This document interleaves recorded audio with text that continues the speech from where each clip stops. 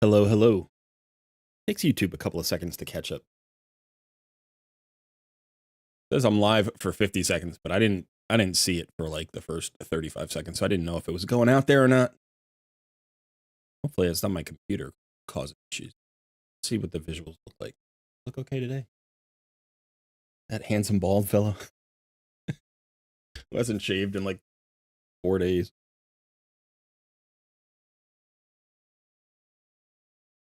I tell you, baby time is busy time. Like every 5 minutes of downtime that you can find in a day is so precious that you'll go a week without realizing you haven't done something, that you normally do all the time. And then it becomes like the priority for like the next 2 days. You're like, I have to do this thing. I have to do this thing. I haven't cleaned the microwave in a month. I have to clean the microwave, but I need 5 minutes to do it. I need to find 5 minutes to do it. 5 minutes of baby free time.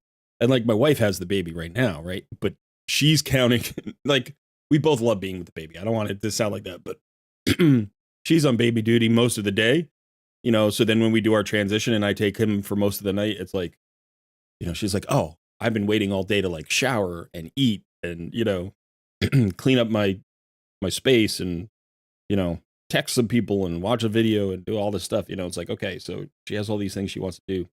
We have to figure out time to manage the dog in between. It's interesting. We're definitely getting better at it. We're into month 3 here at this point. He'll be 3 months old next week. So we're figuring it out. We're getting better. We're finding more pockets of time. We're becoming more efficient. We're doing more stuff with him, which is great. So yeah, it's been interesting. Let me say hello to chat here. Flakes, hello. Ian Godwin, Dizdo, Lou Mac, Caveman, Angelica, Verso. Hello, hello. Good to see all of you. I don't know if you've already watched this. I haven't. I have not seen the second update preview. So I'm going to fire this up in just a minute. We can watch it together if you haven't watched it yet. I'll give you my impressions. And then we're going to get right into some takeovers.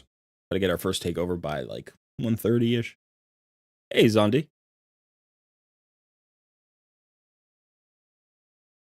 It does look super involved. It looks kind of crazy, but that's just the way these game modes tend to be. And I've played games where they have simpler, kind of clan versus clan combat. And if it's too simple, it lacks any appeal, right? Because then it's just literally like our numbers versus your numbers, who win. There has to be some level of tactical element to it.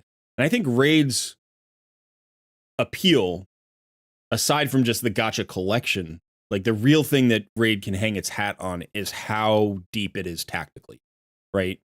The number of various skills, like the variety of skills for champions, the combinations that you can create out of them. The fights are all different, and they have different challenges. Even when they kind of reskin fights like for Centranos, the dual boss thing and the limitations kind of add this extra tactical layer that kind of refresh it a little bit. So I expect it to be deep. I expect this game mode to be kind of on the deep side. And that's fine. But again, then the danger is if you go too deep, it becomes a bar to entry, right? Then newer players aren't going to understand what's going on. Clans are going to become more contentious. I'm not a huge fan of this game mode in the games that I've played. It's very rare that I've had a game mode where I'm like, oh, this encourages collaboration, not just sort of like a rote cooperate. Right? So what I mean by that is, in a lot of cases, when you do like a CVC, like think of our current CVC, right? Like everybody has to point in the same direction and then just do their individual thing. There is no actual working together. There's just trying to all race to the finish line together. That's it. Like if you get too far behind the pack, you get screamed at, right? It's like that's it. That's all that happens with CVC. I hope this isn't another instance of that, because if it is, then why bother? Like, just because the game mode should be in the game, I don't want that. Like, I want it to actually be a situation where communication amongst clan members helps. You know, that cooperation amongst clan members, like planning together, helps. But even when I've seen that happen in games, what can still happen is, you know, you have one or two officers or three officers who kind of decide on the whole strategy, and nobody else really gets to say. They just kind of plug you into a spot and you play your role. So you're still doing it alone. You know, there have been a couple of games that I've played that aren't gacha games that have clan versus clan wars, where that's actually the thing that they do, and it's really cool. I can go back so far as like Age of Conan. I mean, I don't know if any of you ever played that, but this is like 15 years ago, maybe more. And their clan versus clan, like their clan siege, you would build a clan capital. I forget what it was called. And then you would like collect resources and use your craftsmanship to like build defenses. And then you would get sieged by another clan. You know, like and you would get kind of warning. They had to declare on you, and you get like 24 hours warning to like really get your defenses in place and get everybody online. And then you'd literally have like a PvP battle in your stronghold, you know, and they'd be trying to destroy your defenses and steal your stockpiles and stuff. And I was only ever in like 2 because the game mode was so brutal. Because what would happen is clans would build like these huge capitals, and then some other clan would pick on them. That clan was slightly bigger, so the offensive team almost always won, and they would destroy your capital. And then everybody in the clan would be like, "Well, we're not building that again. Screw that." You know, so it's like even there, where like the battle itself was cool, the system eventually broke down. So you're missing Sun. I don't know why you'd be missing Sun. He's always here. He's always looking over my shoulder. Always trying to be helpful. Yeah, he's here. Don't worry. The OG Omen. What up, Colred? Super new player at reset today will be day 17. Thoughts on using trash epics and rares to rank up units you will use?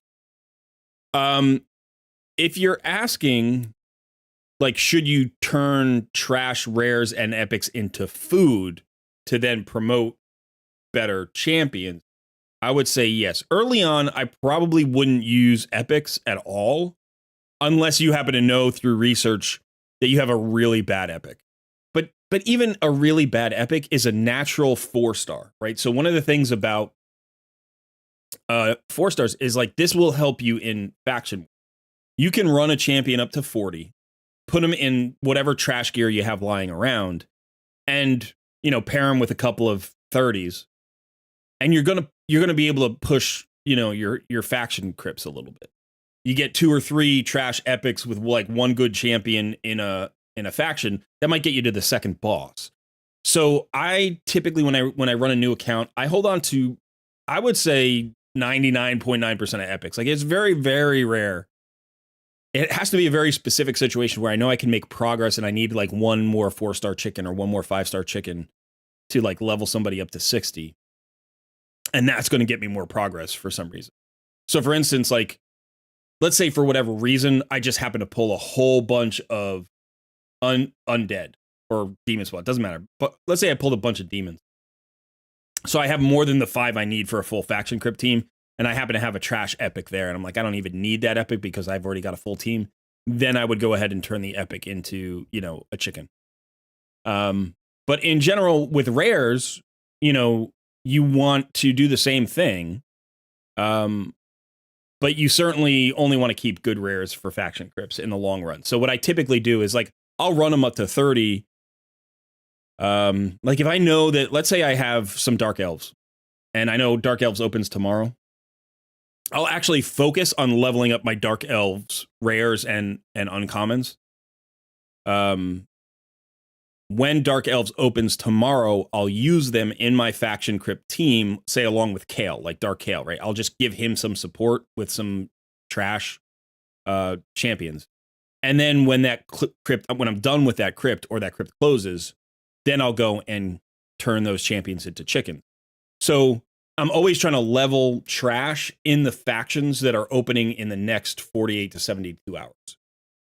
Right? So for instance, if I look up here and I see 5 days, like I have Demon Spawn in 5 days, I have Undead Horde Crypts in 6 days. Like those can just be fodder. Like I can just get rid of those because I will pick up new, I'll pick up new Mystery Shard champions in that faction.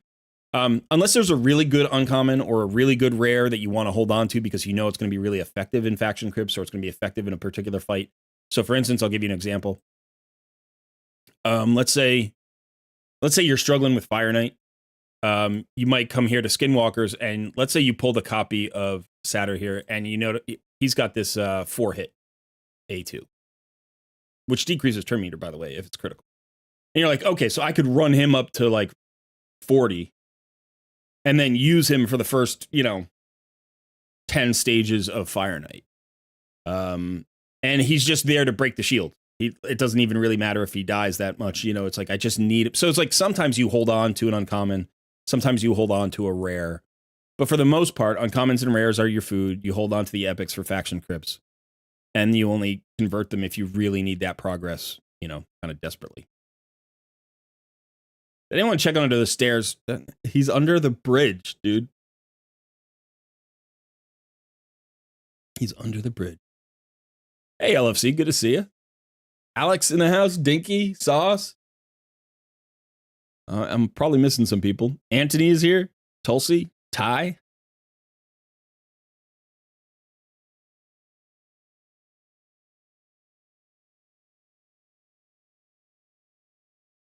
If you're 17 days in, Omen, your starter champion should probably still be your campaign farmer. Saurus is awesome, by the way, and you can make him your campaign farmer. If he's already 6 stars, then fine, then don't worry about it. But if he's not, it's not critical. I would just stick with your starter champion as your campaign farmer for now, and use that 5-star Saurus or 4-star Saurus or whatever as, faction crypt. And as soon as the faction crypt is done, turn him into a chicken and get somebody good to 6-star. If you have Deacon Armstrong, if you have your Deacon Armstrong and your starter champion to 6 stars, like you have turbocharged your account and you're going to roll right through this game. Well, that's not true. You don't roll through this game, but you're going to do very well. Hey, Tim. Been gone from Raid for over 2 years, only started again once I stumbled onto your channel. Quality stuff, man. Thank you for your hard work. Well, that's awesome. I'm glad to hear that you are back, that you're enjoying the channel, and I hope we can help you out. What should you focus on after getting your first Ultra Nightmare 1 key? You could start thinking about Hydra. You could start thinking about making sure you get... I hope you've already got all your dungeons to 20. You could try pushing into hard mode dungeons. Do a little bit of work on faction crypts. Doom Tower is a great place to focus.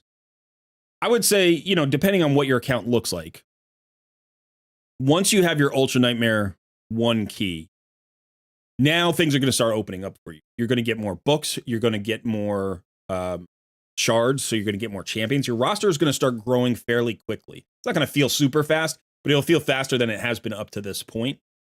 And so you can start targeting things that you like, things that you really enjoy, that you want to supplement what your roster currently looks like. I think Mithrala is an astoundingly good free-to-play champion. So if you can get your Mithrala in the next, say, 2 months, if you've gotten a few fragments, but you can just like ramp it up and maybe get 2 teams, get a normal and a hard team, or even, normal, hard, and brutal. Go and get your Mithrala, because she will unlock so much stuff for you. I think Phantom Shogun and Sand Devil's Necropolis are good to solve. So if you have an available solution for either of these, by the way, the Shogun's Grove is so much easier than the Necropolis. Shogun's Grove is not hard to solve. I haven't done a video on this yet, but I've been scripting the video in my head for like a month. Shogun's Grove is one of the, it's the easiest advanced dungeon to solve. Like Iron Twins is harder, Sand Devil's Necropolis is harder. Phantom Shogun's Grove is not hard. Everybody has access to teams that can solve this.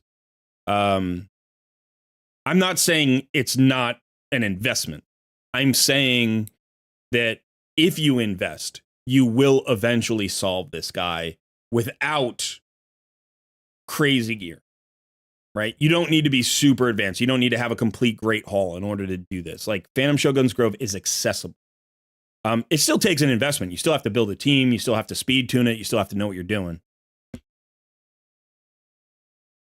So my video that will come out in the next few weeks will help you with that if you need it. But I would, Phantom Shogun's Grove is great. And then that allows you to, ascend your accessories. So Sand Devil's Necropolis and Phantom Shogun's Grove is just a great way to get power into your account, like into the champions that you already have built, into the gear that you already have rolled up. So this is nice.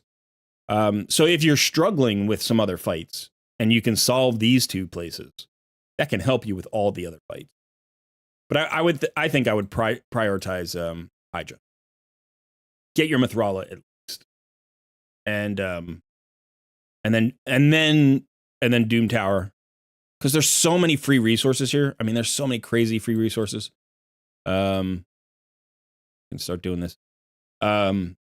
And solving normal Doom Tower, you probably have all of them solved already. So start solving the hard Doom Towers.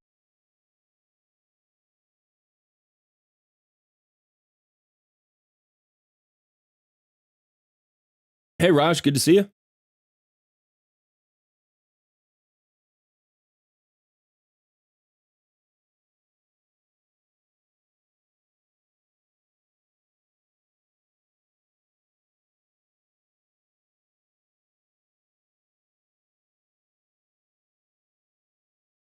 Ian Godwin hit Doom Tower hard 90 today, highest I've ever been. Congrats. That's fantastic.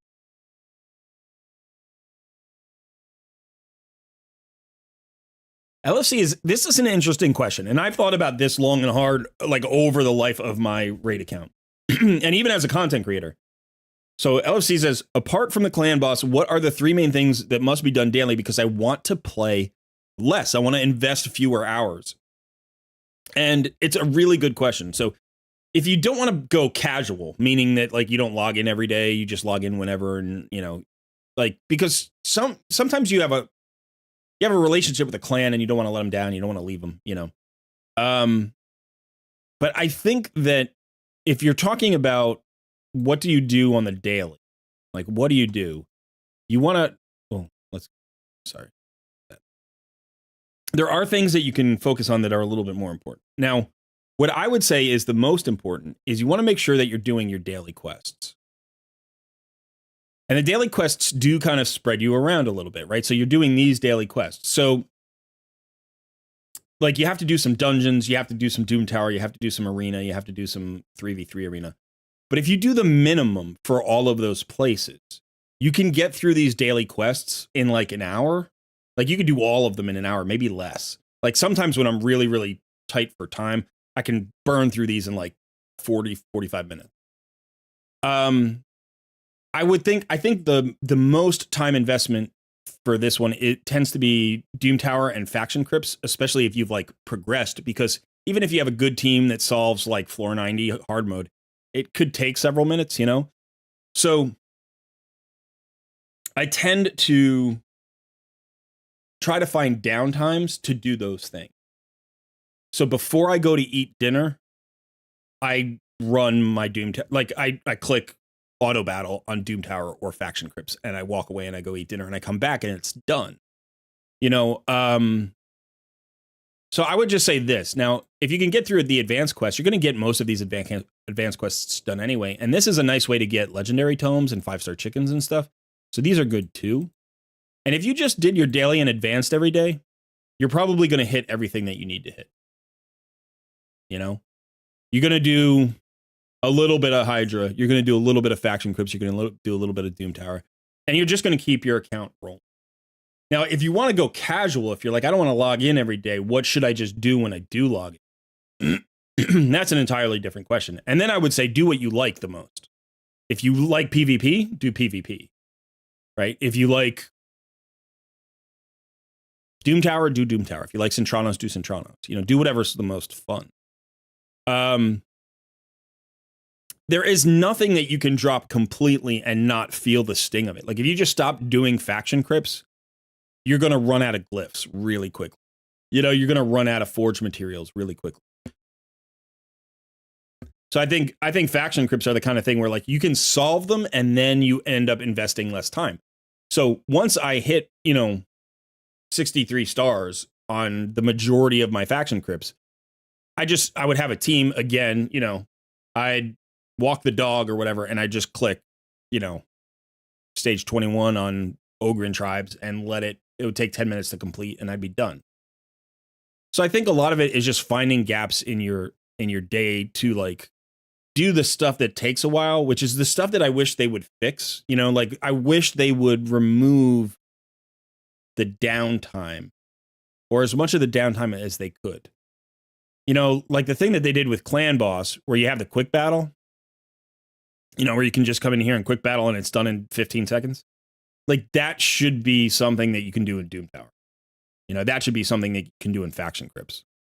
Like, I don't know why I have to defeat faction crypts every day with 16 keys and like sit there through the battles. There's no reason for that. Like once you max out, there should be a quick battle, but they want us in the game for more time. So, it's hard to play less. It's hard to play less. The other thing is you can't leave your clan because then you don't have access to Clan Boss. Like you need to be in a clan, even if you're casual, in order to get into Clan Boss. And without Clan Boss, there's no point. Like if you're not in Clan Boss, there's no point in playing the game really, unless all you do is, even if all you do is PvP. Yeah, I'd love them to fix 3v3. I'd love them to get rid of 3v3. I think what they should do is not ditch the game mode. I think they should revamp the game mode. What I would love to see is for them to, first of all, change it from 4 champions per team to like 3 or 2, something like that. Thank you for your content, Folded Hands. Is that on? LFC, thank you so much. I don't know if that should pop up. I think I have the text to speech on. It should pop up. I see it in chat. But thank you so much. You're very welcome. I'm glad you've enjoyed the content. Thanks for supporting the channel. You've been an excellent member here. I hope you stick around, even if you have to play a little bit less. But if not, you know what?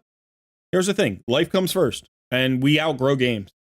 We do, right? We play a game for a certain amount of time, and then we become tired of it. We get bored of it, or we find a new game that's more exciting, and we only have so much time to play, and we want to play the new game instead. So it happens.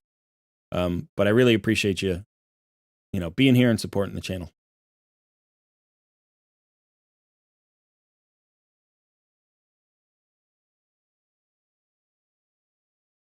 Yeah, Darren, I think that Siege is going to be a challenge for a lot of clans. It's going to shake up the clan system. It's definitely going to shake up the clan system more than even Clash has done. Because Clash, you can still, like, all you have to do is 3 keys over 7 days. But this is going to be a timed thing like CVC. And that's tricky.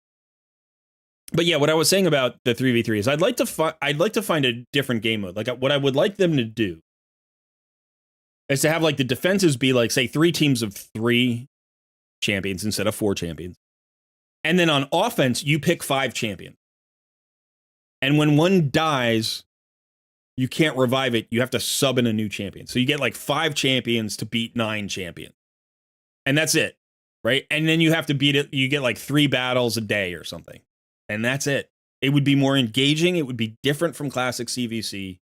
I'm sorry, classic arena, not CVC. I got CVC on the brain. It'd be different from classic arena. Hopefully it wouldn't be as much time investment, or it'd be about the same amount of time investment per fight, but then fewer fights. And it would actually feel like you were doing something. This game mode is not without some appeal. Like sometimes I get into the chess match of it, like trying to build 3 teams to beat their 3 teams.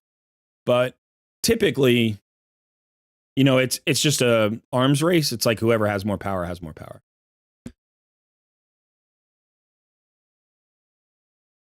Hey, Alex, member for 7 months. Support the new Raid Dad. Hit that like button and visit us in Discord. We're nice. We are nice. Definitely join our Discord. You're going to have to for today's Takeover Tuesday if you want a free takeover, which is a nice transition. It's 1:30. We should get into the takeovers. Ian Godwin, welcome to Barbarian. The Horde grows, says Caveman. Yes, the Horde grows. The Barbarian Horde has gained a member today. That's always exciting. All right. I got to say, Alex, and you know, Darren's up there too. There are some, we have some members who have been around long enough now to get, you know, the official colors on the Cole Red Plays little icon there. I love seeing that. I love seeing the purple one and the black and white one. I love seeing all of them.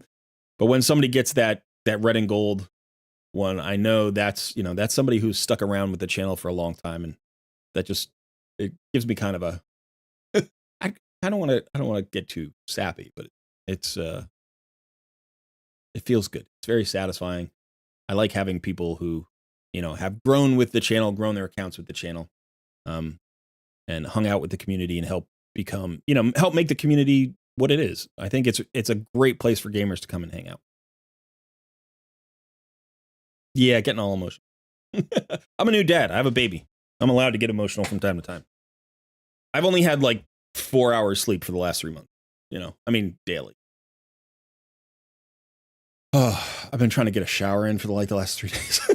It's like I'm trying so hard to get a shower in. Can't get a shower in.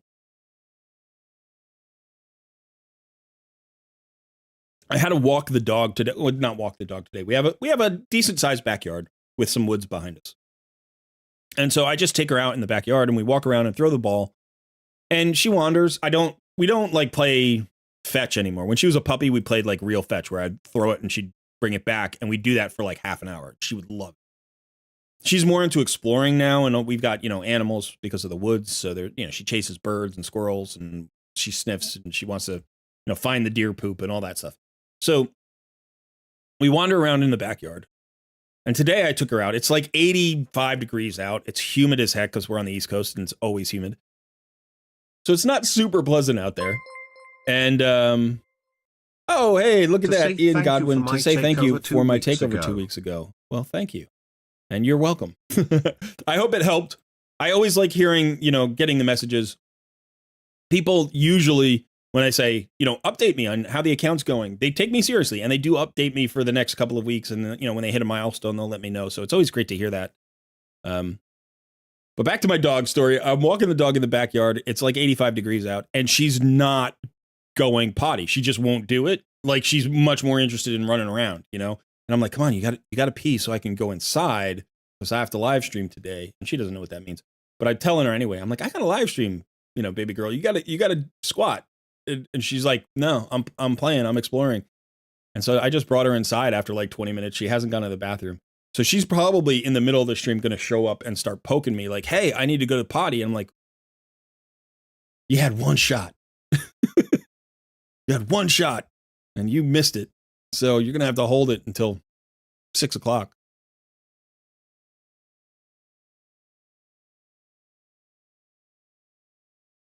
Sir, your advice was amazing. You've pushed me forward. That's fantastic. That's what I like to hear.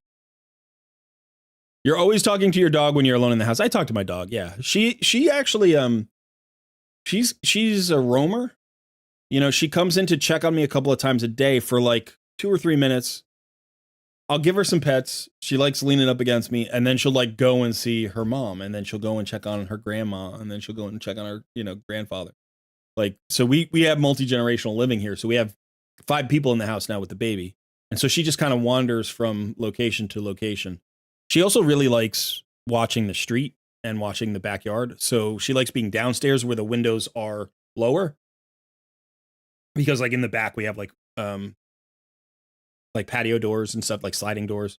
So she can see the full backyard. You know, upstairs she has to like climb on a couch or something to look out over the window, and she doesn't like doing that.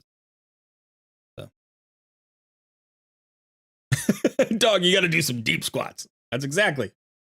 I need you to squat. All right. So we're going to do some takeovers. Actually, no, we're not doing takeovers yet. We're going to go ahead and watch this thing. We haven't watched this thing yet. You get me all talking. You know I talk. All right. So this is update preview 2. So let's see. I believe I have desktop audio on, so let me make sure you can hear it. Hello, everyone. Welcome to... You can all hear that? I'm assuming you can all hear that. Of course, I can't check. I can't check if you can hear that. Let me double check.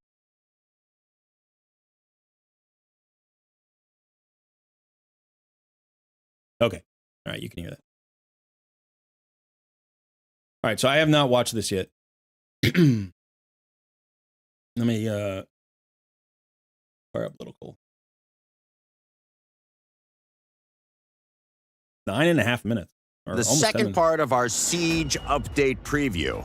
Last time, we looked at Siege's core mechanics and toured the clan fortress's many buildings. For this video, we'll drill down on the various phases of a siege and see how clan versus clan combat actually plays out. I like 1.5 cry havoc times. and let's slip the I never watch dogs of videos at war, regular speed. for battle awaits. Each siege is divided into 3 phases: prep, matchmaking, and battle. The prep phase lasts 12 days after the previous siege, giving your clan ample opportunity to repair. All right, so it is a full, like, that's the default scenario. That's the best way to do this. That's easily the best way to do this. Give everybody as much time as they need to set up their defense. So it sounds like probably 12 days, right? So it's going to be every 2 weeks, kind of like CVC, and they're probably going to be in alternating weeks. This is what I've been expecting. Like, they'll have a CVC and then they'll have a siege, and then a CVC and then a siege. And so you get 12 days, and then it's going to be like, there's going to be, you know, the fight that might be 2 days or whatever, and that'll be your 2 weeks. Let's see. What did they say that the phases were? It was prep, matchmaking, and battle. So matchmaking will probably be like an hour, you know, or whatever. Hopefully. The prep phase lasts 12 days after the previous siege, giving your clan ample opportunity to repair and upgrade your buildings, determine who is defending each building, and activate the bonuses and conditions you want to use in the upcoming battle. You'll also be able to pick up any uncollected rewards and review battle reports to see how your clan fared in the last siege. During the prep phase, you cannot scout out any other clan fortresses or declare any attacks. Once the prep phase ends, the matchmaking phase begins. This will match your clan against an opposing clan of a similar strength, assuming you meet all the necessary conditions to begin a siege. For everyone's first siege, clans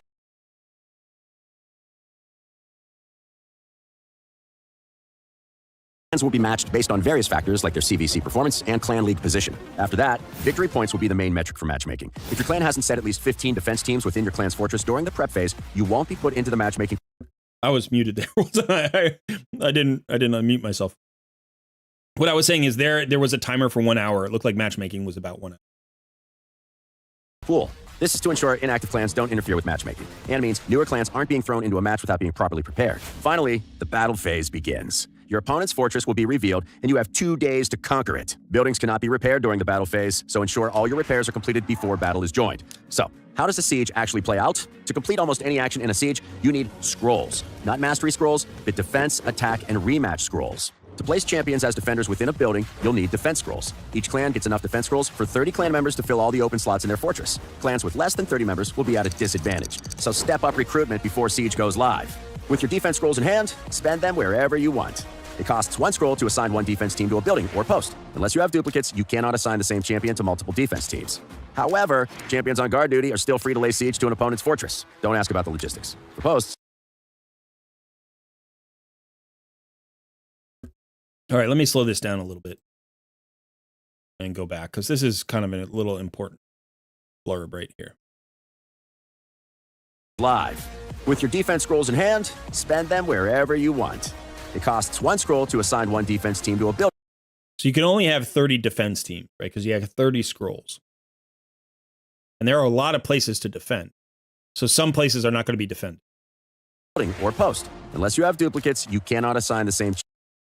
So again, each champion is unique, kind of like Hydra. You can't spend it more than once on defense. Champion to multiple defense teams. However, champions on guard duty are still.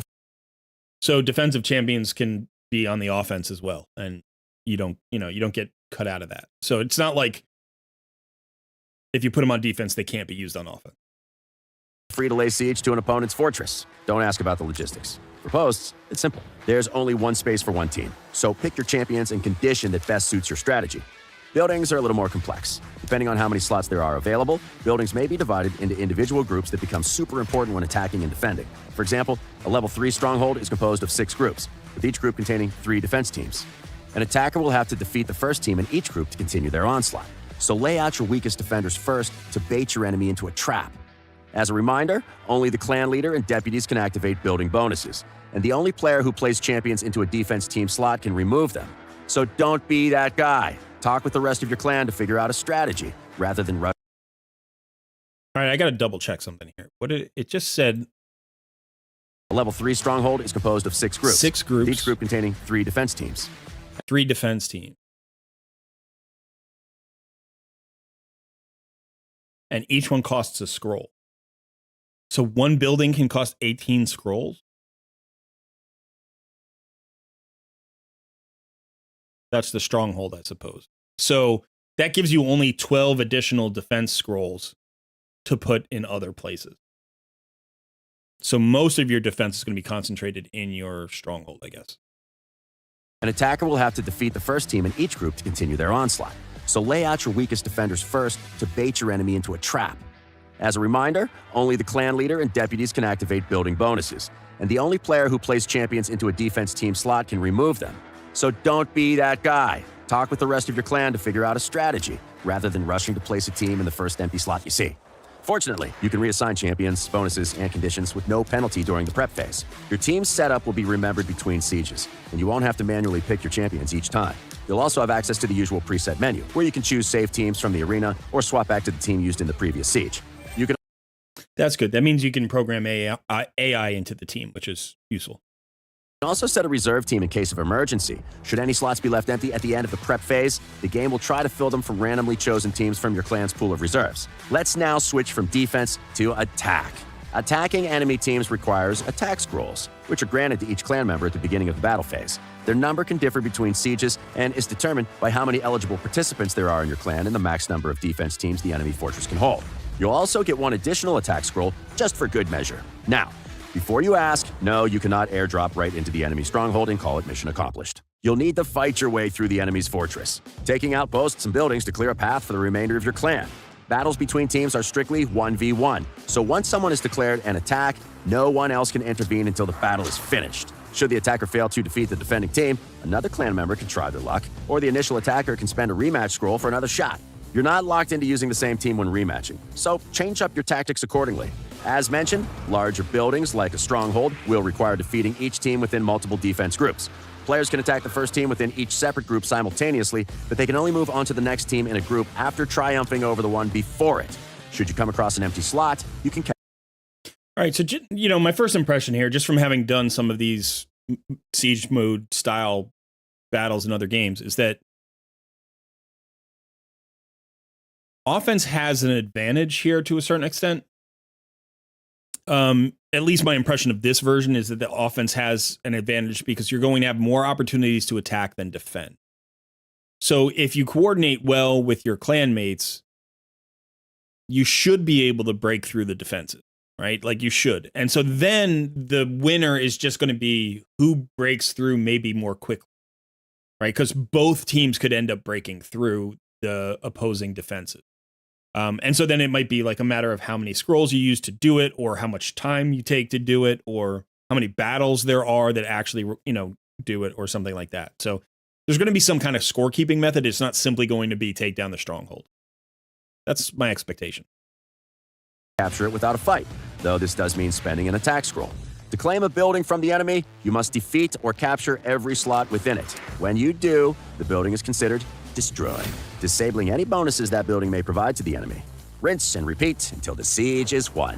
However, should one enemy team remain standing in a building, it counts as a successful defense, meaning the building receives no overall damage and the defending clan receives victory medals. Sometimes holding on to the bitter end is victory enough. Once defeated, so you actually have to destroy every single defense in order to win the battle. Defending teams cannot be fought again, except for in mana shrines.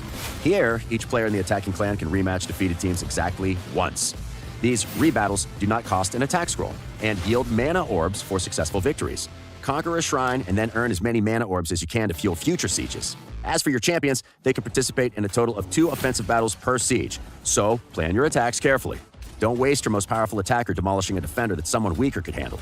Each building that you successfully capture or defend will earn your clan victory medals. You'll need to earn as many as possible to be declared the winner of a siege and to unlock some sweet milestone rewards in the process. Important note, Attacking or defending a higher level building does not yield more victory medals than a lower level one. So capturing that empty low-level defense tower may be a better use of resources than besieging that heavily defended shrine. The siege is over, the fighting has been truly fierce, but after the dust settles, who is declared the victor?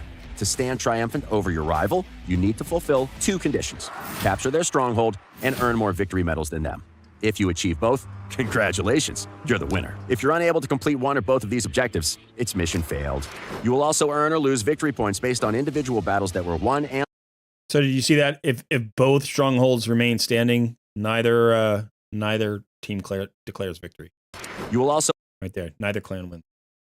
So you actually do have to take down the stronghold in order to win, and then get more medals. So there is a scorekeeping, more victory points. There is a scorekeeping component. Earn or lose victory points based on individual battles that were won and lost during the battle phase, and if your clan was declared the overall winner or loser. Victory points inform your clan's siege tier and will be important for future matchmaking and determine certain rewards. We all love rewards, so let's have a look at what you could win from sieges.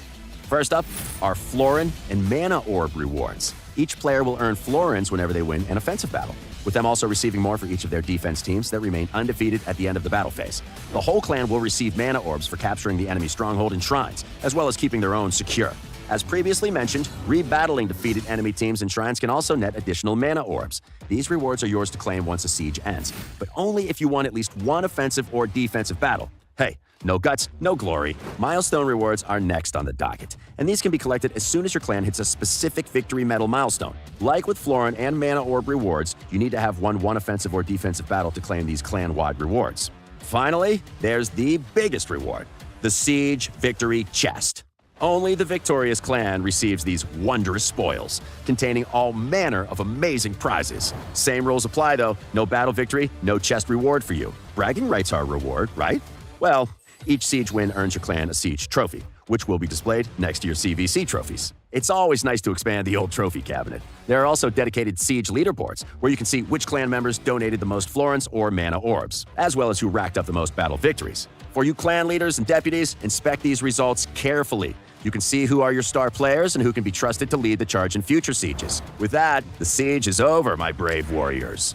The prep phase kicks back in, giving your clan 12 days to rest, collect rewards, and prepare for the next battle. And that concludes our update preview too. Man, that sure was extensive. We hope this guide has prepared you for your future siege battles, and you're excited to fight alongside your fellow clanmates very soon. As always, hit that like button, subscribe for all the latest and greatest raid content, and leave a comment on what excites you the most about Siege. All right. Not bad. Not bad. The rewards, I don't know if you noticed, but there was there's gear rewards, and there's an icon on each gear that identifies it. So I'm not sure that I recognized the gear reward. So it might be that there's a new set coming in, but I just want to check. I just want to check my gear, because if it's it was kind of like a Howling Wolf icon. You can see all the gear icons. I don't think I know a Howling Wolf icon. So there's probably a new gear set that's going to be launched with Siege, which will be cool. You know, an additional gear set. Hopefully it's a good gear set. The only downside of that is that, it can take a really long time to grind a couple of good sets, because it's like, how many pieces do you win? It looked like you won maybe 4 pieces a week. It's like every 2 weeks or whatever. It could take you 6 months to get one set together. So hopefully they might give you additional ways to get those sets. Maybe. We'll have to see. All right.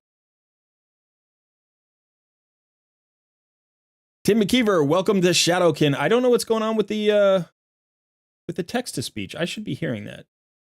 The desktop audio is on. The text-to-speech is on. I'm sorry, Tim, but thank you so much for joining. We're excited to have you.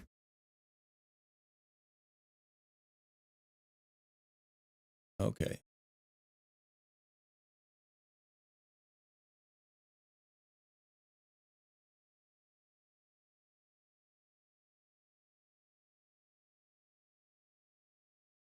I'm just checking chat for a little. Do you think there's going to be a free-to-play 2025? And if so, do you want to participate again?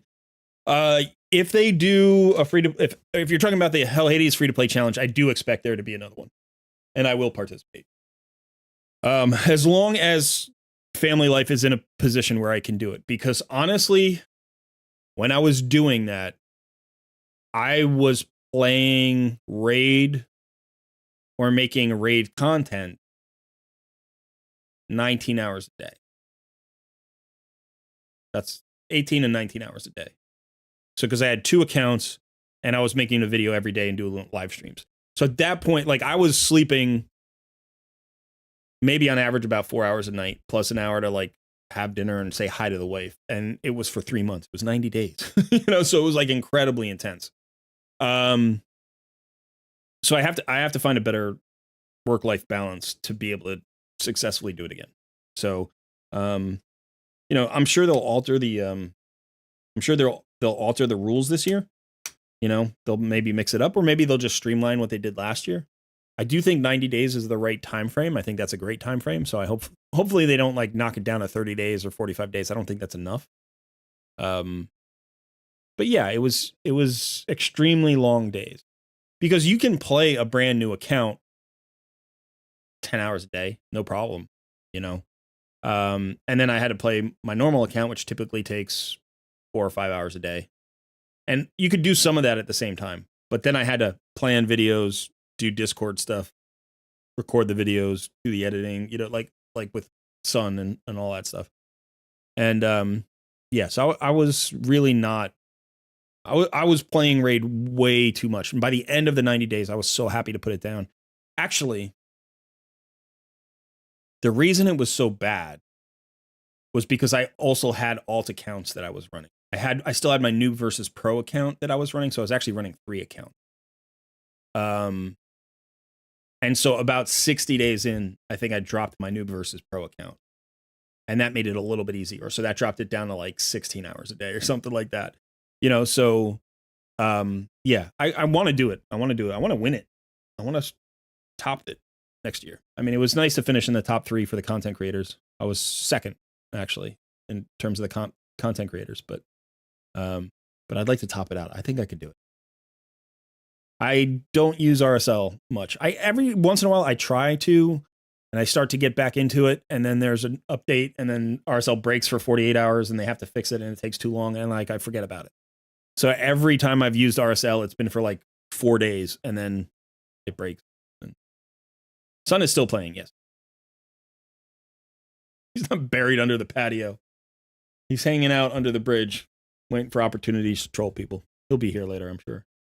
Okay, so let's talk about actual raid for a second. Let's talk about a takeover. It is Tuesday. It is almost 2 o'clock. We usually do our first one at 2 o'clock. So it's good to hang out for an hour and say hello to everybody. That's been my format recently. Try to do an hour of chat and then 2 90-minute takeovers.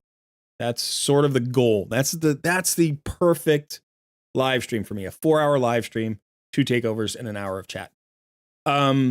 But all right, so let me just break down the rules in case you've never been here before. The way this works is you have to be a member of my Discord community. There's a link in the description of this video. You just want to head over to my Discord. In the Discord, in the left-hand column, where all the like various channels are, you want to scroll down until you find an area called the Coaching Corner.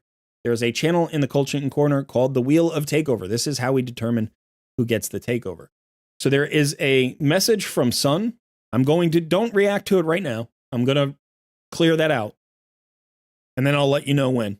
Once it's cleared out, you're going to react to that message. You only have to react once, and that's going to enter you to the wheel. You can't get more entries into the wheel. Like, you don't have to react 50 times. You're not going to get 50, entries. I'll spin the wheel, and whoever the wheel chooses, that will be our first winner. You're going to want to have your email and password ready, your login information. I will DM you as soon as I know you're the winner. You want to DM me back with your login information. Okay, so if you've never done a DM before in Discord, 2 things. One is, once you react to the wheel, don't walk away. Like, don't walk away from your phone or your computer, because I only have a couple of minutes. So if you don't respond, like if you win and you don't respond to my DM within like 5 minutes, I just move on to somebody else. We don't have time to waste. And so, give me your login information and I'll start the login process. I'm going to give you a couple of roles, new roles in Discord. That's going to allow you to join the coaching voice channel with me. So you can hear my voice in real time, because there is a delay on the live stream of about 5 to 10 seconds. And so it just makes things quicker. You're not going to be able to talk with a microphone, but you'll be able to DM me any information about what you want for your takeover, and then we'll do the takeover. We'll take about 90 minutes, hopefully. Sometimes I go long. And that's about it. You can only win once every 90 days. So if you've won in the last 90 days, unfortunately, you are ineligible. All right, so let me go ahead and reset the reactions. All right, so now just go ahead to the Wheel of Takeover, and you can start reacting to Sun's message.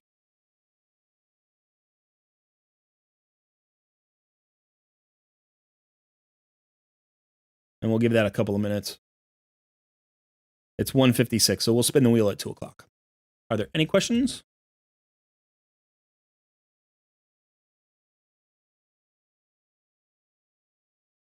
Silver Bullet wants me to switch my camera. I can do that. Does that mess with you when I'm on the wrong side?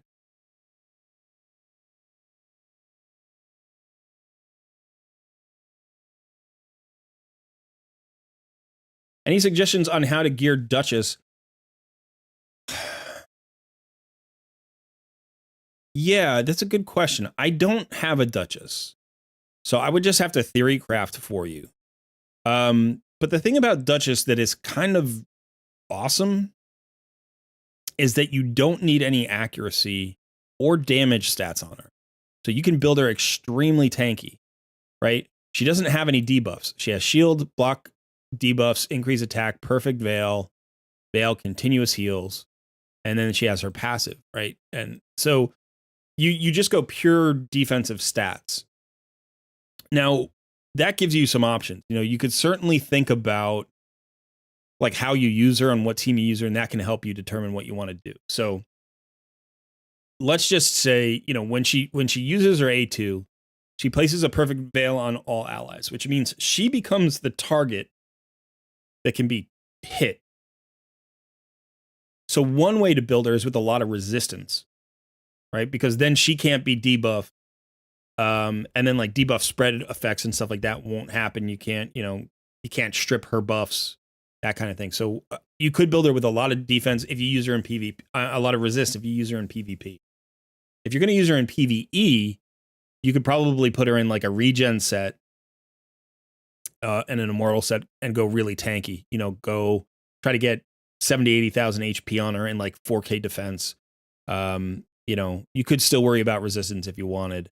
Depends how good your gear is and where you are. In terms of sets, you could certainly think about other sets. It doesn't have to be regen. One good set, I think, for a lot of champions that you just want to be survivable is Defiant, right? So you could mix in Defiant with Stalwart, and you get 45% damage reduction against AoE attacks, plus her passive on top of it. She'll take no damage from AoE attacks. And you get really defensive. So you can do stuff like that. You could certainly put her in a shield set or a bolster set. Bolster would be probably better than shield, right? Because it gives you the heals on top of the shield. And it's a protected shield, so you could do that. That's really nice for arena. In terms of like the stats, I would say prioritize defense to a point, usually around 3,500 to 4,000 defense, like in the mid game, and then prioritize HP on top of that. And then as you get better and better gear, you can push her defense up to 5K. I probably wouldn't go above 5K. She is a support. She's not a defense-based champion, so you lose. I mean, even like 4,500 is probably a good maximum for her. Because remember, going above a certain point on defense, there's such a marginal improvement in terms of your actual defense, and you're not getting the additional bonus of damage. Like if you have a defensive-based champion who does damage based on defense, right? Like this, or here, right? She does damage based on defense, or Ragash, like then you can push the defense numbers to kind of crazy limits. So here you can see Ragash is probably around 5K. Yeah, he's just over 5K. My guess is Ner Gigante archers maybe around there, maybe a little bit higher. 5,700. Like, this is a ridiculous number that you don't need on a support because you're not getting the benefit of increased damage. So for Duchess, somewhere around 4,000, 4,500 is really nice. You could go higher. I'm not saying you can't go higher, but you're going to need ridiculous god tier gear and a full Great Hall to build her past that point. All right, so it is 2 o'clock. That was the one question we get to answer. I am going to go ahead and give you 10 more seconds to react, and then I'm going to spin this wheel here. So if you want you don't have that many entries actually this week. Like what, maybe 60? All right, here we go.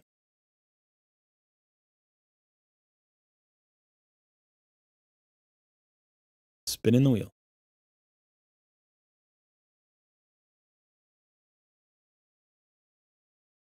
Oh, Luke Bryan, you just missed my entire explanation.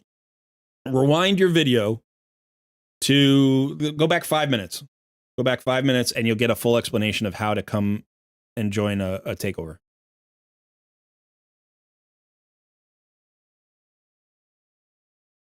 I'll do it again when we do the next takeover. The winner is Silver. Congrats, Silver. Silver Bullet. I'm assuming that's you. Is it you or is it somebody else who's got silver?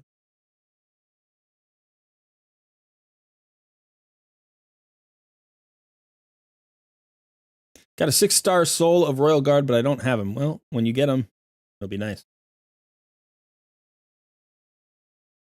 6-star souls for top tier epics are incredibly valuable.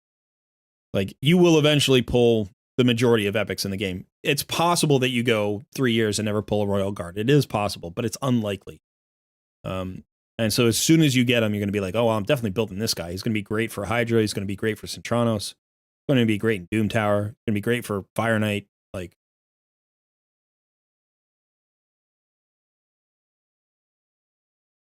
Silver has never won before. No. Sorry, John Hodgson. John is like, I hope it's another spin. We could get another spin. Yeah. Sometimes that happens. Every once in a while, people don't realize they've won in the last 90 days.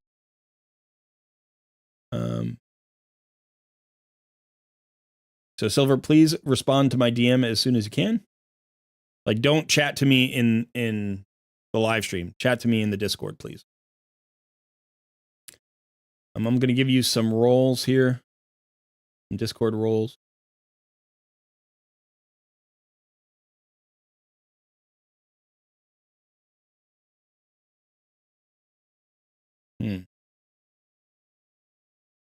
Nope, that's not what I was trying to do.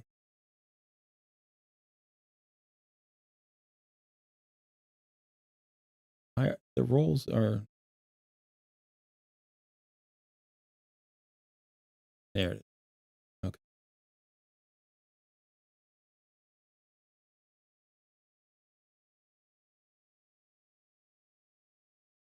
Okay.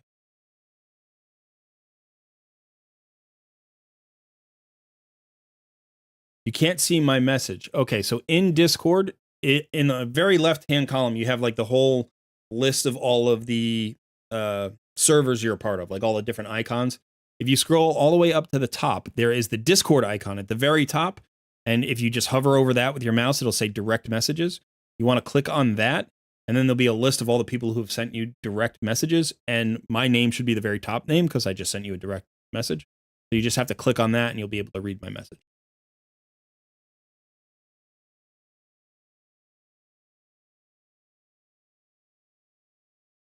The other thing you can do is if you can't find that, you can just find me, like click on my icon in the Discord server and then send me a DM. Like left click on me.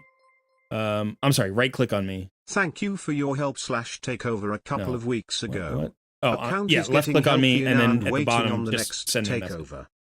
Like, so you'll see my little window pop up and there'll be a little spot for a message. You can just send me a message there and then it'll pull you into the DMs. So either way it'll work.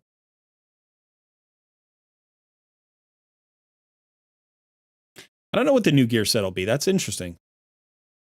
It might have bonuses for siege stuff. It might be PV, Siege specific. I could see that. Sometimes games do something like that. I don't like that as much. I hope they don't do that.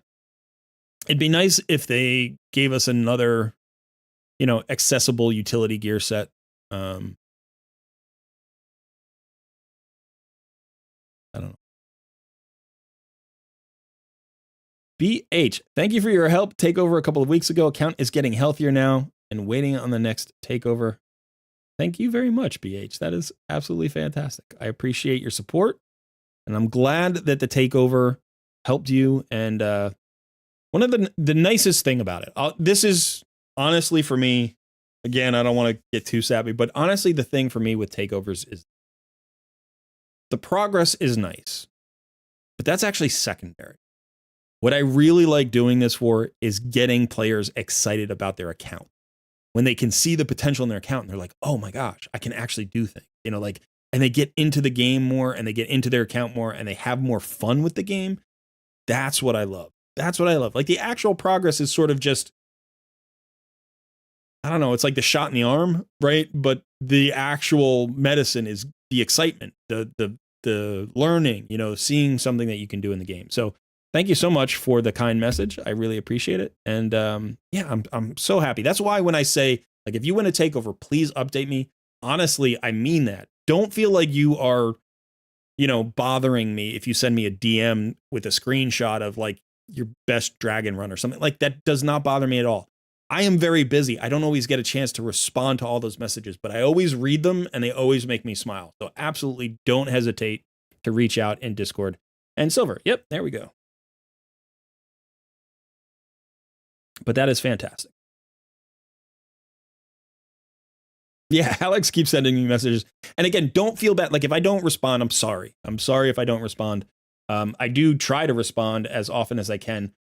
I don't know if you have this thing. My brain does this thing where if I click on a message, like, you get the little pop-up that says you have a DM. If I click on a message and read it, but I don't respond to it like right then, there's about a 90% chance I'll never respond. Because it'll just like drop out of my brain, and be like, oh, I want to respond to this, but then I get distracted by something or it was in the middle of something else. So usually I try to respond as quickly as I can, but I will see the message at some point. All right, so we've got the login information. Let me go ahead and swap out here. And let's get the new account up and rolling. Silver is looking for help with a Hydra team. Awesome. We will try to do that for you.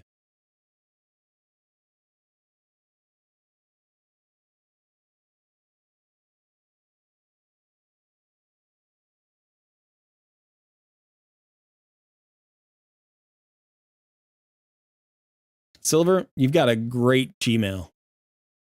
That's absolutely fantastic. One of the best names I've ever seen.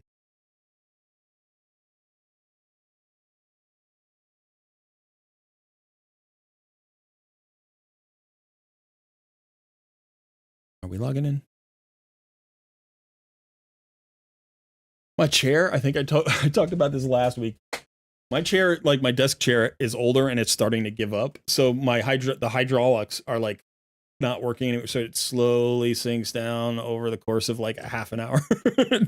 And so I'd look over every once in a while. I see myself in OBS and I'm like, yeah, I'm going to be peeking above the desk. And I'm going to be like way down here and be like, hey guys, how you doing?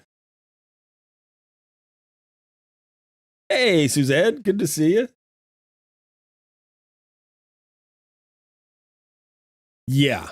Coming back after 2 years, it can be tricky. I took a year off from Raid myself. I played for about 3 or 4 months initially, stopped playing, and then came back after about a year, maybe a little bit over a year. And I've been playing continuously ever since. Okay. We've got some PvP.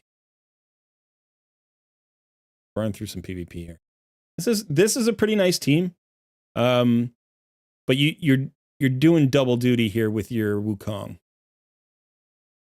I don't know if you've got a potential for.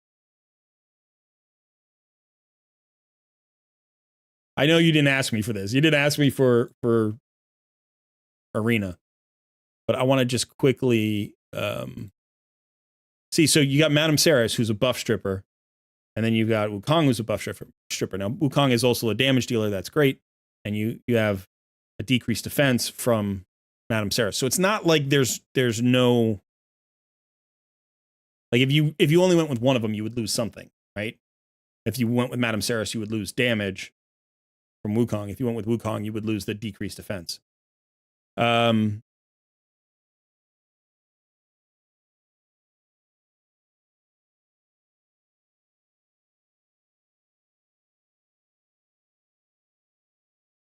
a nice roster. Lysandra could end up, replacing maybe Madame Saris. Anyway, I just want to take a look. Yeah, it looks like, I'm sorry, you're going to lose some arena tokens. That's unfortunate. All right, let's go ahead and look at, we do a breakdown of the account. So this is silver, level 89 in terms of login rewards. You are on Eric's. That's awesome. So I think that's probably past the 1.5 year mark, right? You're probably between 18 months and 2 years, somewhere around there. I just kind of do that on feel now because I don't remember the exact order of the champions, but Eric's I feel like is fairly progressed. It's like the 3rd legendary I think you get. I think it's the 3rd legendary. But anyway, so pretty good progression here. Probably right around what I would like my pace about, level 89 around Eric's makes sense to me. So decently active account here. But not necessarily totally over the top, It also feels like probably not a spender or maybe a minimal spender.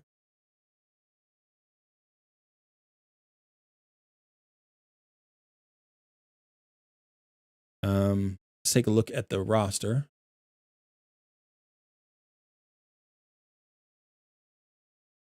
All right, so how many 60s do we have? 5, 6. So that's 54, 55, 55 60s. So in a good, healthy place, you definitely, you've got some good 60s. I see the double man-eater. A lot of epics. Good. And not that many rares, which is really where you want to be. You don't want to be over the top with the rares. And you've got all good rares. There's no wasted 6-star rare at all. Which is nice. Although you may have moved on from like Apothecary and Bulwark and maybe Frozen Banshee. Like you may not use those champions very much. You do have 2 Elhanes. That's the only thing that I would say is potentially waste, but maybe you did that early on before you knew, or there was a reason for it. Maybe you wanted a second one for Doom Tower secret rooms or something.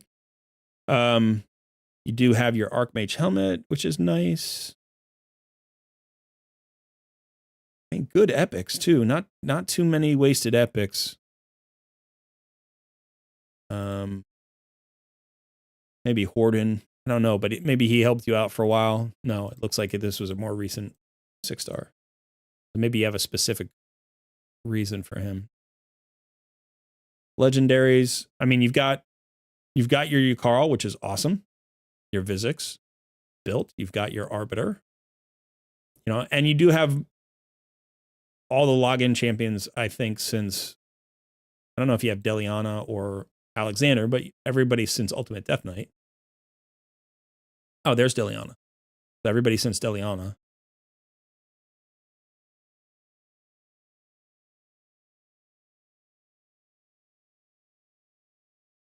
You've got your Geomancer. I'm curious, I'm assuming you're running in double man-eater. I do notice that you have a Warcaster here. But it looks like maybe he was part of a team that you then took apart. You'll also have a Skull Crusher. I want to see your clan boss team.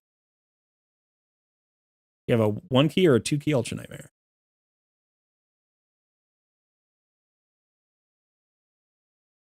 Silver, 270. Oh, you have the Wixwell now, of course. Right. Yeah. So that's what you built Valerie for. She's also 6 stars. Blessing, which is awesome. 270 million 1-key. That's a very nice team with Anchorite. That's a great team. That's a great team. I like the Ragash. That gets you the speed boost for the 2-to-1. I did the same thing. I actually built my team with a Ragash as well to get the 2-to-1 speed tune. And he's a defensive base champion, so he works well with the increased defense that you get from Wixwell. Absolutely fantastic clan boss team. That's awesome.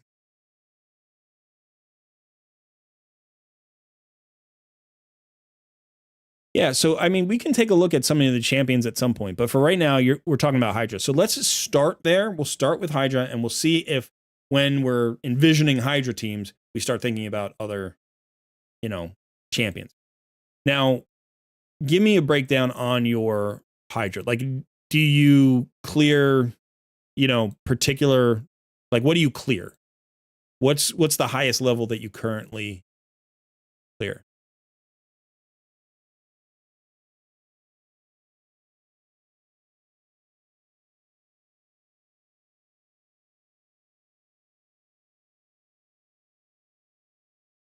By the way, if you didn't notice, we've got a clanmate here.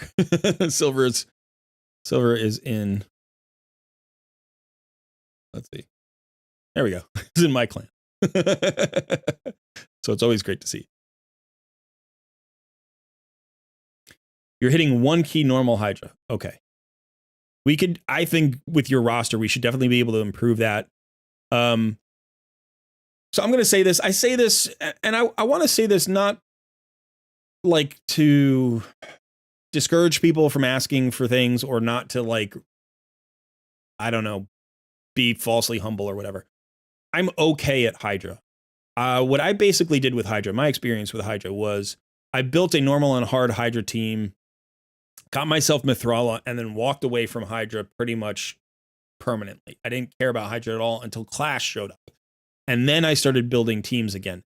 My teams are not as good as my roster. What I mean is I should be able to get better results than I do in like Nightmare. I have a roster and I have the gear to get like crazy damage.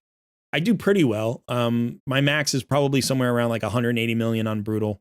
Something like that. So it's like I've gotten more into it again.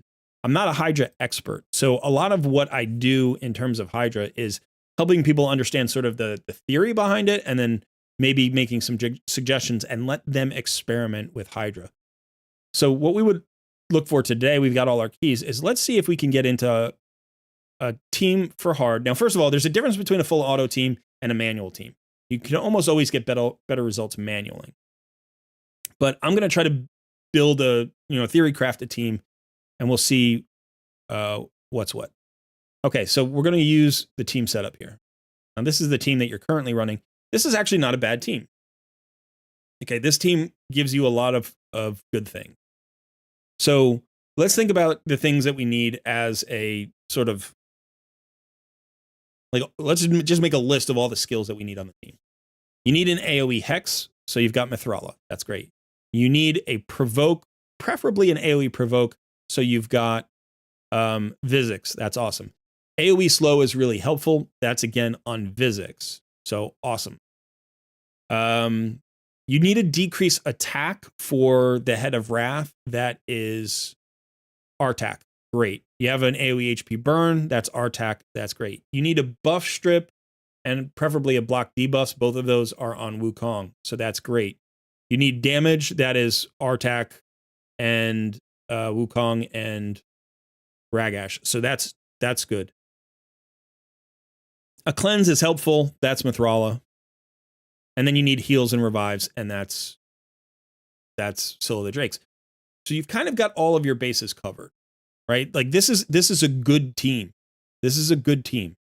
Now, I would say if we're looking at the weakness of this team, I'll say there are a couple of things. One is that Scylla of the Drakes is only okay in this spot, right? Like typically you want a reviver who's either an AoE reviver or a reviver that brings a cleanse or a block debuff. Like you don't have a block debuffs. So she's okay, but in terms of like when you start ramping up into hard and brutal, she's not going to be enough. So she's probably going to stick at like the normal mode. She's not going to go above this difficulty level. She's an okay champion. She brings that single target slow, which can be useful if you can land it on somebody. But her stun doesn't do a lot. She doesn't bring a cleanse. Her one target revive is like, So she's not great. Now, Ragash brings an increased speed buff, which you actually really need on this team because the team is slow. That's the other thing that you're missing. He does bring a decreased defense. Let me double check Regash. So his decreased defense is nice. That's going to give you more damage.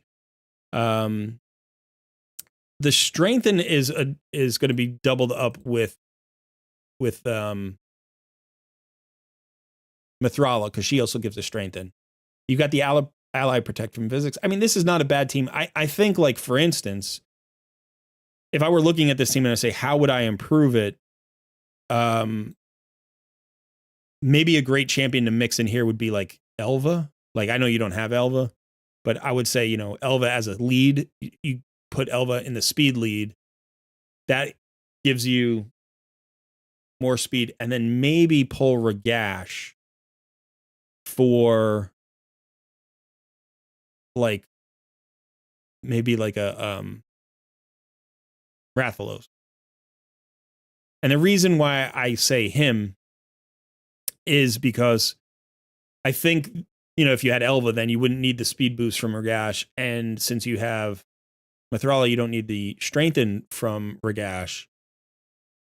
Rathalos works really well with HP burn, so you want him with the AoE HP burner, right? If you're going to use Artak, Rathalos pairs really, really well with him.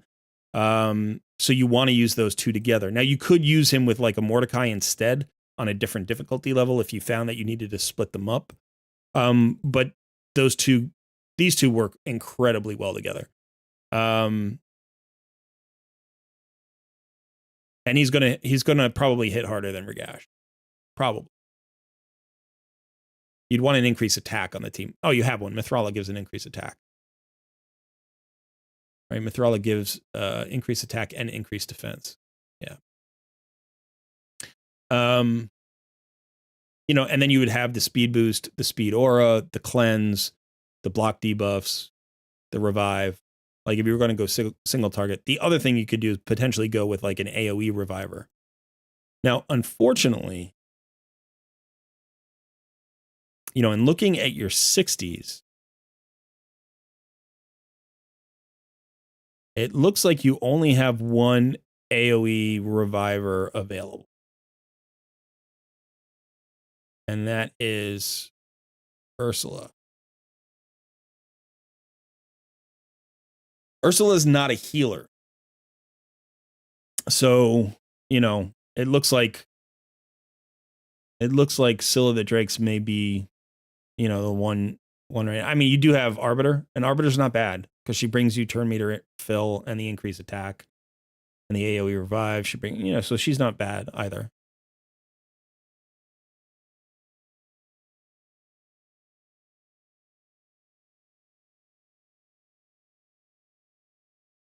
Now you're running Mithrala as the lead, which gives you accuracy. It gives her resistance. So let me put your team back.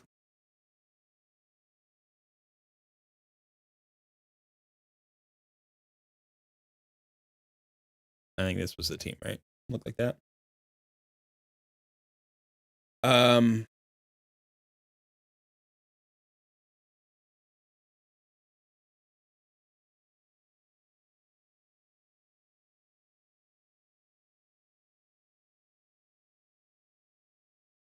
Yeah, so I'm just trying to think of, because we have to work within the roster that you have. And I honestly, I think you've done a pretty good job of putting this together. Like, I don't see a clear.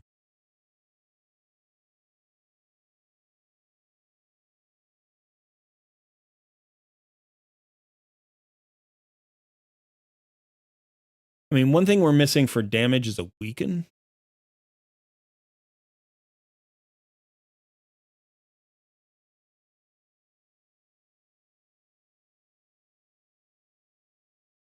The only AoE weaken you have is Sissia Flame Tongue. Let me see if there's one in the vault. Cleopteryx.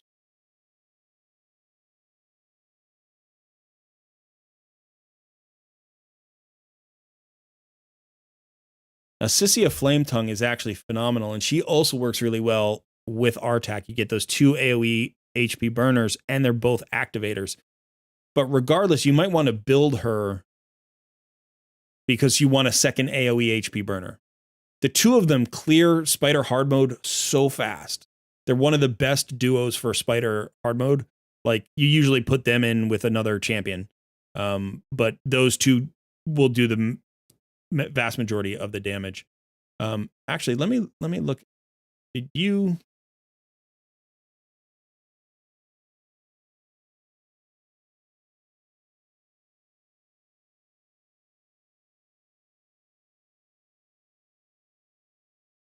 You didn't do the Newt fusion, so I don't know if you were around or not for Newt.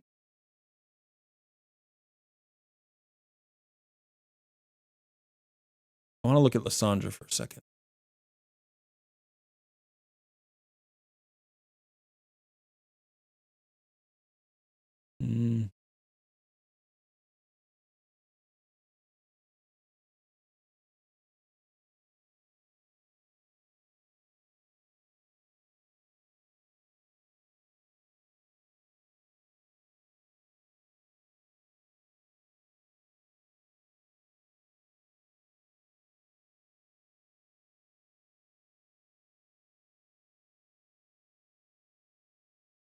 Okay, so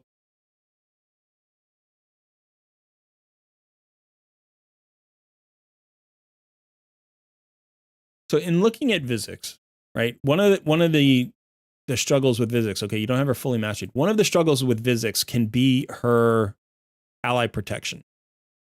Sometimes she can die. So pairing her with Mithrala is really good because Mithrala has shields, increased defense, and strengthen, plus a cleanse. That's really going to keep Vizix alive much better. So I think that's a nice pairing. I wouldn't want to change that.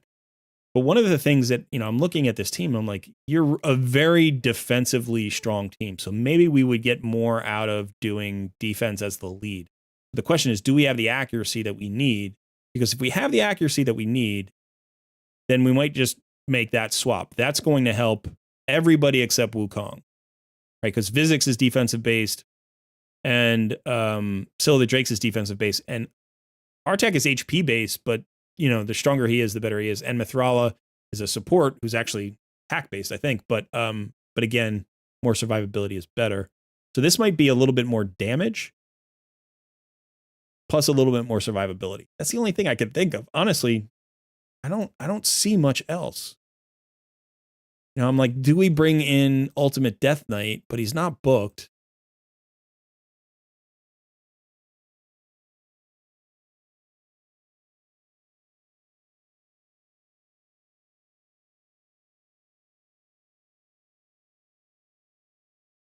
The Mithrala is the Hex. So we have the Hex. We have everything covered. Every skill that you need. The only head that you're going to have trouble with, and you are going to have trouble with, is the Head of Torment.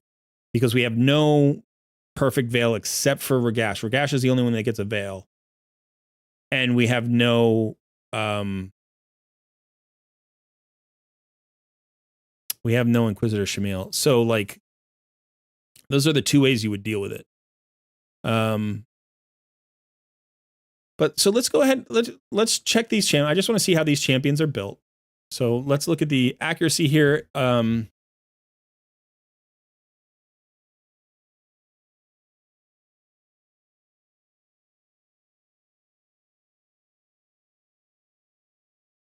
Okay. So one thing to remember about Mithrala is that accuracy gets turned into resistance. You do not have to build resistance on her. By building accuracy, you are building resistance. So what I would probably do here is look for an accuracy banner if you have it. I don't know if you do, actually. One with speed, preferably. That's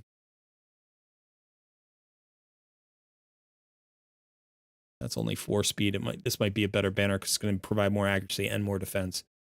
So, what you'll notice here is like you'll get 31 additional. I mean, you'll end up with 90, whatever it is, 96. Like when you max this out, you'll end up with 96 additional accuracy, which will push your accuracy where you need it for like PvP and stuff. But it'll also be for hard mode dungeons, all that. You need to, 375 accuracy or whatever it is. For Cintranos, you need to get up to like 455 for some things. So So the additional accuracy will give you more accuracy. It will also give you more resistance. So you won't lose any resistance. Your resistance here on the stat bar will come down. So this stat like gets decreased. But when you put an accuracy banner on, you will get that inside of the game as long as you don't have a block passive skill up, because her passive increases this champion's resistance by an equal amount of accuracy. So just go ahead and put an accuracy banner on her. If you can get speed, her speed is okay. It's at 223. That's actually okay. I would like to see her faster because as a cleanser, you'd like to have a fast cleanser. So I'd like to see her at like 240. So if you can get a little bit of extra speed, think about that. Also, you want to glyph all of her accuracy. So if this is a good piece for her. You want to glyph that accuracy because another 10 accuracy is another 10 resistance, so you're getting double value for all of the points there. I would certainly think about, that's a nice speed piece. So I understand why it's hard to get away from these pieces. I would definitely glyph all of her speed. If you have a double roll like this could be a 5 or 6 star glyph, or you can stick with 4-star glyphs, but you want a decent sized glyph on a double roll. This is the question. Do you bother with accuracy as a chess piece? And you're going to lose 62 accuracy if you take it off, but you could push her defense a lot, or you could push her HP a lot. She seems tanky enough right now. Honestly, she does seem tanky enough. I think this is fine. But if you're going to have an accuracy chest plate, have speed as a substat. So let's go ahead and look for a perception piece that has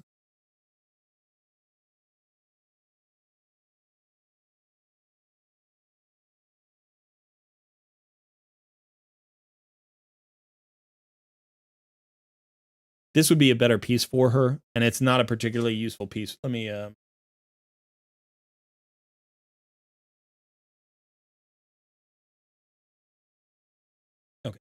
So that's not a particularly useful piece for Sissia, right? Defense. If you're going to make a attack-based damage dealer tanky, you do it with HP. You don't do it with defense. This doesn't have crit rate on it, so all you're getting is like sort of the set bonuses. So this would be better for Mithrala. You can see it gives her a little bit of speed, gives her a little bit of defense. Actually, a lot of defense. That would push her over 5k, which is kind of crazy. You could also put this on somebody like maybe Ragash. If you have enough crit rate, you could put it on Ragash. Probably doesn't have enough crit rate.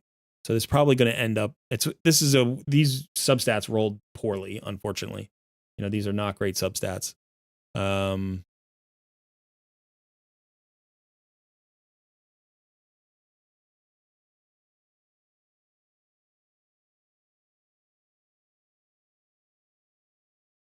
That makes sense, right? You have the 21% crit rate on the chest piece. That makes sense. This is a nice piece for her. Do you run Bellower as your campaign farmer?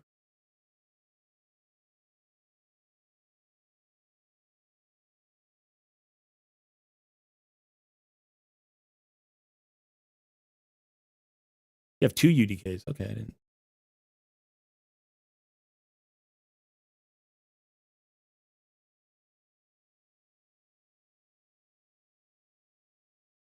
He's just for faction wars. Okay.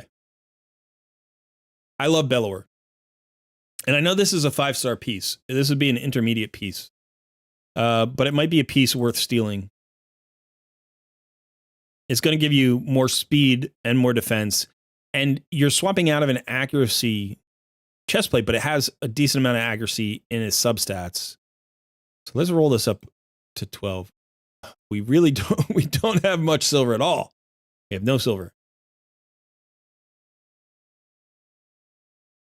Unfortunately, it rolled into defense. If it had rolled either one of the other stats, that would have been better. But this could be a better piece. And then if we go back here, we take this, roll this up to 12. Whoop, I'm not going to make it.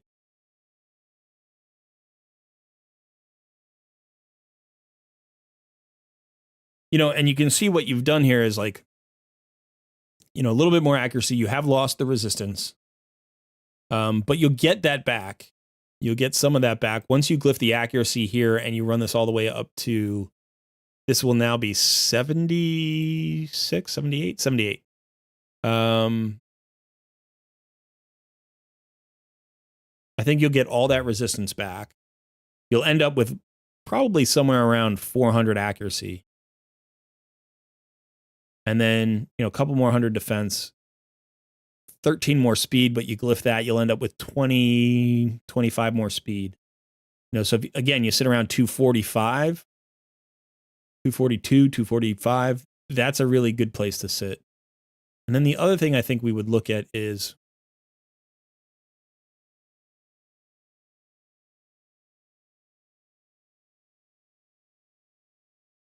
I would probably try to get her into 3 sets of perception. Now you could run a set of immortal. It's not awful. But I think I would try to get her into 3 sets of perception. So if we did this, and then we need to look for a weapon.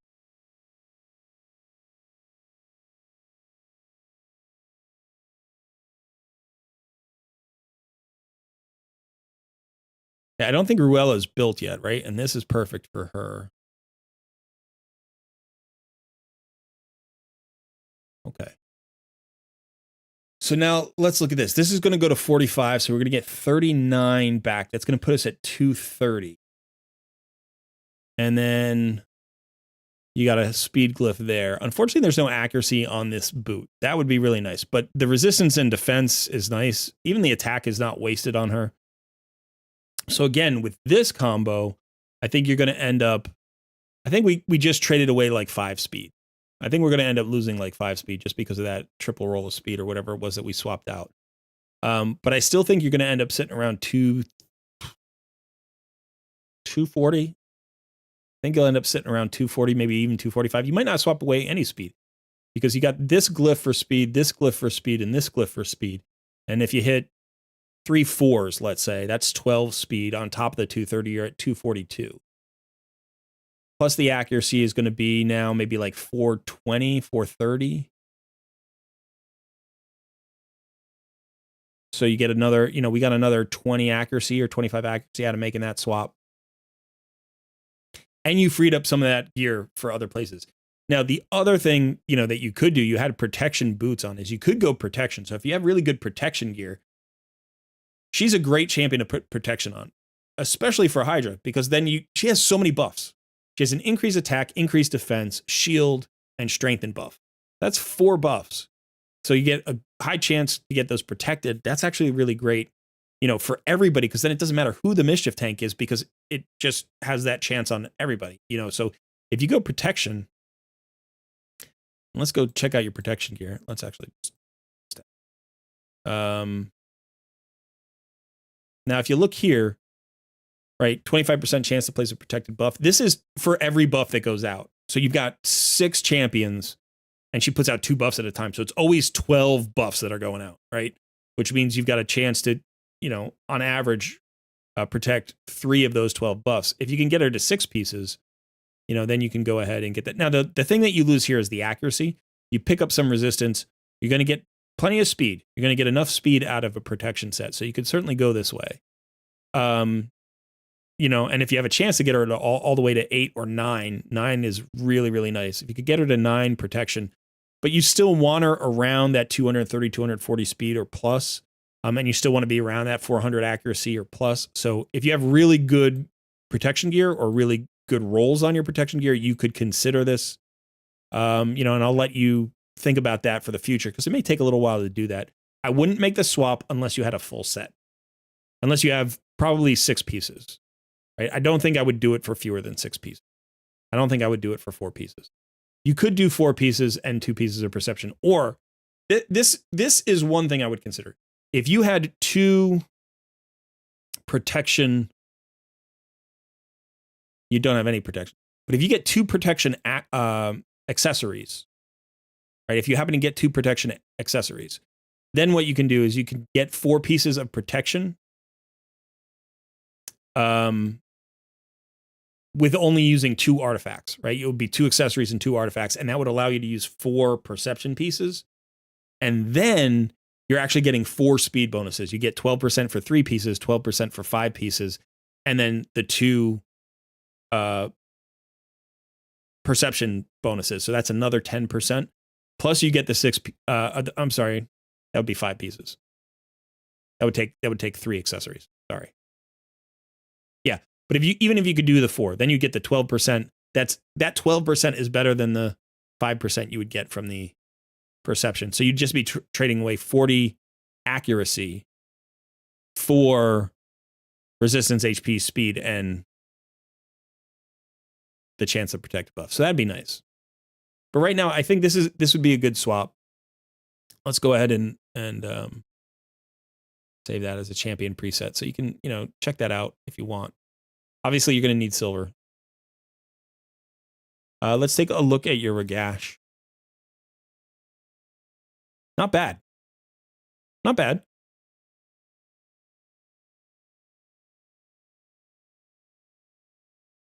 Nice speed there at 243.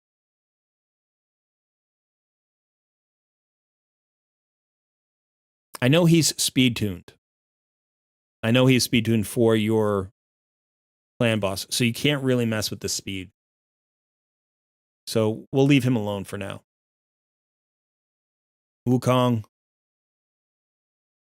Okay. So Wukong needs a little love.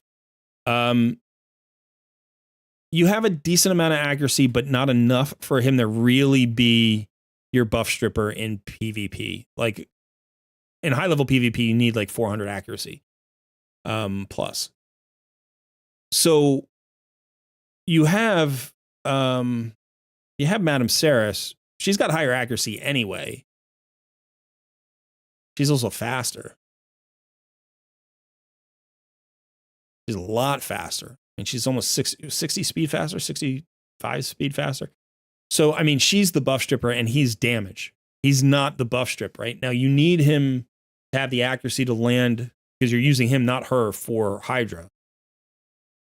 So you still need the Hydra accuracy. So let's take a look. I can sell the pieces if I need more silver. Yeah, I don't know that we're going to have enough silver to matter, so I appreciate it, but I think we'll leave it alone for now. But let's go ahead and take a look here. All right, so we'll come to Hell Hades site, and I just go down to the raid stages tool. Go to Hydra. Doesn't really matter what the rotation is. Let's go to brutal. Let's see what the resistances are there. Okay, so for the resistance, you need, it looks like the highest one is Head of Suffering, so we need 280. Plus, we're going to need, call it 55 or 60 more for when the Head of Suffering is alive. So about 340. You need about 340 accuracy for brutal. Now for hard, it's going to be a little bit less. You can see it's 215 plus about, say, 55, about 270, which is where you are right now. So you have enough accuracy currently. Oops. You don't need to see that. That's for me. You have enough accuracy currently for hard Hydra here. So we're talking 270. She's certainly got enough. He's borderline, right? Like he almost doesn't have enough to land his decreased defense. He's not going to land it 100% of the time. It's going to be resisted every once in a while. If he has his accuracy mastery, he'll get this. So he'll get 16. That puts him just over the top. So he might be okay. He might be okay for this, but he won't be okay for brutal. So if you want to use him as a drop defense champion, you're going to need more accuracy here. Now, again, this is where you look at your broken sets. I know you can't change his speed, but if you can get him into a perception set, if you can get him, obviously you have to replace a lot of speed there. Crit damage is a really good gauntlet. Speed here, crit rate, accuracy, all the things you want. I know you got all the stats you want. But if you could get him into comparable pieces that were in an accuracy set or in a perception set or in a speed set, that would give you something, not speed. You don't want to mess with his speed, but that would give you something that you could trade away, you know, and you don't, obviously these are broken pieces. So if you can find these stats again in a perception set or something, or in a cruel set, not a cruel set, sorry, he's defensive based. So resilience maybe. Savage, if you could find a savage set on him, that, you know, that would create more damage. You know, one of the champions I'm looking at is Wixwell. Like, could we bring Wixwell into the team? Because he does have another provoke. So having a backup provoker would be nice. With a decreased attack, the shields, the increased defense. He actually slots pretty well into that team. But then you have to think about who you're taking out. See what Artak's accuracy is low. Artak's build is weird. This is a strange build for Artak. This is where you're going to get value. And you're going to get value here for your account. Like, for your entire account. For everything Artak does. This is a weird build for Artak. So there are three builds that I've used with Artak that I think make sense, like from a theory crafting standpoint. These are the three most valuable builds for Artak. The first is a team-oriented HP burner, right? So you're putting him in a composition where the composition, you know, supplements his power. He doesn't need to carry everything himself, right? And so his primary goal is to be an HP burner. In that case, you need no crit rate, no crit damage. All you need is HP, speed, and accuracy. That's all you need. A little bit of defense, tiny bit of defense. Get him to, you know, where you are right now, 2,900, totally fine. That would be more than enough. All right. So in that case, you're running him with 3 perception sets typically. You want high degree of accuracy because you're going to be using them in like hard mode, Doom Tower. You're going to be using them against, you know, maybe brutal Hydra. So you're talking about what we were just looking at. You know, we need that. I would say at least 350 accuracy.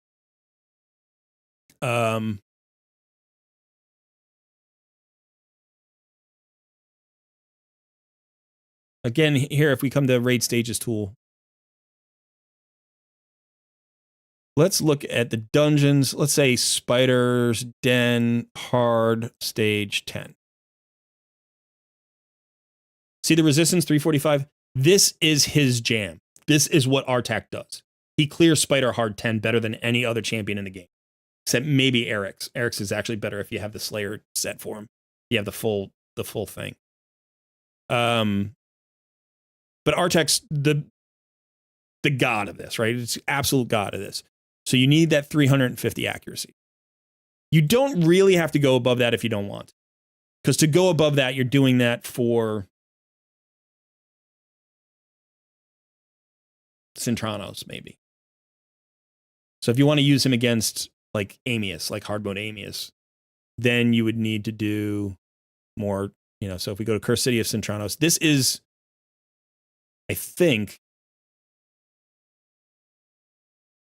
this is the highest accuracy you need in the game. So you can see here 475. You need 475 accuracy. I think that's the highest you need in the game outside of PvP. So I think that's the most PvE resistance you would typically see. So if you wanted to use him there, and he's usable against Amius, but he doesn't have to be, then you need that 475. But so what we're looking for is that, what did we just say? 375. We need that 375 accuracy. Let me just double check that. I'm already like, you know, for Spider's Den, hard, stage 10. Sorry, 350. We want 350, not 375. So 350. That's the number. That's incredibly important, that number. 350 accuracy. Okay. So we need him with 350 accuracy. Now, in terms of speed, the faster he goes, the better he is. Because there are two things. One is you want him to get those HP burns out there and activate them as often as possible. But remember that he also increases his speed when his max HP gets destroyed, which he does himself. So like he gets really, really fast. He gets really fast. So the faster you can go, the better off he is. Then you need HP. So accuracy, speed, HP. Actually, there's a fourth build I just thought of. but we'll talk about it. So the first build I said is, pure perception gear. You get that 350 accuracy. Your speed should be a minimum of 240. That's where you want this guy, 240 plus. I used to run mine at like 242 or something. I now run him at like 270. And he's so good at 270. Like if I could get him to 280 or 290, I would. Right? Get him really, really fast. He's so good at that speed. But 240 is really where you want him. You can get him 240 plus. Even if you have a speed aura, on a team and maybe you have an increased speed and you're running them at like 220, that'd probably be fine. But the faster you can run them, the better. So let's get him to 240 with 350 accuracy, 345 accuracy, 350 accuracy. Perception sets. Okay. Second build. The second build is a solo build. A solo build is when you put him in regen and immortal, typically. Sometimes if you have really good gear, you can do them in regen and perception. But typically it's going to be regen and immortal. In that case, you're shooting for around 80,000 HP. Okay, you can do it sometimes with less. You can do it probably with maybe as little as 65,000 if you have a lot of defense and a lot of speed. But typically you want 80,000 HP. You need at least about 3K defense.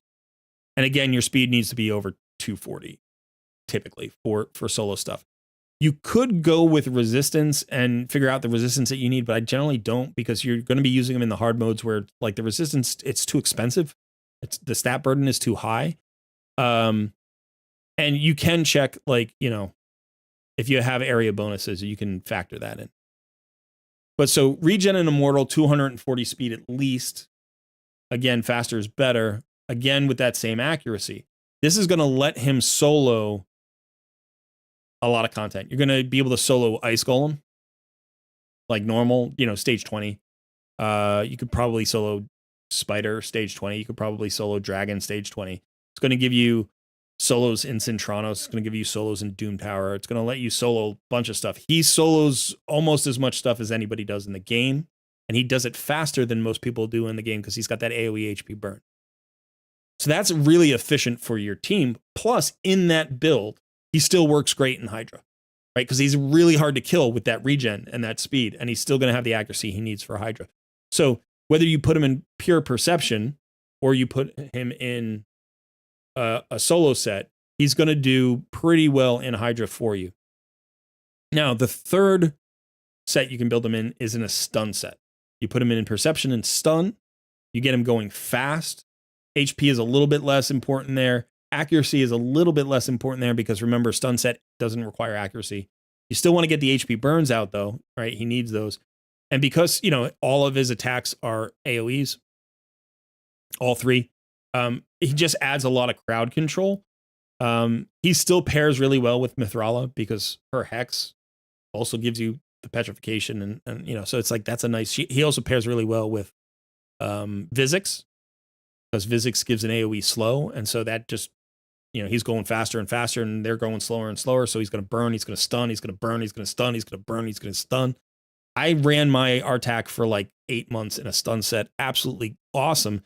The reason I ended up switching him out of it, honestly, is because I wanted to start using him as a solo champ. So I put him in regen and immortal. And I'm just like, he's just too good as a solo champ for me. And I wanted to get away. So I like stripped all my gear off of Venom Mage, who was my solo, put it on the Artak, and Artak clears all the same stuff, but faster. Right? And he clears stuff that Venom Mage couldn't clear. So that's the second option. No, that's the third option, Sunset. So perception set, regen and immortal, or stun set. The fourth thing that I thought of is you can put him in relentless, right? Usually relentless in perception, and you're running him kind of like you're running the perception alone. But you can run him a little bit slower. So instead of running him in all perception at like 260, 270, 280, you can run him in perception and relentless at like 235, 240 if you have fast relentless gear, and that'll actually get more activations out.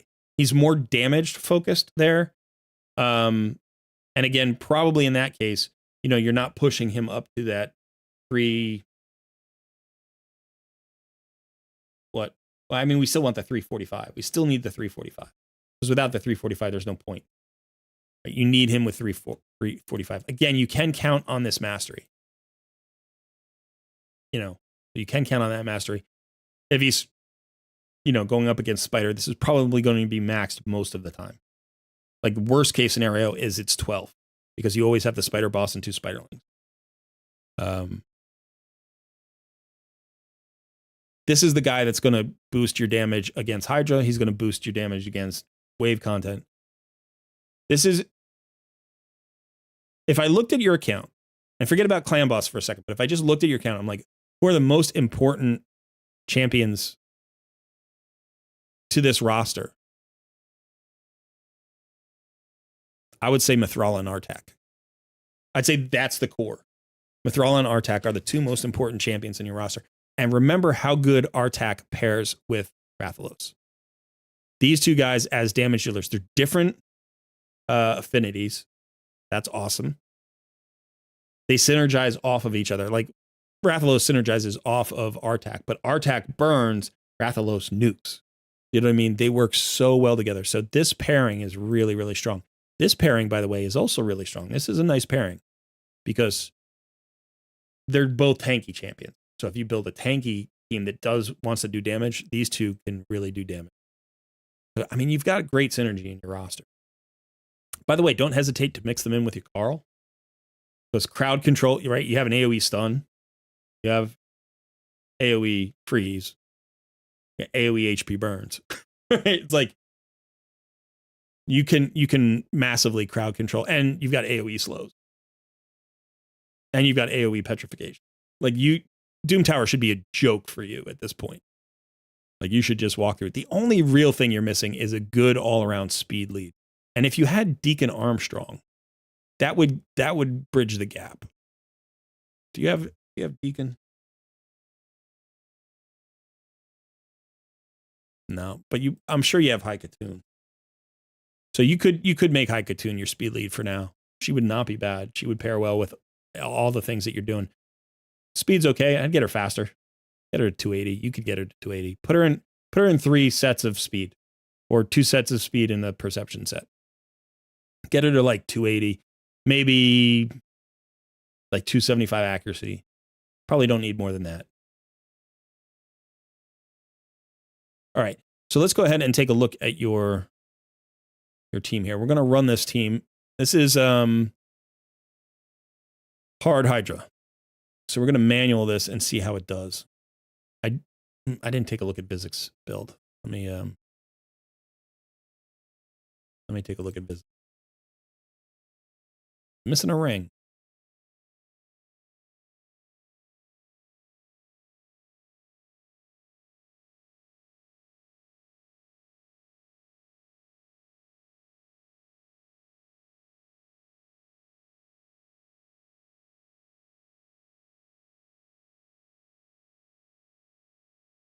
We have no silver.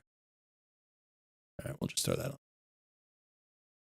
And again, masteries on everybody.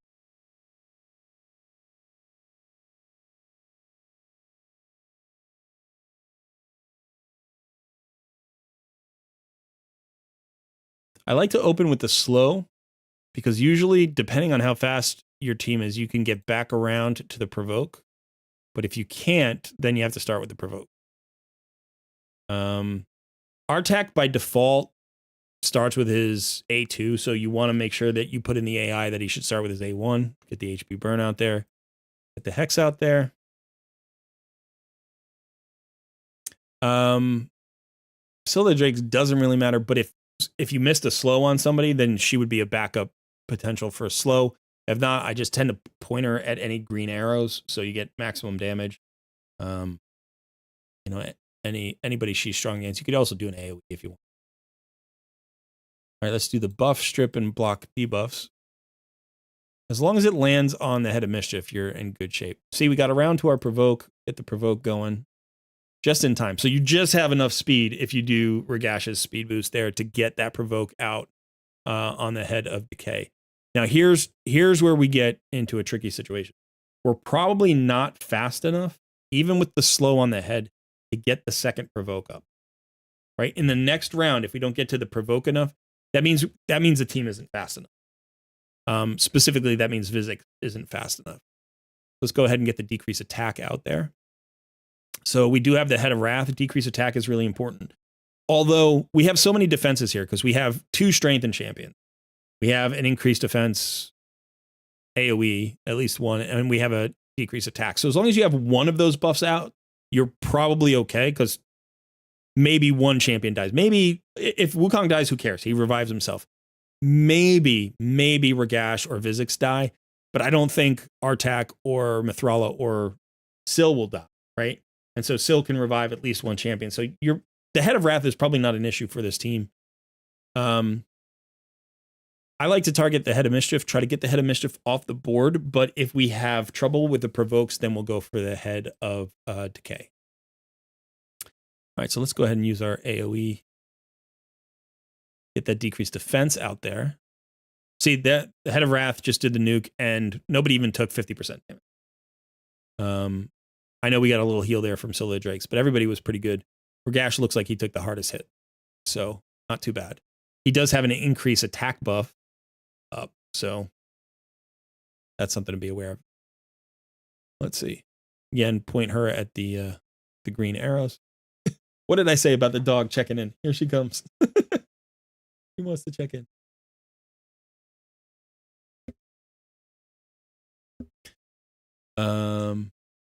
It looks like you have Scylla the Drakes in Relentless. I didn't check her build either.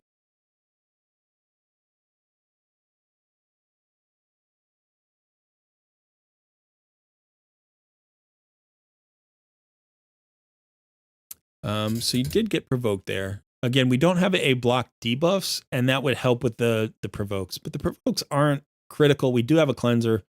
May as well use it right now.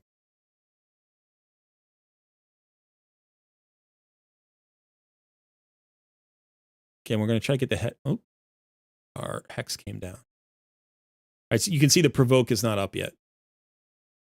And I don't think we're going to get around to it. We didn't.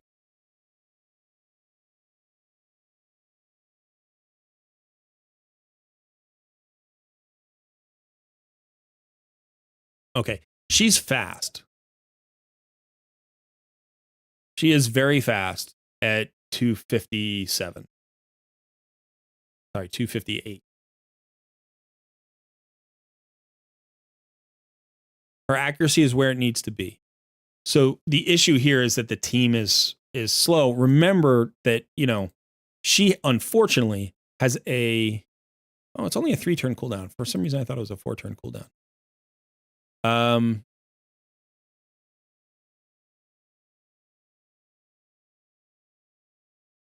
We have no turn meter fill, and we have the 1 speed boost.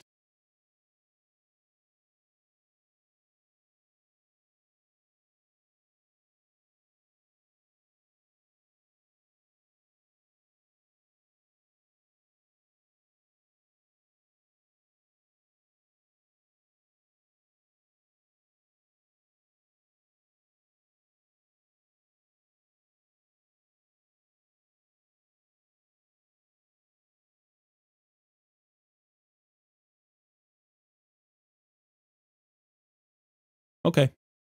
So it's not the worst thing in the world. This is what's going to happen. I'll show you. We'll do it again. I'm going to work through it a little bit faster now. So again, get that slow out there. And then you need the speed boost to get the first provoke off. The hex.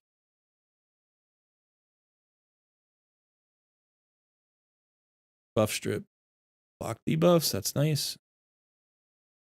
Now we get the provoke. That first provoke lands.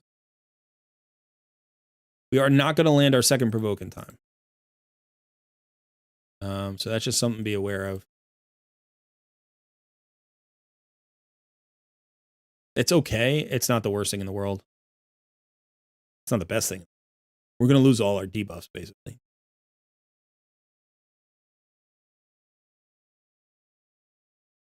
I'm waiting. You want to wait for the Head of Wrath to provoke everybody because you can see Scylla the Drake's, not Scylla the Drake. Mithrala resists it, so she's going to cleanse all the provokes. Let's get us. Oh, yeah. Okay. So I'm not going to waste the slow right now. What I'm actually going to do is I'm going to A1. And we are going to try to get the Head of Decay down. Now we're going to get a cleanse of the heads. That's why we didn't want to waste the slow. So we knew that that was going to get cleansed. We get the AoE HP burn back out. Let's try to nuke down the head of decay. Could have gone for a slow there. That probably would have been smarter. All right, so now we're going to go ahead and provoke. And we're trying to burn through the head of decay.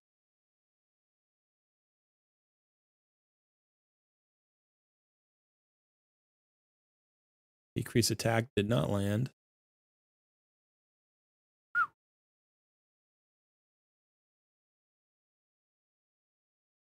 Now we get the slow.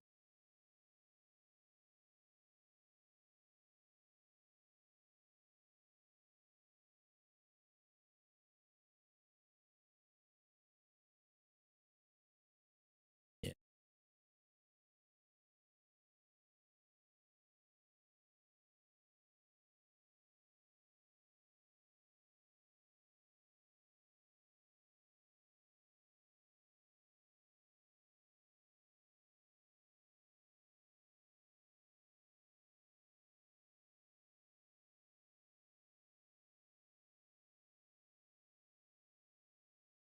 We can get to the first decapitation. We got a chance here, but no, Scylla Drakes is down.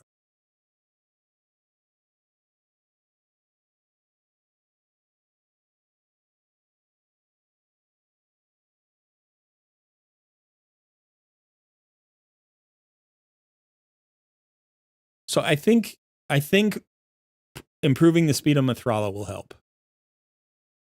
And I think improving Artak in general will just give you more damage, which will help. I think Ragash is great. I think he's in a really good spot. The one thing that's a little bit low here is his crit damage at 225. If he's your primary AoE damage dealer, if you're using him as your arena nuker and you're using him, you know, as your like Hydra nuker and your wave nuker, you want him at like 250 minimum, you know, crit damage. Now, what that might mean is you have to look for a way to get him crit damage outside of his gauntlets. So that's usually substats, and that can be tricky. You can also go for a crit damage set. You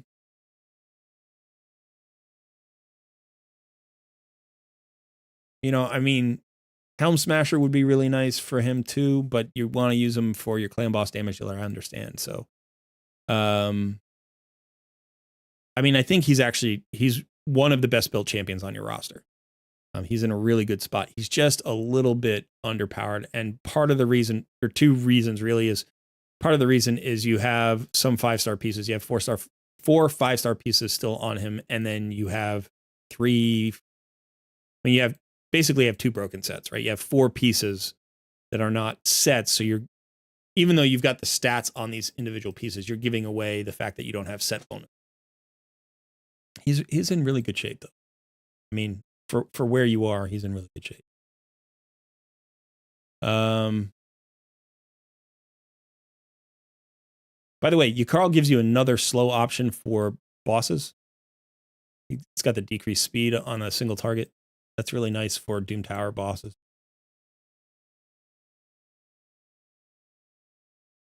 Yeah, unfortunately, without a ton of silver, I don't think there's much more I can do here. I honestly, I think you've theory crafted the right way.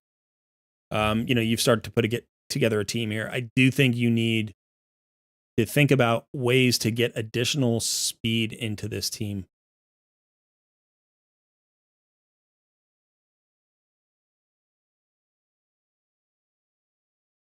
I'm half tempted to pull Scylla the Drakes for Apothecary. You lose your revive. You actually do reduce your heals there. So it just feels like this team's not quite, it's missing just a little bit of something. Just a little bit of something.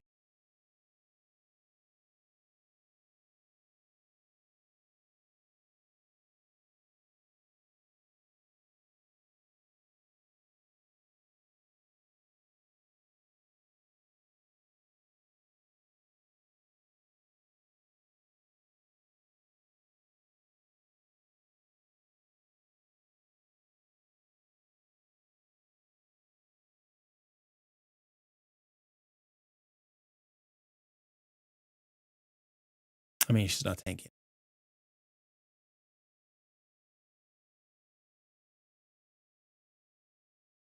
So, what I'm thinking about with pulling Scylla the Drakes, I'm like, you need healing, but maybe you don't need the revive, because the most likely champion to die here is Wukong.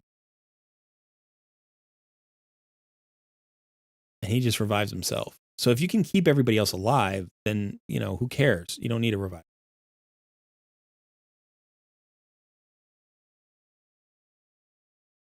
Now, that also makes me think about stuff like this, like having a backup provoke with more healing, right? Because Vogoth here has an 8-2 provoke. It's a 75% chance on a 3-turn cooldown. So it will miss. But that gives you a backup provoke, which allows you some more flexibility. The question is, will you get enough healing from Vogoth to improve on Scylla the Drakes, or at least match Scylla the Drakes? And I don't know that you will.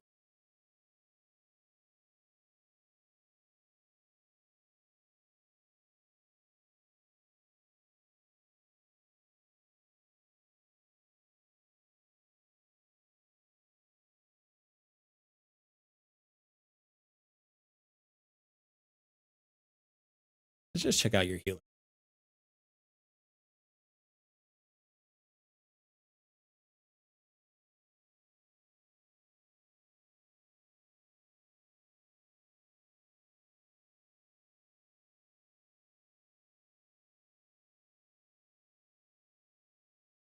I don't think Rearguard Sergeant.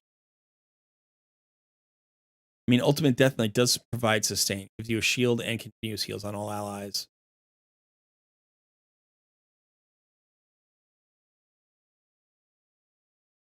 I'm questioning whether or not he is better than Scylla the Drakes. You said there was a second. Oh, there's 2 of them, and one of them is booked, right? So he is booked. He's in 6-piece protection. Too slow, but I'm sorry, not protection. He's in Stone Skin, of course, for arena. So you would want a faster version of him.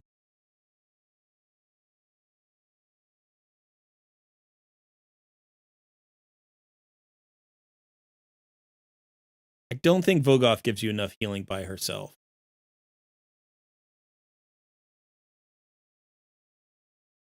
I love Scylla the Drakes. I absolutely love Scylla the Drakes, and I think she's great.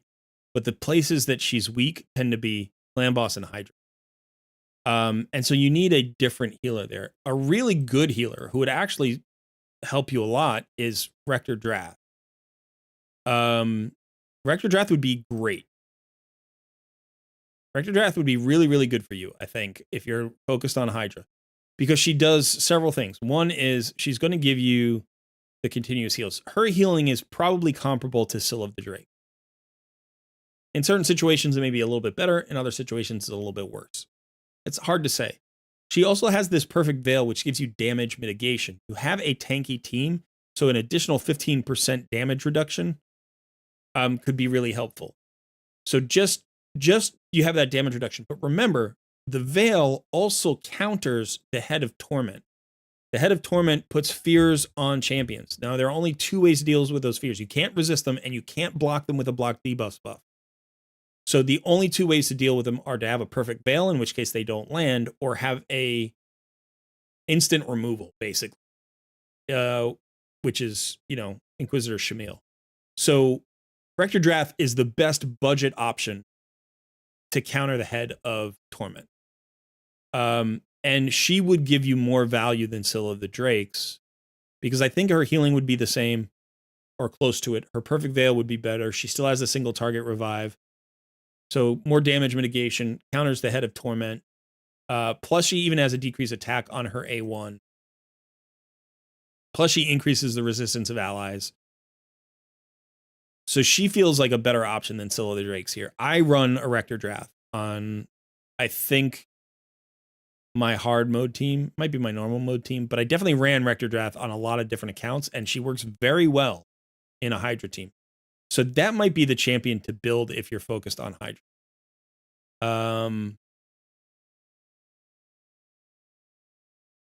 She might give you a little bit more tankiness and a little bit, one additional solution, and that could help. And as far as like stats are concerned for her, I think similar stats to what you're looking for Scylla Drakes. You want at least 3K defense, speed. For her, probably it wouldn't be hard to get to like 230, 240. Although you could run her a little bit slower, it'd be okay. But I would say, even 250 wouldn't be bad. I mean, the faster you can run her, the better off you are. You don't really need to worry about accuracy. If you don't care about her decreased attack, you have decreased attack covered, so you don't have to worry about that if you don't want to. You build her with no accuracy. You don't need resistance because you have your cleanser in Mithrala. So literally speed, defense, and HP is all you need. So you should be able to get her to like 250. And then she provides a better solution for you than Scylla the Drake. So you would do the same exact team here, but instead of Scylla the Drakes, it would just be Rector Draft. And then I think you make the other changes with gear, and you're going to be able to manual maybe like 70, 80 million out of this. I do think you need more speed on the entire team. I think Mithrala needs to get fast. But the only other thing that I would see here is having a backup provoke could be really helpful. So if you wanted to,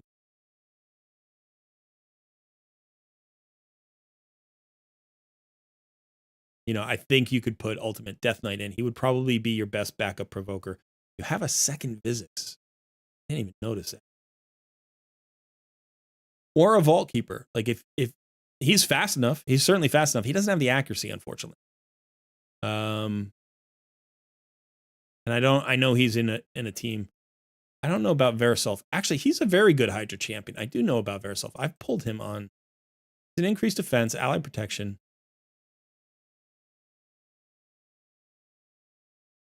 He's got an AoE leech.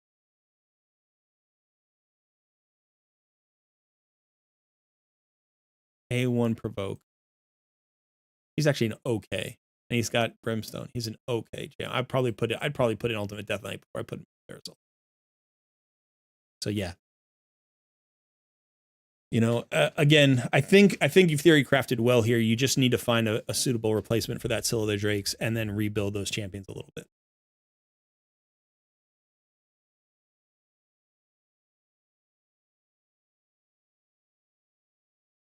You just got Rector today. Yeah. Okay. Your first UDK in Stone Skin, I don't think is going to be helpful in Hydra. He's too slow. That doesn't help at 250. And I know you did a slow build for PvP, which makes sense, and you have the luxury of having a second 6-star UDK. So you could try him. I mean, even unbooked, you could try him.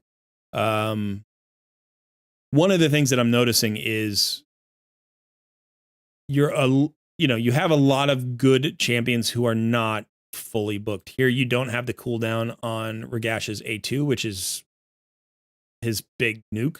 So you want that. Veresolf doesn't have books. Rathalos doesn't have books. Arbiter doesn't have books. Not that Arbiter needs books. Like you can use her in PvP without books. And also masteries. Like your masteries aren't complete on a lot of these champions. So you want to make sure that you're getting the masteries on the champions that you are prioritizing. So it doesn't have to be everybody all at once. But you do, like, rather than I know, faction wars is important. And so you want like maybe those first 2 levels, and that's pretty easy to get, in Minotaur, just like run them like 4 or 5 times and you've got all the stuff you need for those first levels.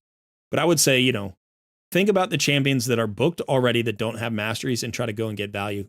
Geomancer is a key thing there. I don't know if you're going to build the Allure. I would build the Cecilia.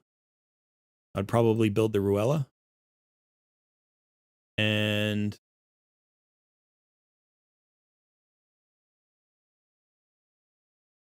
then I would build the Rector Draft.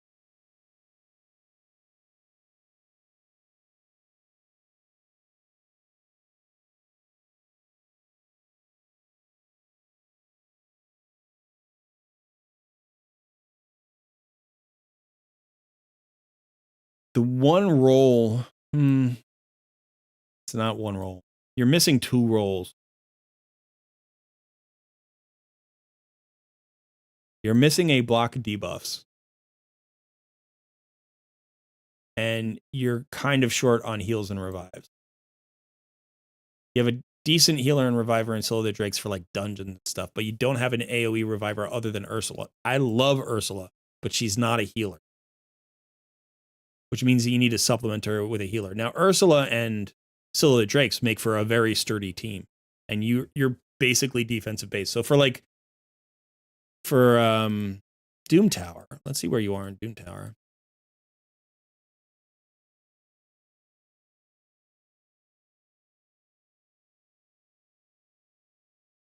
Okay, this is kind of. Did you start with normal? You're not doing Doom Tower, man. You should very easily be able to clear normal Doom Tower, and you should do pretty well on a hard Doom Tower. So let's go ahead and get you a solution here.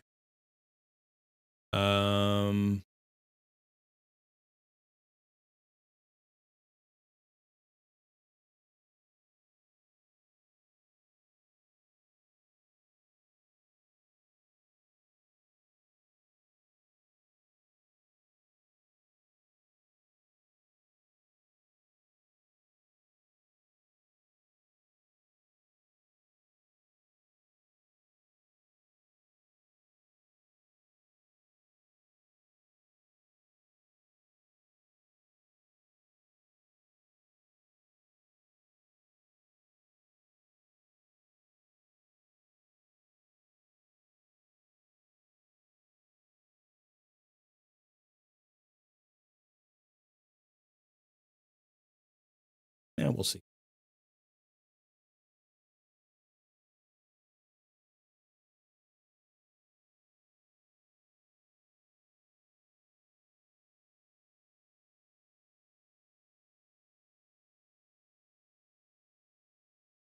Wixwell, you're right. I should have tried Wixwell.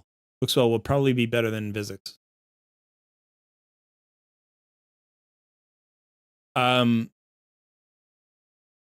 Dragons can't be slowed. None of the dragons in the game can be slowed. They're all immune to slow. So Magma Dragon, Eternal Dragon, Regular Dragon, Hard Mode Dragon, like all the dragons can't be slowed. So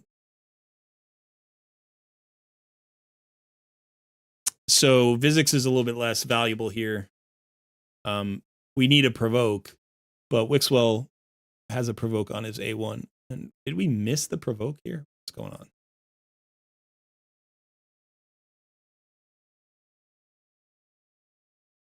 Oh, I forgot about the HP burn. Yeah, we missed the provoke. Also, it can't be Terminator controlled. HP burn is not great here, because he converts HP burns into continuous heals. Let's pull Artak. I guess let's just keep UDK for the other provoke. We'll bring in Wixwell.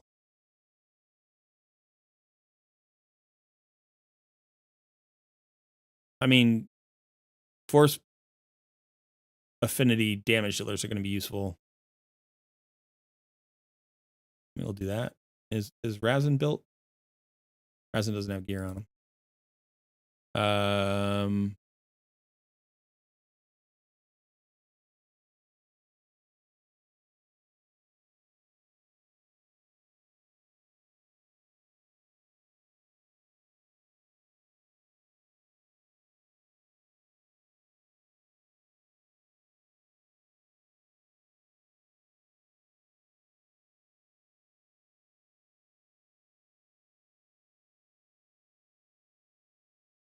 You should be conquering all 240 floors of Doom Tower pretty much every week. You have the champions for it. And this is going to give you so, I mean, first of all, you can get legendary tomes. You can get void shards and sacred shard. You get tons of silver and glyphs and charms and brews and everything. Doom Tower is such good resources. It's probably the most concentrated resources in the game. because literally every day you can get good resource. You can get 10 floors of resources. So when you're talking about, 240 floors, that's literally 240 rewards. It's 240 rewards a month. So it's the most resource. Centranos now probably matches it, or is close to it. I think there are 202 Centranos locations, and they're harder to clear. And this doesn't include the secret room. You can also get secret rooms. You can get champions, and some of those champions can be really good. Akoth can be really good. Ryan the Conjurer is really good. If you do hard mode, there's all sorts of good hard mode legendaries that you can use.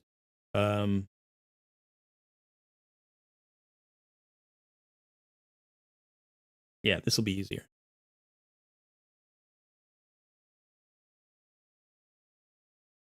That provoke just makes life so easy.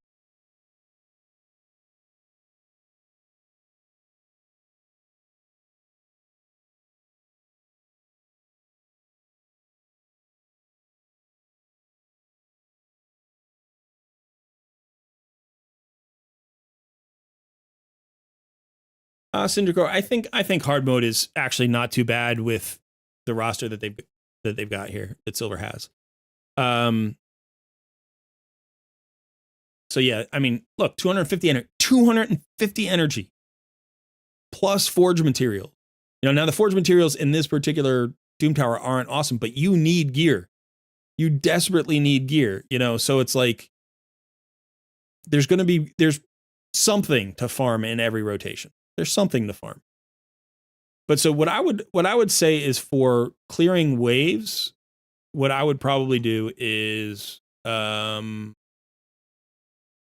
like floor clearing, what I would probably do is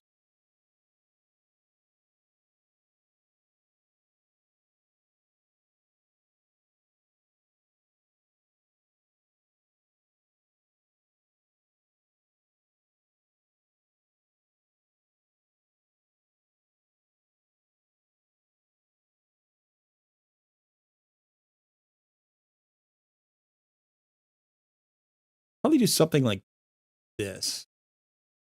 You could certainly keep Scylla the Drakes in, because she's got an AoE stun. And you could certainly put Mithrala in. She's got lots of stuff. But Arbiter gives you turn meter fill. Plus, I'm guessing she's fast, right? She's running at over 300. So she's going to give you that turn meter fill. That's just going to make you faster. That increased attack is going to work for Rathalos. Now, I do think Ursula also has an increased attack, right? Yeah. But she's got the speed aura for Doom Tower, 24% in Doom Tower. That's going to make everybody faster, plus the speed buff from Ragash. You got an AoE stun. If you need more crowd control, right? If you need more crowd control, you can always take out Artak, and you could pull in Mithrala, or you could pull in Scylla the Drakes, or you could pull in Yakarl, right? That's an AoE freeze when you get there. If you need more, survivability, or you could even bring in Vizix. But I think this team will just cruise up Doom Tower. Even Doom Tower hard. I think this team will cruise for most of Doom Tower hard. Once you get up to like floor, maybe like 90, you'll start to have to pick and choose a little bit. And you could end up like pulling Regat. You could do something like, maybe this, or, you do this. Like, this is a very tanky, survivable team with 2 revivers, a cleanser, bunch of drop attacks, decrease attacks. You've got shields, you've got continuous heals. You've got 2 AoE stuns. You've got the petrification. You got 2 strengthens. This team will survive a lot of stuff. And again, the champions that you mix into this are more CC, more sustainability, buff strip if you need it. Provoke, slow, like an AoE slow. This could be, you should probably have it in the team for the AoE slow. But yeah. So, but I think I would start with this team just for speed. This will clear waves pretty quickly and probably be survivable enough that you don't have to worry too much. I would do it actually like probably like just make sure Ursula is built nice and tanky. You haven't played for 2 weeks because of your sister's wedding. Oh, gotcha. So, but Doom Tower is near the end, dude. Doom Tower is near the end. We're in the last week, I think. We only have 9 days left. This is a great note for everybody. If you are in the mid game, I know that Clan Boss is still a focus. As soon as you get to your 3 key Ultra Nightmare, as soon as you can do that simultaneously to the Doom Tower. Doom Tower is a great way to progress your account for a whole bunch of reasons. One is every boss requires a different solution that requires a different role, right? So it gives you incentive to build champions that are adding roles to your overall roster. In addition, the rewards that you get here are insanely good. Not just the floor rewards. You just saw we just got 250 energy, like from this boss. You get a great reward every day. I mean, here's look at these rewards. Let's go to normal Doom Tower. Just look at normal Doom Tower. Right? So it's like there's silver, glyphs, chickens. Chickens are always useful. Like even 3-star chickens are always useful. Energy, right? You get forge materials. Keep going. There's more energy in this 10 floor. So you get energy 2 days in a row. A little bit of silver, whatever. Okay, energy on the 3rd day, more chickens. Another chicken. This is probably a 4-star chicken. You keep going. More energy every day. Here's a void shard. Gems. You got gems, more silver, more brews, more charms, more energy. Speed glyph. Like more energy, more gems, another tome.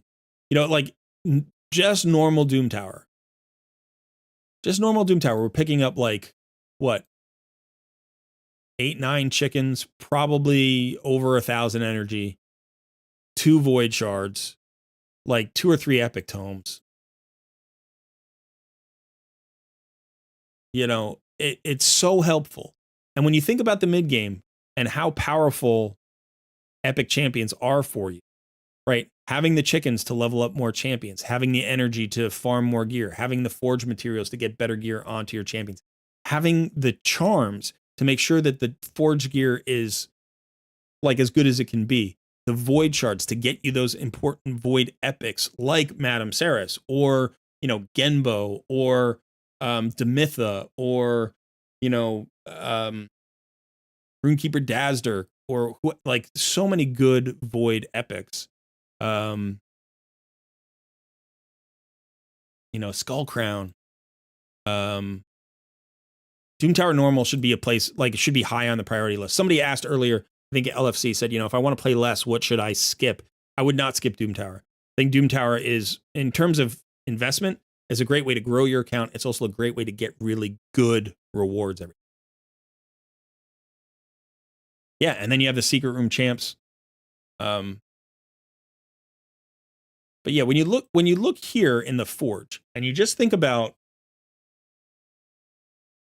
like, you got a ton of steel, but you don't necessarily have the other materials. One of the reasons you don't have the other materials probably because you're getting steel from PvP.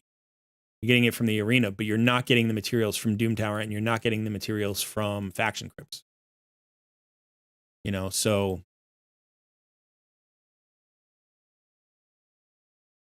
like 12 stars, like this is a place to focus.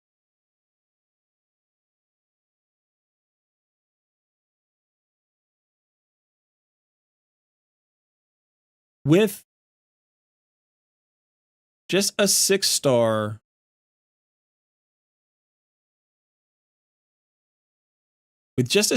Razin and a 6-star, you had a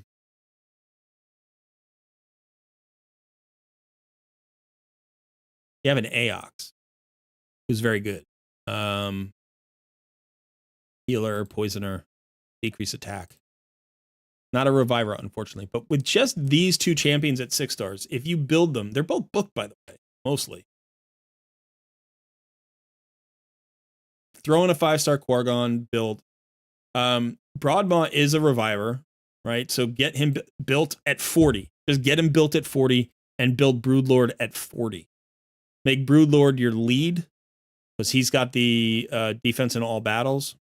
Or actually make Broadmaw because it's a faction crypts aura. So these 5 champions will clear probably to stage 17 or 18. Just built the way they, just built.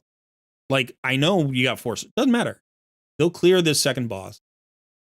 They'll get you those legendary materials. That'll get you the better perception gear that you need on everybody. You need perception gear everywhere.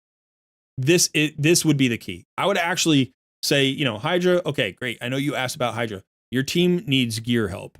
And the most important gear in the entire game, especially in the mid game, but really forever, is perception. And perception comes from faction crypts. All right, you got to the second boss here. So this is one, it's like, yeah, you got the Ragash and the Wukong. This makes sense. But, let's see.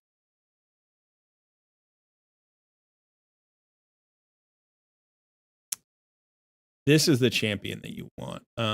This guy, right? Let me double check that.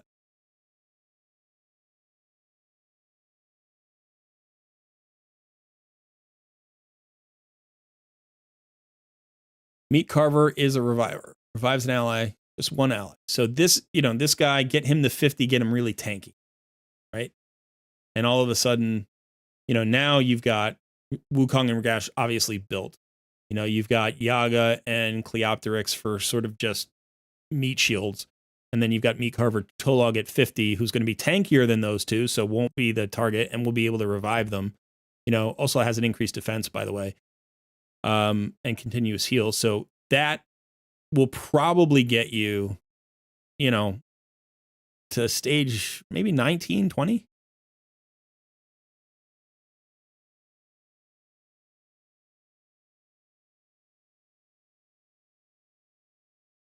Sacred Order, Sylvan Watchers.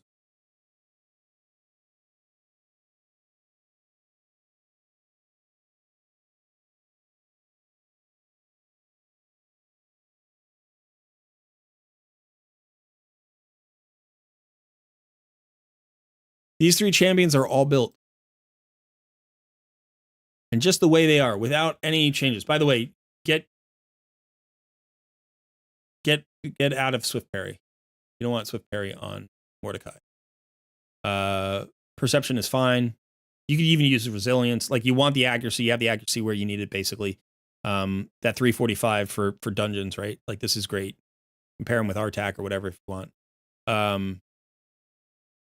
Speed is a little slow, but just get them nice and tanky, right? And then these 3 champions should be able to clear most of your Sacred Order. So when I'm looking at, the faction wars, I'm looking at how many? 16 stars. So unless that's 1 star, 1 star, 1 star, all the way up to level 16, like you need to be farming that. Sylvan Watchers.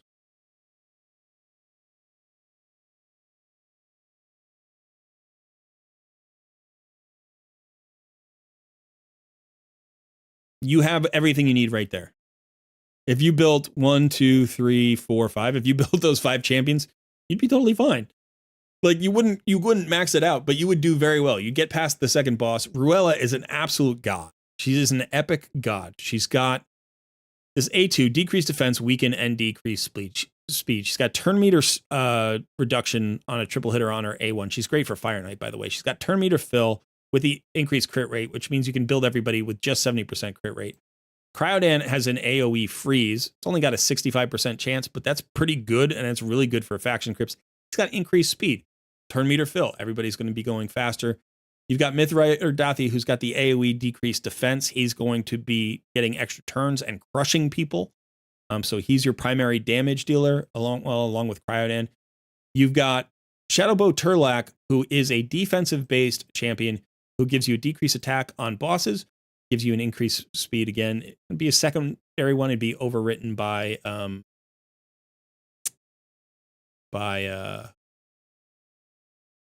who gives the increased speed? Cryodan. It'll be overwritten by this one, but as a secondary increased speed. You also get a Veil on all allies, so he becomes the target. You get a shield on himself. He's also got this little passive here, which is not too bad. So he reduces AoE damage that your team receives in addition to the Veil reduction, right, which is already 7.5%. Then you've got Tree Shield Knot, who is your reviver, revives 2 random allies, one of the best rare revivers in the entire game. Places a shield. He's also got heals for everybody and increased defense for everybody. He's got a triple hitter on his A1, another good Fire Knight champion. If you needed it, you don't. Your roster is flush. Get everybody to 50, take Ruella to 60, stage 17. Like, you have 1 star, right? You know, and it's like you don't even need to do that in like a rush. Just level everybody out. Level Mist Rider to 40, Cryodan to 40, Tree Shield to 30, Shadow Bow to 30, and Ruella to 50.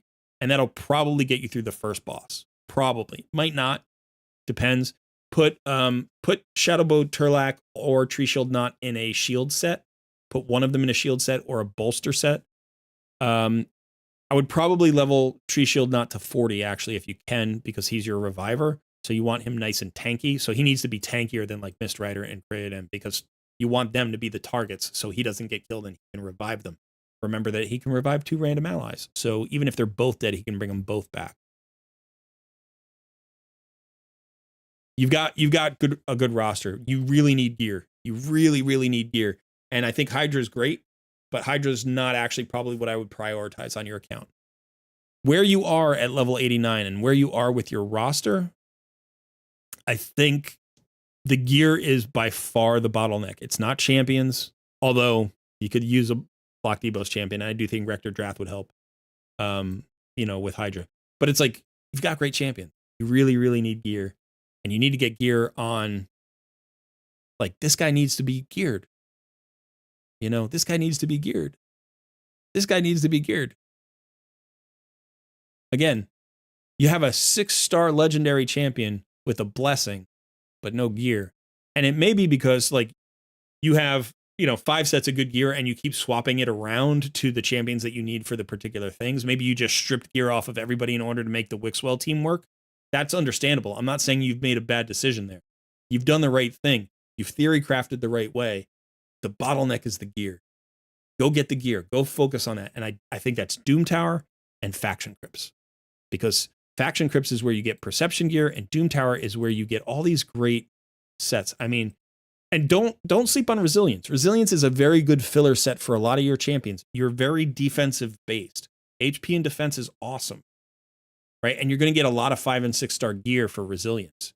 Like, so you'll get higher quality gear for a lower quality set, right? It's like a C+ tier set maybe, right? But you're going to get a lot of 5 and 6-star gear, so you can look for the substats that you need. And then, Perception is absolutely key.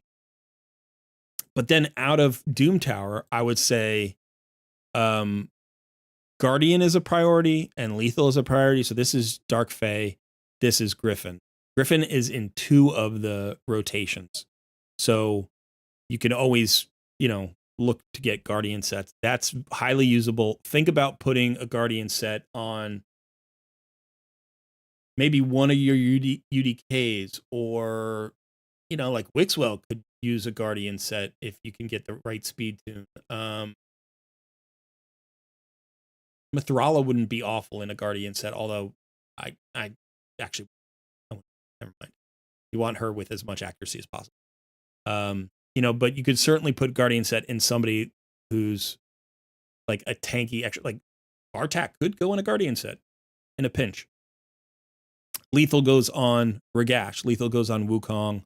Lethal goes on Rathalos.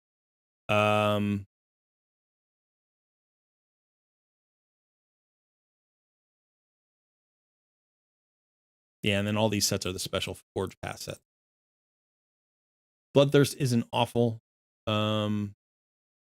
Untouchable certainly isn't awful.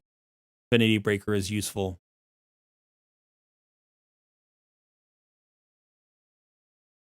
Syl, there's a good call. Syl could go in Guardian. She's already got an ally protect out there, so sometimes it's a little bit tricky, but certainly helps reduce that damage that, Physics would be taking.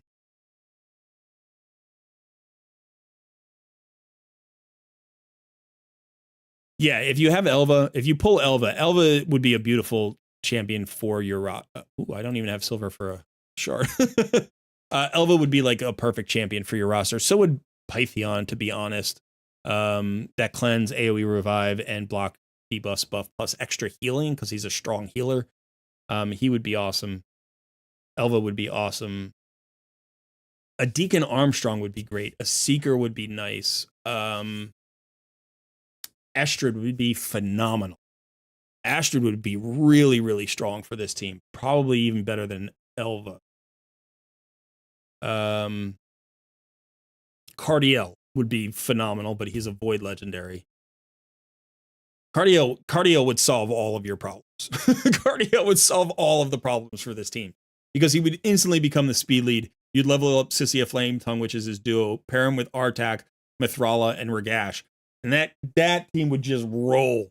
That team would roll through everybody. That would be really fun to see.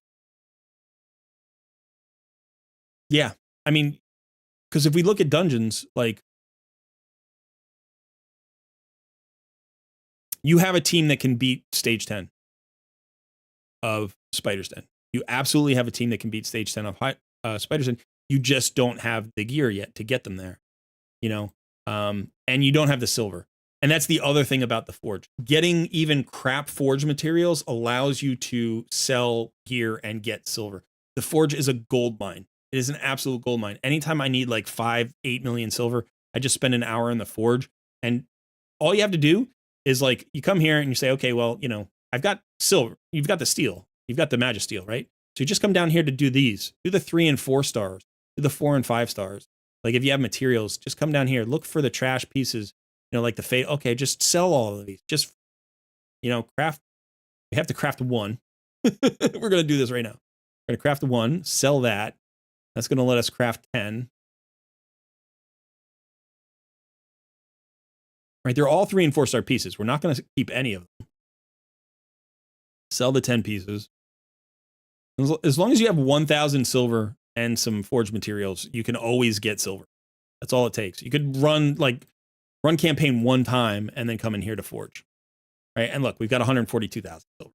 So these low forge materials, I mean, these come from normal Doom Tower, and you're not going to use them as gear, but you can use them to farm silver.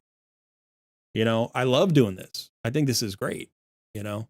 For something like Instinct, what I would probably do, honestly, like, you know, you want to run it here, but I would use these up and I would keep any good 4-star like epic pieces or better.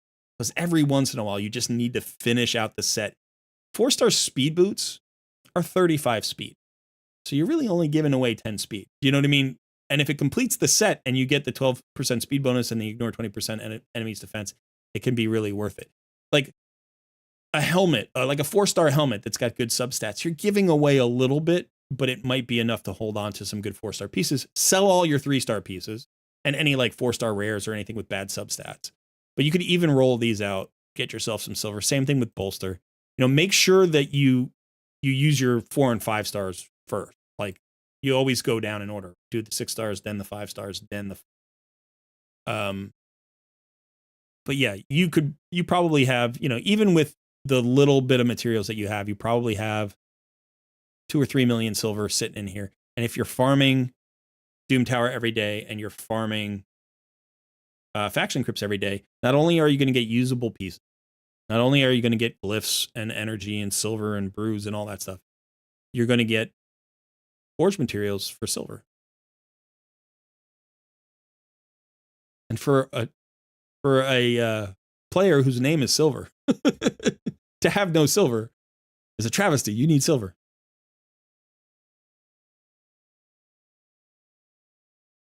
Okay, so Silver says, actually, I don't have so much idea on which sets to put on which champs. How do I build them and where to use them? That's why my champs are all broken sets and out of stats.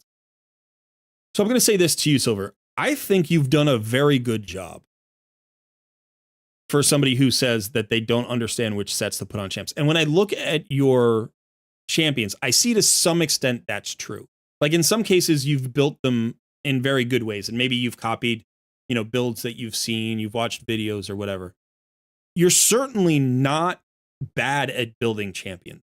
You can get better. We can always get better, right? But I will say there are some champions that are built like good statistically, but in bad sets that don't emphasize their primary role. So the way like you can streamline, especially if you're a free-to-play player, if you can streamline your roster, is like think about the main role and then the stats that go along with the set. So like in this particular case, Artak in a toxic set, you may say, well, that gets me extra poisons out there. He's an AoE champion. I get poisons out on everybody with the HP burns. That allows me to burn through waves faster.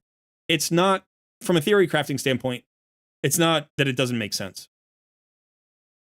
But think about his main role. What's like, where is he most important? Where is he most valuable? Right? He's incredibly valuable. He's incredibly valuable in Spider Hard. That is his best case use. He is very good in wave content. He's really good in Ice Golem, and he's good in Hydra, right? So it's like, but it's that AoE HP burn. You need his AoE HP burn. So speed, HP, accuracy. Now, if you can get all that out of a toxic set, awesome. But if you think about it, how much damage is the, like is the poison damage going to make up for running slower? Is it going to make up for not having the HP? Like if you just put him in faster gear, even if you lose the poisons, you get more HP burns out. So it's like you're trading away one source of damage for another source of damage, and that's probably close to a wash, but simultaneously you are focusing this build into his main purpose, making him more effective everywhere, right? So like I get why you're in toxic. I do. It's not awful. It's not awful, but he doesn't have enough accuracy to clear, hard spider, and he should, because that's literally the best use case of this champion. So I like, don't beat yourself up. You've done a really good job, but clearly, if I were to boil this takeover down to like two things, I would say one is you need to massively focus on acquiring good gear, and the single most important gear set in the game is perception. And this is so like faction crypts. Build your champions, even in trash gear for now, just to clear more stages. Farm faction crypts every day as high as you can, and every day just roll your perception gear. Every day at the end of completing faction crypts, roll your perception gear, look for the 1 or 2 or 3 pieces that you get every day, and think about who to put them on. Roll them up with the silver that you gain from the trash pieces that you sell. Get them to 12 usually. Like by the time you get them to 12, you know whether or not they're going to be really good. You know who they go. And then you don't have to waste all the silver. You can, spend the last bit of silver during artifact enhancement event. So do that every day. So one thing is just gear. And then the second thing I would say is, rebuilding champions for their primary purpose. Because like your teams seem to be theory crafted very well. You're not misunderstanding how to win at this game. You've skipped some of the fundamentals, right? Or maybe because, like you said, you haven't been playing for a couple of weeks. Like, you're running through you're building up a little bit of a pool of resources, and then you're burning through it, and then you kind of feel stuck because you don't have any resources to improve, So literally, like when I look at it, I'm like, okay, so today, before the end of today, get some trash gear onto Raza. Like try to build them in a decent way, but get some trash gear onto your Lizardmen and go and farm your faction crypt.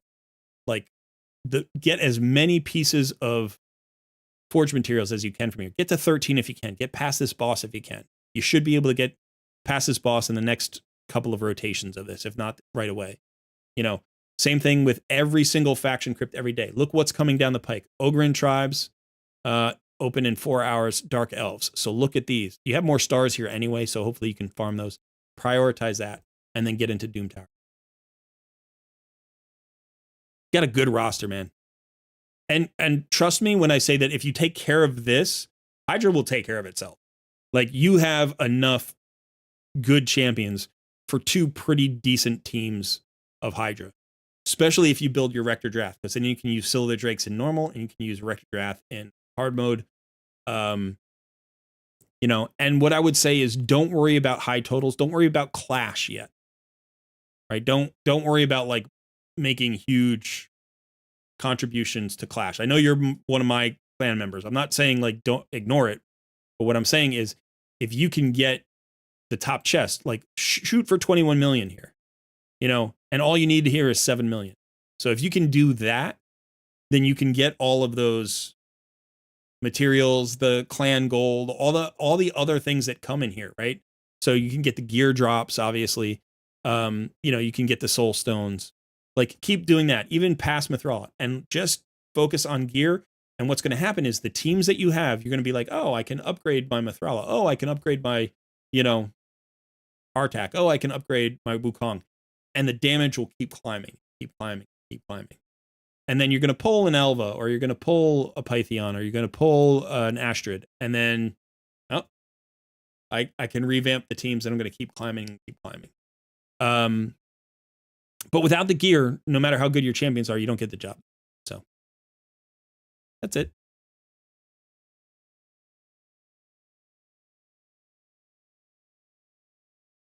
Your Carl. Yeah. I mean, this guy's so good. Again, 3 perception sets, or maybe like a perception set and 2 cruel sets or something, like, you know, or a savage set and a perception set. He does need accuracy for his freezes. And if you're going to use him for hard mode Fire Knight, he needs high accuracy. You know, what did we say? 350, 345, right? So, so perception is very good on him. One of the things that I think people sometimes don't realize about champions like Wukong, Ragash, Yakarl, these are great nukers who require accuracy to get the maximum effect out of their kit. And you would rather trade away damage to get the accuracy. Like you need the accuracy, or all of the accuracy is irrelevant. So like here you have Wukong with 288. So let's say he's enough. But let's say you're in PvP. If he doesn't buff strip, then all of the accuracy that you've put on him has, like, all that stat has failed the job, and you may as well not have the stat. Like if you traded away this 278 accuracy and just went for more crit damage and more attack and just build him pure nuke, got him out of perception, put him in, you know, savage, whatever, then he would do that job better. So if he's going to fail his secondary role, it's better to not even try for the secondary role, right? So what I'm saying is a Yakarl without accuracy is just a hitter. A Wukong without accuracy is just a hitter. And you can go that way, but then you don't need them specifically, right? Then it's like, I mean, Wukong's a little bit different because of his passive, but it's like Ragash, right? He's an AoE stunner and decreased defense champion. Without the accuracy, you lose half of his kit. And he can still do really good damage with the accuracy, right? You can still do amazing damage with accuracy on Wukong, on Ragash, on Yakarl. And in a lot of cases, the flexibility, like the entirety of the kit, is what makes these champions so valuable. If you just want a hitter, if you just want someone who hits really hard and you don't want to worry about accuracy, you build Ragash. You build Rathalos. Right? This guy doesn't need any accuracy. The decreased defense is irresistible if it's a boss. Right? This doesn't require accuracy. This doesn't require accuracy. This doesn't require accuracy. Brimstone requires accuracy. But it's like, you can get him out of Brimstone, put him in. Like, if you just want a hitter, if you just want a flat hitter to hit as hard as possible, build this guy, right? And then pair him up with Artak, and he will always hit maximum damage, right? Otherwise, if you want a damage dealer, like, who has utility in their kit, in a lot of cases, you just need accuracy. And if you don't have enough, you may as well not have any. And you can do that. Wukong can be an absolute, like, god tier nuker if you just go pure damage. I'm not saying you can't go that way. I'm just saying don't, like, half measures don't cut it.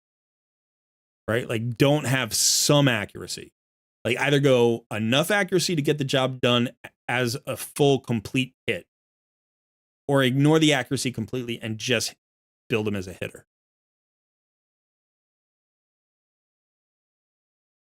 Hey, MZ, good to see you. All right, so I took a little extra time because I felt like it. Silver. So I hope that's helpful. I'm sorry, and this is just, this is not a criticism. I'm just letting everybody know. When there is no silver available on an account, or there's very little silver available, it comes down to just coaching. It's just we talk theory. Maybe we'll make a couple of tiny changes if we can. In this particular case, I probably repeated myself 7 times about the same stuff. So sorry about that. But that's going to be it for silver today. Thanks for letting me tool around on your account. I do appreciate it. Clanmate, I hope that, the couple of small tweaks that we've talked about improve your account. Don't worry about Hydra so much. Like, do your best, but Hydra will be a natural area of like improvement if you just keep fleshing out your roster with good gear.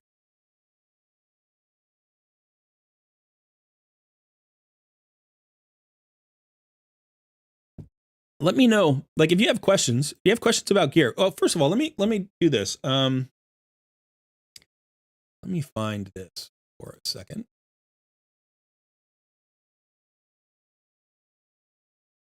I know you can't see anything, but I can.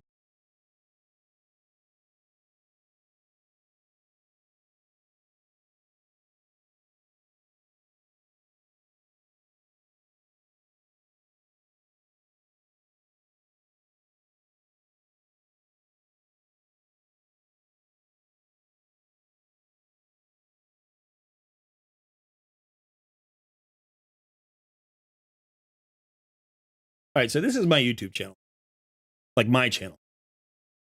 And if you just go here to this little search engine and just put in gear, you'll find that I have covered gear extensively. Best way to, gear your champs the right way. Learn how to build any champion. Don't make these 7 gearing mistakes. Level the right gear, cleanse the rest. So there's even gear cleanses. Effective free-to-play re-gearing here. Stats versus sets. That was kind of controversial, but a good thing. Every artifact set reviewed. This is 9 months old. I'll have to do a new one of those. If you get rid of guild, go gear, go build.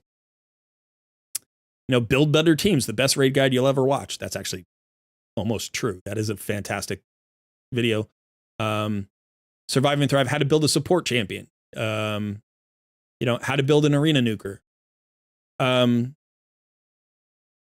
So there's tons of videos on my channel about gearing. So if you have questions about gearing, do a search. I know, I don't like to cover the same topic too many times within a given time frame. So you can see every one of these videos has a slightly different focus. I don't just redo a video. I'll redo like the gear set video because there have been probably, 4 or 5 new sets introduced to the game since that happened, since that video came out. So I'll do that. And I might like update this, gear your champs the right way eventually. Again, 9 months old. So it's like maybe once a year I'll do the same video again if it's an important video.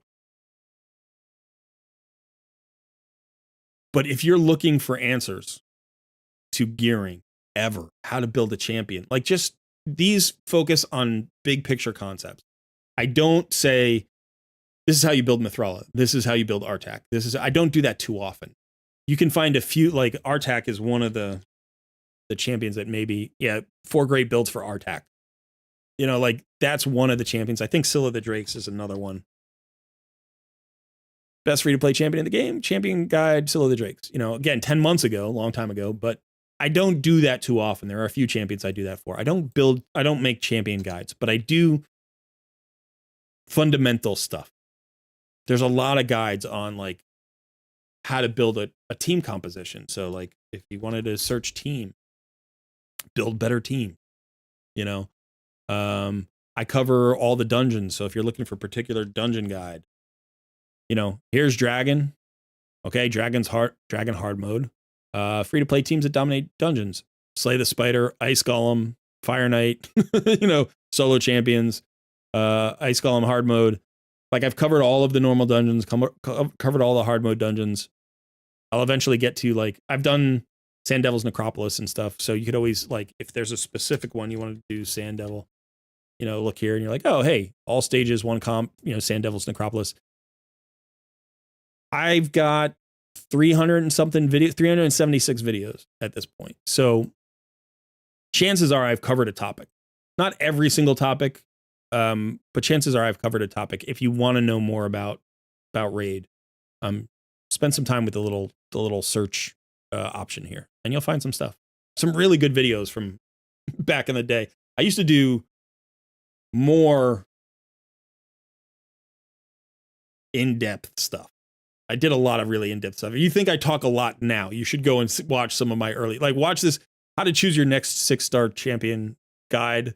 I want to see how long this video. It's a 35-minute video on how to pick a 6-star. Come on. I do a PowerPoint presentation. You know, I mean, it's awesome. It's awesome and awful, but it's funny. It's really good information, but you know, presentation was a little bit lacking. But good videos. LFC says, I use your Doom Tower boss as always. That's great. That's great.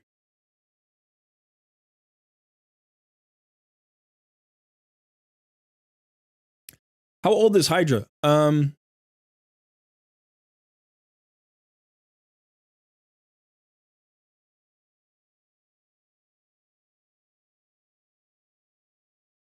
I don't know. My chair is sinking. Look at that. Look how much. I was way down here, wasn't I? I told you my chair is sinking. The hydraulics are just giving it. I got to switch to my stool. I've got a stool that's got better hydraulics. Hydra's probably at least 2 years old. I've been playing. I came back in, I want to say September of 2021.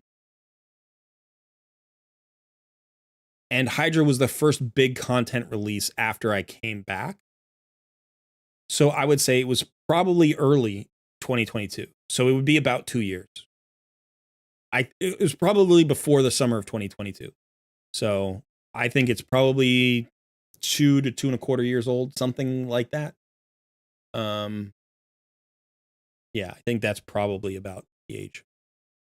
All right, I'm gonna go ahead and try to give another takeover. I've been way behind here, so let's go ahead and I'll just quickly run this down. You need to be a member of my Discord community. There's a link in the description of this video, so go to the Discord. Left-hand column, scroll down until you see an area called the Coaching Corner. There is a channel called the Wheel of Takeover. That is the way that we pick our winners. There is a message by Sun, the very top message in that channel. You are going to react to that. Don't do it yet because I'm going to reset it. But you will react to that message. You only have to react once, and you are entered. When I'm ready, I will go ahead and spin the wheel, and everybody who's reacted will be added to the wheel. Even if you don't see your name, by the way, you are on the wheel, and you can only be on the wheel once, so you don't have to react 50 times. And then the winner is going to get the takeover. I will send you a DM. As soon as I send you a DM, please respond back to me and give me your login information. So you need your email address and password. If you have two-factor authentication already set up, that's fine. I will just ask you at the appropriate time for the code. And if not, don't set it up because it can lock you out for a couple hours. You can win once every 90 days. Just go ahead and DM me whatever kind of takeover you want. Oh, by the way, I will also give you a role that allows you to join the coaching voice channel. That is where I am talking in my Discord right now. So you'll be able to hear me in real time. You will not be able to speak back to me, but you can DM back to me. But there is a delay with the live stream, so it's just faster if you join the voice channel. I think that's everything.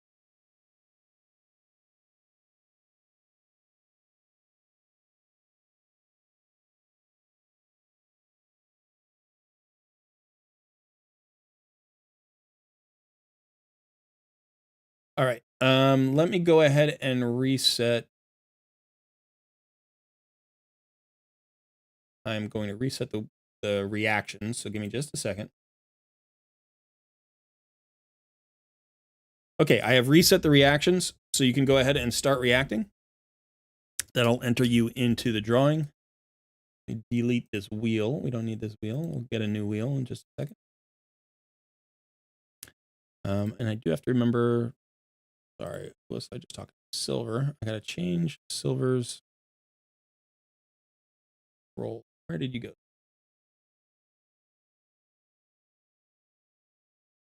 I keep forgetting to do.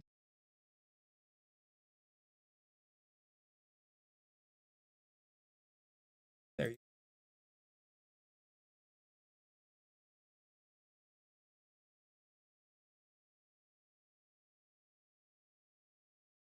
go. All right.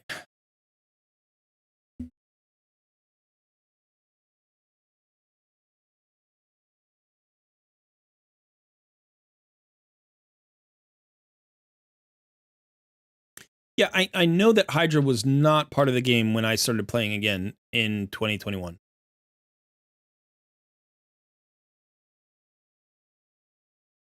Was it 2020? Now that I'm thinking about it, maybe it was 2020.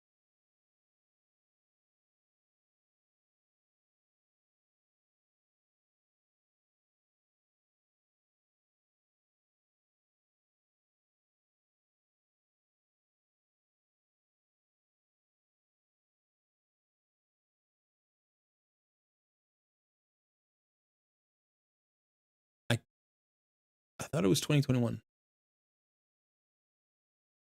It can't be 2020. Because that means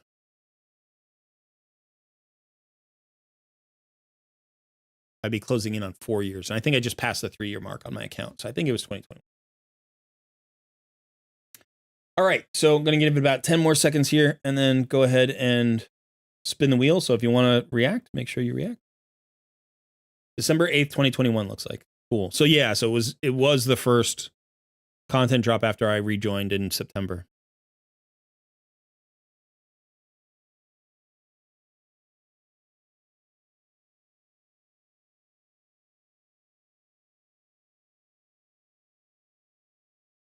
All right, I am going to spin the wheel.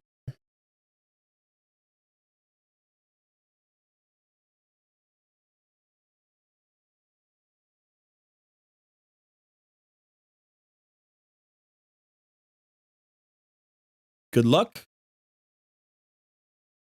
Wish you all luck. I know someone will win.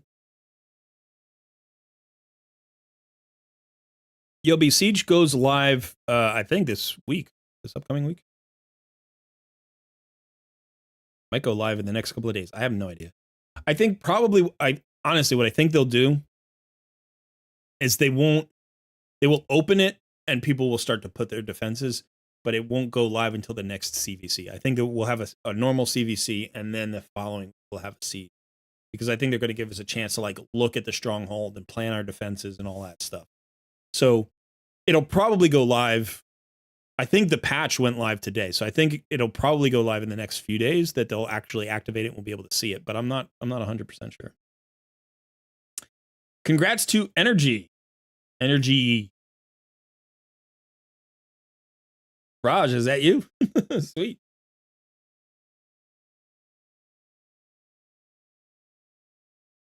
So Energy, just make sure to, I just sent you a DM. Make sure to respond to my DM and we'll get you going, and I'll give you some roles here so that you can join me in the coaching voice.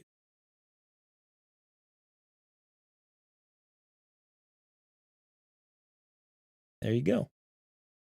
So join me in the coaching voice as soon as you get a chance, and send me your login information first, though.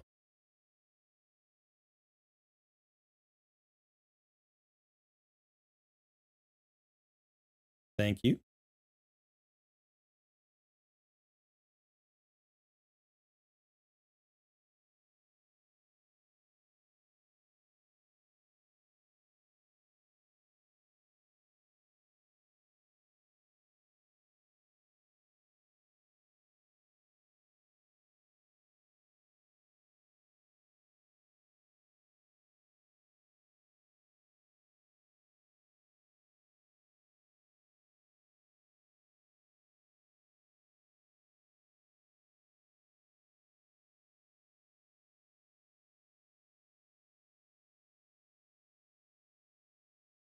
Ancient Shard. Can't help it. Gotta click the red dot. No, Raj, no, no. Okay. I gotta get over it.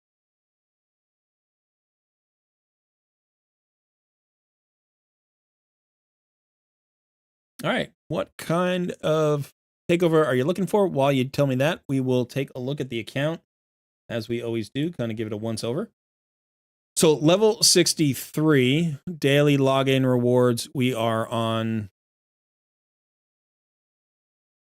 Cleopteryx, which is the first champion past Vizix.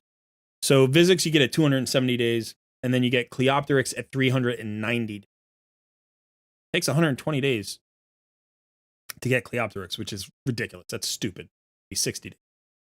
But it's 120 days. So you're somewhere between 270 and 390. We could find out if we wanted to, I suppose. We could look at Portal, go to the fragments, look for Cleopteryx fragments.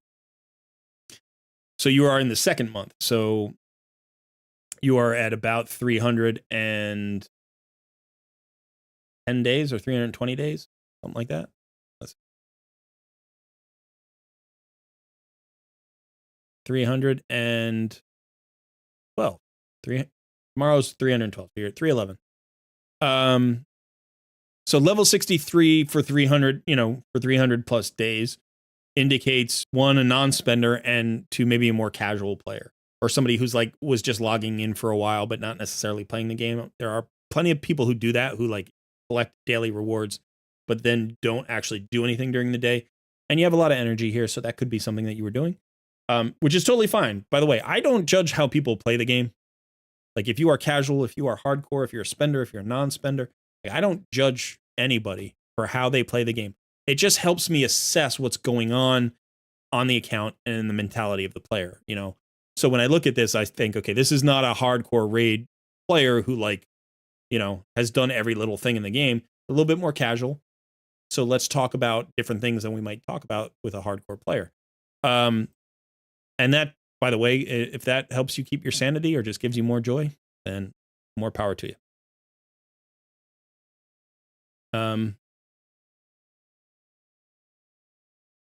Do I feel like with the Siege, there will be too much to do for the likes of mid-game players if you're trying to do everything in the game? Iron Twins, Doom Tower, Clan Boss, Arena 3v3, the City, Faction Wars. Yeah, it's a lot. It's already a lot. I don't think where you are in the game matters. I don't think being early game, mid game, or end game matters. I think what does matter is how many hours a day you want to play the game and how efficient you are at clearing everything. So for instance, if you're in the mid game, you might be like, well, my solutions are slower. And that's true. So like at end game, you might have a faster clear. So there is that. So you can save some time at end game. So I shouldn't say that your place in the game doesn't matter. But what I would say is the more important thing is like, can you efficiently clear?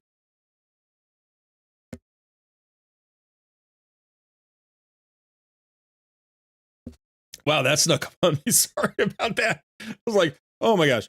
Okay. So can you efficiently like build your time in? So you're in the mid game for a long time. Can you grind efficiently? I like to find opportunities to like in my day to do stuff that I don't have to actively do. So even if it's like a 10-minute clear for a faction crypt, like I'll just do that while I'm taking a phone call, like I'll have it playing in the background, or I'll do it, I'll go for a walk with my wife and my child, like my baby. We just take the stroller out and we go around the neighborhood and the phone's in my pocket and I check it twice on the walk. And my wife is kind enough to let me do that because, I could understand why that might be an issue if you're checking your phone while you're trying to have family time. I'll just check it twice and I'll do my faction crypts and I'll do my Doom Tower. So it's like you just build it efficiently into your life, or you get RSL Helper that can speed things up. But yeah, the time issue is an issue. Okay, let's get back to Raj here. We haven't looked at your roster yet. Okay, so in terms of 6 stars, looks like we're looking at 12 6 stars. I will say you've got some good ones. You've built all 12 of your 6 stars are top notch. Every single one of them. No complaints at all. I think the weakest one is War Maiden, and that's not bad. It's not bad. You do have Stag Knight, so obviously Stag Knight replaces War Maiden. You don't need War Maiden anymore. But maybe, you watch some videos and you're like, oh, I'm going to build that War Maiden right away because she's a free, farmable, decreased defense champion, AoE decreased defense champion. Absolutely viable. I noticed you got a fair number of 50s. And so you may have a little bit of trouble either deciding which to 6-star next, or maybe you're in a situation where like you just don't have the resources to like book out, champions and stuff like that because you are a casual player. I think Allure is certainly worth a 6-star here. And Vizix, Akemtum, Aidlin, like Armagur, Apothecary. You've got some choices here. I mean, Ornn, Burngiri, these are all good potential 6-star champions. I don't really know Merrick's. AoE decreased defense and Hex champion. That's pretty good.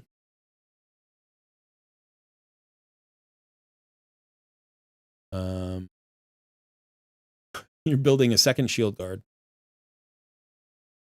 I mean, not bad for faction crypts. I don't know that I would use them anywhere else. A second one. First one, one is very good. You can even make him your campaign farmer. He's like a 7-second campaign farmer. 8-second campaign farmer. All right, nice. So let's see what Raj says. Raj says, fairly new to raid, took a break due to school. Okay. But clan boss and haven't touched Hydra at all. My teams aren't that good, I don't think. Feel like my dungeon teams are struggling as well. So let's take a look at your clan boss, because clan boss is always important.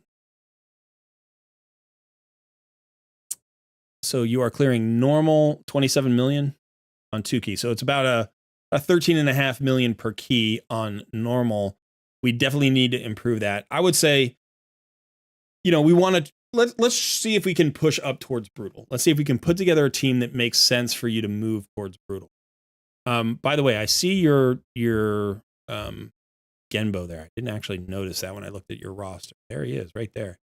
So let's start, before we do anything else, let's look at your arena team. You're in silver 3.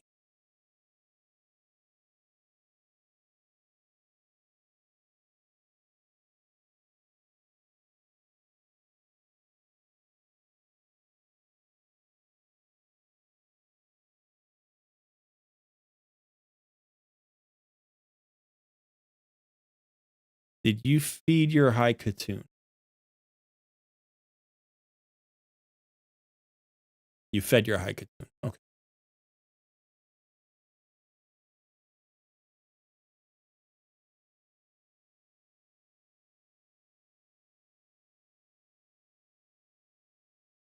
Okay.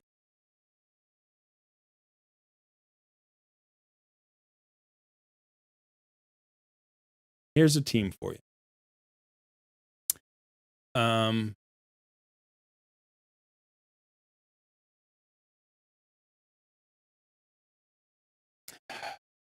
would like to use Herndig here, but probably he's not booked and he's not ready. It looks like you're still building. So we're going to do Stag. No, we're not even going to do Stag. We're going to do Madam Saris. And we're going to do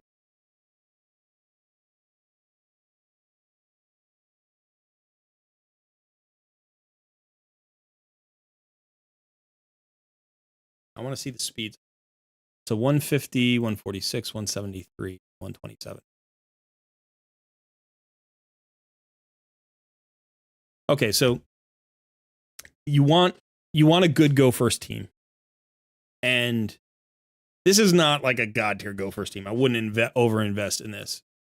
The reason I was looking for High Katoon is because High Katoon is a really versatile speed lead. Obviously, you want Gembo with the 20% aura here versus High Katoon, who has 19. She's a little bit better than Apothecary, though, in this case, because she also has some turn meter control. So her A2 is an AoE turn meter reducer. Got a slow on her A1. She's a little bit sturdier than Apothecary. Apothecary does give some heals to the team, so it's not a bad substitution. So the way this team would work, and again, you could use like Herndig here instead. I think Madame Saris is probably the best. She's absolutely awesome for this. So the way that this works, and if you look at the team setup, we'll work through these skills. So what you want here is you want either Apothecary or Ilfrig as the fastest champion. It doesn't really matter which one. You just want one of them to go first because they both have, it's probably Apothecary's better. I'd probably go for him faster. But he has the increased speed buff and a turn meter fill. Ilfrig likewise has a 15% turn meter fill, but he also has the increased attack.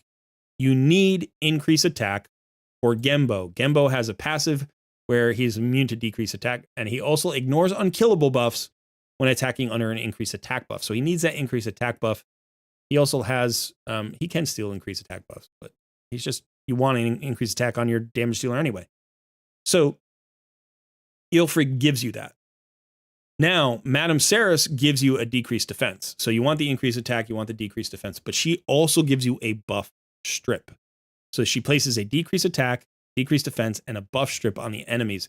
This is the best epic arena debuffer in the game. It's not even really close. Stag Knight is great. Deacon Armstrong is great. Deacon Armstrong is probably a better overall champion than Madame Saris, but it's close. But Madame Saris is like a top 10 epic in the game. And for this role, I don't think there's anybody better. She gives you 3 awesome things here. The buff strip, the decreased attack, and the decreased defense. Decreased defense is the most important. That's why you build that War Maiden, right? But she does the job better than War Maiden because she is void affinity. So she wouldn't weak hit even if she was hitting. But this also isn't a hit. It's a place. So she can't even get the 3% resistance, right? Or the 3... No, she can get the 3% resistance. She can't get a weak hit. Wouldn't weak hit anyway. So this is going to be more reliable. It doesn't give you the damage that War Maiden gives on her decreased defense. So there is that loss. But hopefully if you build Gembo the right way, you've got enough to just nuke everybody, right? So the way that we want to look at this is we want to build this team. We're going to go ahead and look at these champions real quickly. Don't worry, we'll get to clan boss. We have 4.5 million. There is a artifact enhancement event that starts tomorrow. I don't want to overspend. Are you going for the fusion or no? Feels like you wouldn't be, but I don't know for sure.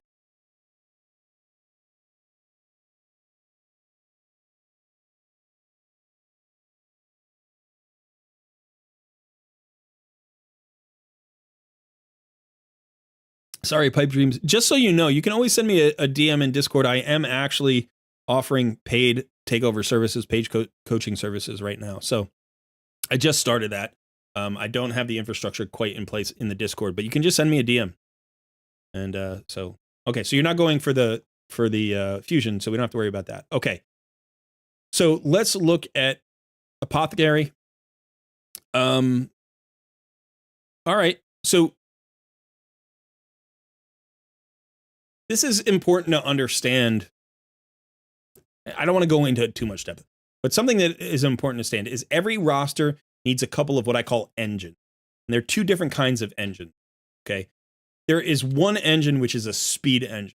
This is like your top end speed. This moves your team. They are turn meter fillers, increase speed buff champions. They need to go fast. They need to go before the enemy, and they need to get as many turns as possible.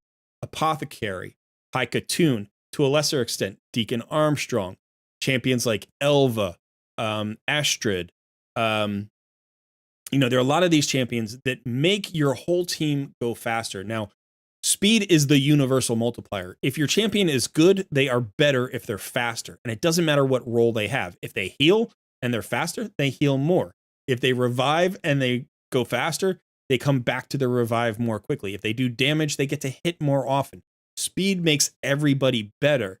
And if you can't build speed into a champion, you can build speed into a composition through engines like Apothecary, right? So his primary goal isn't to stay alive and heal. I know that he has that kind of feel to him. His primary goal is to be your team's engine. Now, the second type of engine is the low gear engine, the engine that keeps your team running into like obstacles, right? Over hard terrain. That's a Syl of the Drakes. She's got heals. She's got stuns. She's got a revive. She's really tanky. As long as she doesn't die, your team still has a chance because she can always bring somebody back and keep going.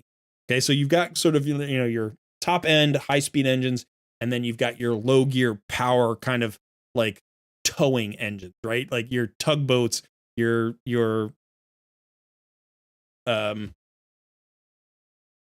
tow trucks. I couldn't think of the word. Your tow trucks, like the champions that put the team on the back and carry them through. So it's good to have one of each kind of engine, at least, somewhere in your roster. You actually have two of those low gear engines. You have Syl of the Drakes and Rector Drath. These are champions that put the team on their back, keep that team moving. Syl is absolutely beautiful for this. That's one of the things I love about her, right? Build her decently fast and tanky, and she just carries a team through stuff that they otherwise wouldn't be able to get through.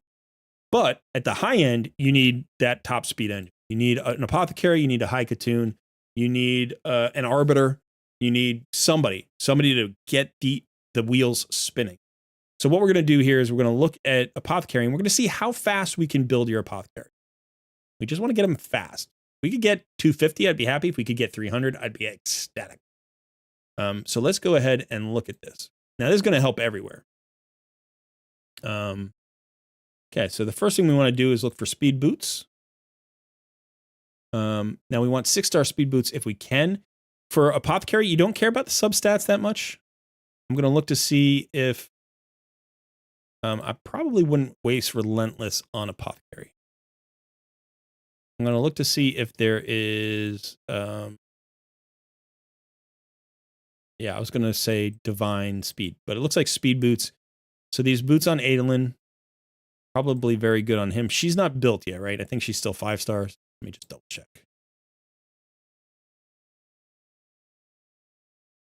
She's down here. She's 50. I'm not saying that you don't want to use her at some point. She's usable, but since she's only 5 stars, I know apothecary's 5 stars, but he can do his job at 5 stars. She can't really do her job as well at 5 stars. Plus, she needs books and all that stuff. So yeah, I'm not going to worry about her.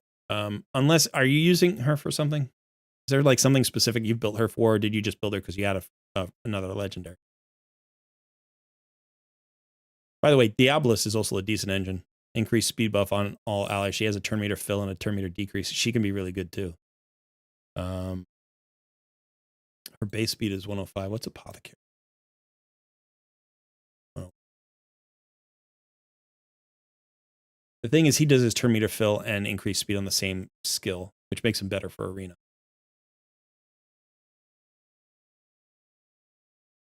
Okay.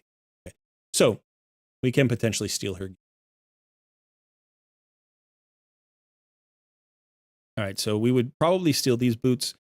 Then what we want to do is we want to look for substats of speed in all the other pieces in the speed set. Let's go ahead and prioritize by speed. And let me change this so you can see this more easily. Go back over here. Okay. Now, I don't want to take good gear from Genbo. I could switch it if, for instance, I can find that, I can put different gear on him. But this looks like a really nice piece for Genbo, so I won't switch that right now. Or Takata probably doesn't need it. I'm going to go ahead and take hers. Let's look at this chest piece, double speed roll. We'll take that. It doesn't even matter if it's flat HP. That's fine for now. This would be better, but I honestly don't care. Plus, he's only 5 stars, so we don't need him to do anything but be fast. He doesn't need to be tanky right now. We don't really care.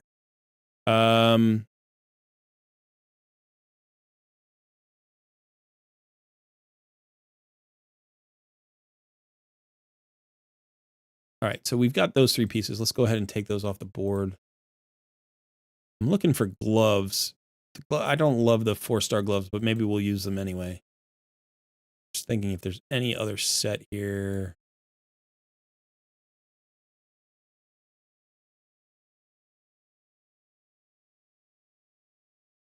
No, okay. So we'll probably take these gloves.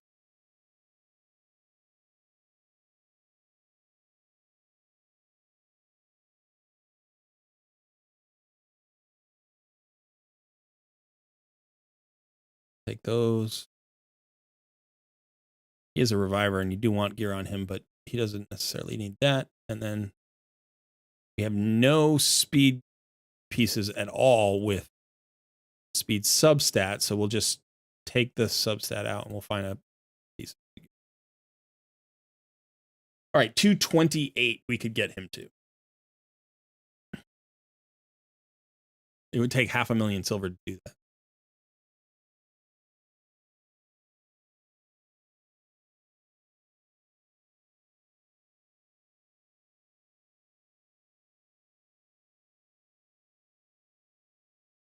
All right, so let's just look at this for a second. Let's say we could pick up a speed shield with a speed substat in the near future, say in the next week. You know, if you just get into dragon, do a little bit of dragon, maybe you'll get a shield with a speed substat. Even if it's like a 4-star piece with 4 speed, right? If you glyph that, that's 1, 2, 3, 4, 5 pieces. Let's say you get an average of 2 points of speed. You're talking about another 10 speed. So we're looking at somewhere in the vicinity of about 14 additional speed. Get close to 240, whatever. If you take him to 6-star and you can get any banner on him with speed, maybe get another 10 speed there, you're looking at 250.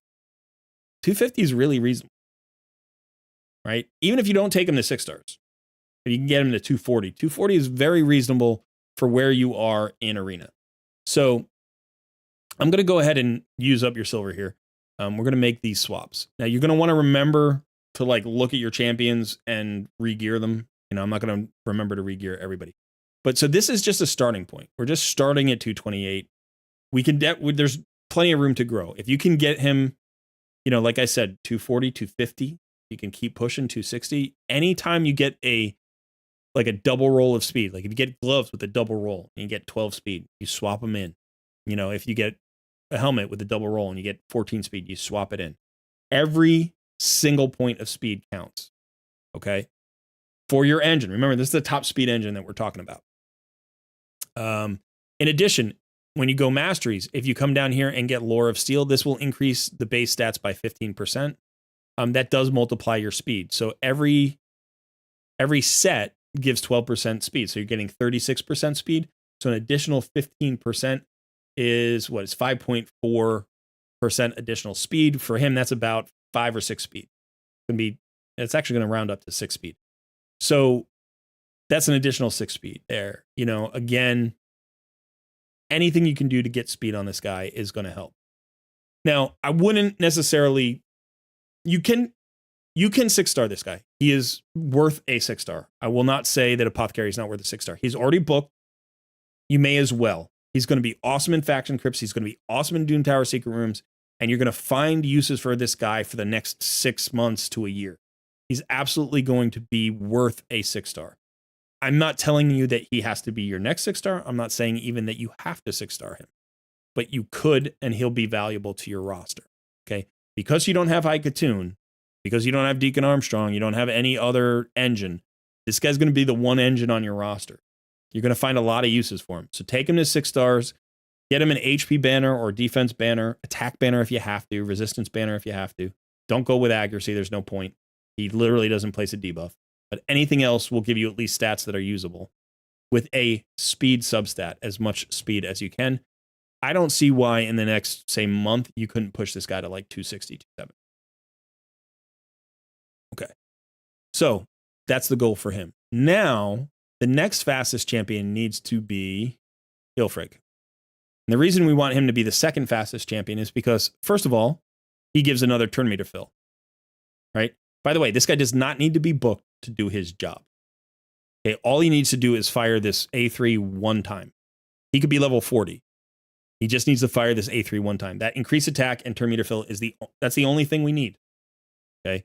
This is the same buff, by the way, or this is the same skill that Arbiter gives. Right? She has a turn meter fill with an increased attack. Her turn meter fill is 30%, so it's a stronger version of this skill. But really, that's what makes her so powerful, is filling that turn meter, which means the champions behind her can be built slowly. Right? The more turn meter fill that the fastest champion has, the less you have to invest in the speed behind it. So Um,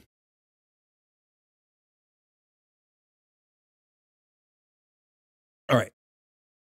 So let's go ahead and look at his thing. Now, all right, so let's talk about speed tuning for just a second. This can be helpful, a helpful review for people who don't know. Okay, so that's right on top of my face. I don't know what to do. Okay. So when you speed tune, the way that you want to know if it's connected is you take the speed of your fastest champion. In this case, this is 228. And then you're going to divide it by the decimal percentage that you're getting a turn meter fill, right? So everybody starts at 100% turn meter. Like you have your base amount, and then you're getting 15%. So we can divide this by 1.15 because he's filling the turn meter by 15%. So the next champion down needs to be at 198.26 speed, so 199 speed, in order to not get cut, right?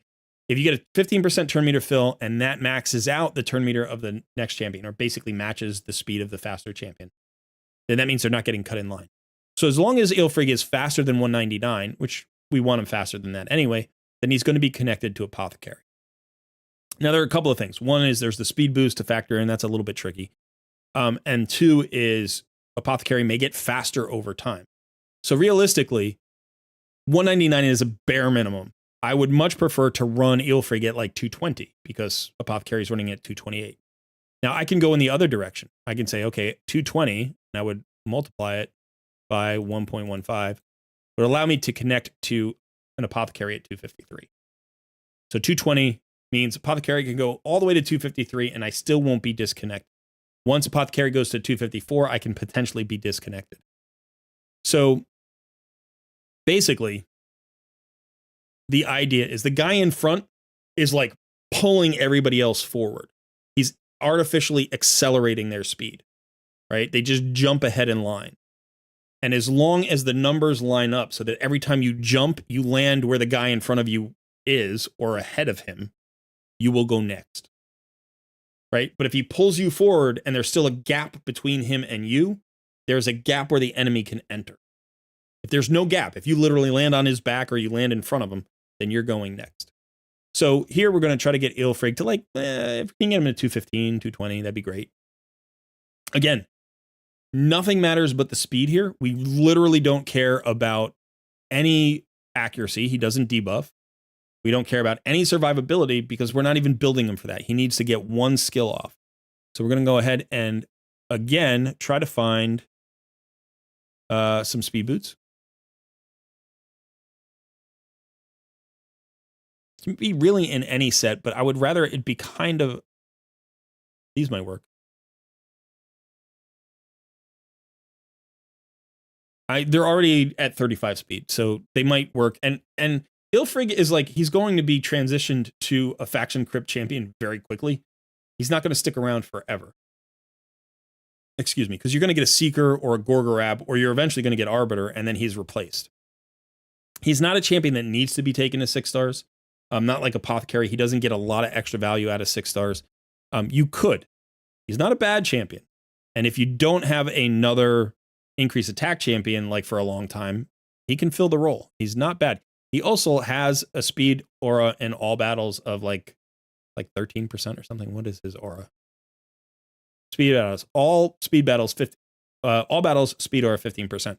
So if you don't have any other speed aura, he's a good all-around speed aura guy. He gives you the turn meter fill. He can steal buffs from an enemy, so he's got like a mini buff strip, a little bit of continuous heals, so some sustain for your team. Decrease attack on the A1. His passive removes all decreased attack debuffs from all allies on his turn. He's not a bad champion. He's actually a totally legit champion. And if you take him to 6 stars on certain accounts, he will do good work for you for a period of time. And then eventually you'll transition away from him. So he's a good, like, intermediate champion. I think he gets a bad rap because his character model is really stupid other than his cloak, which is nice. But it's like, he looks kind of dull. But he's a legitimate champion. He's a legitimate champion. So let's go back and All right. Priority speed boots. What did we just say? This is, yeah. Oh, actually we have divine speed. Divine speed, 5-star speed boots should go on somebody better. We might put that on somebody. Got accuracy and defense. Yeah, we're going to put that on a Takeover. That might go on Madame Sarah. All right, so now we need substats of speed. And we really don't care about the set. I would prefer to use sets that aren't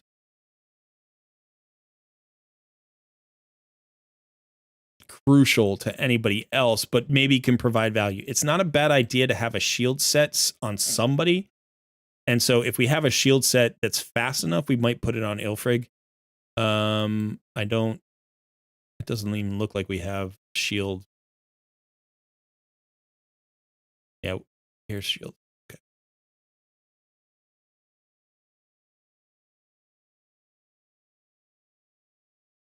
So let's see if there are shield pieces. First of all, is there speed in a no, okay.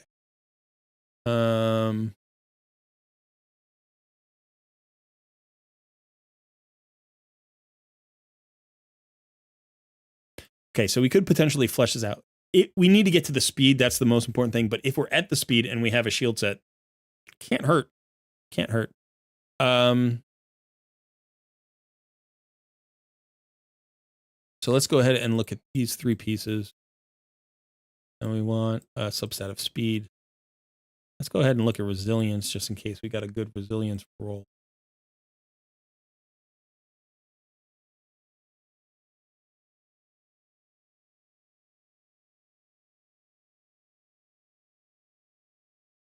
Roll this up. Let's see if we get speed here.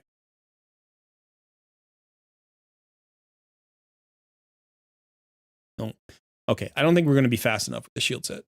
I mean, we could roll it and see if we'd need at least a single roll in each of the speed, each of the shield pieces. Yeah, it's not going to happen. Okay, so let's just take these off.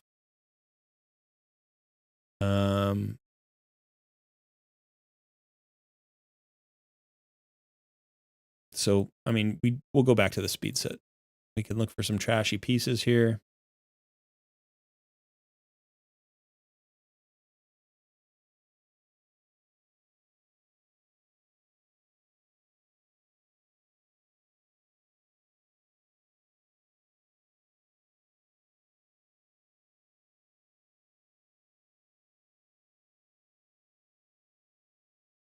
Let's do that one.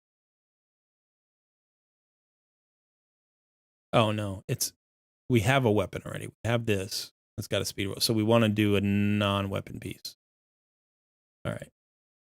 Do that one maybe. You've got 2 righteous pieces anyway. So let's look for maybe a glove.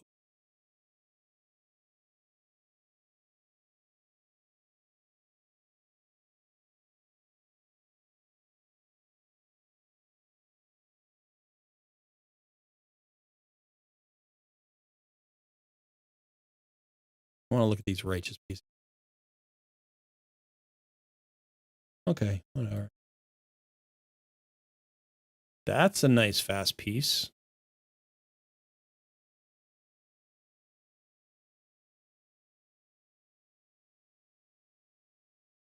That's a really nice fast piece. Wish I had seen that earlier. It's my bad.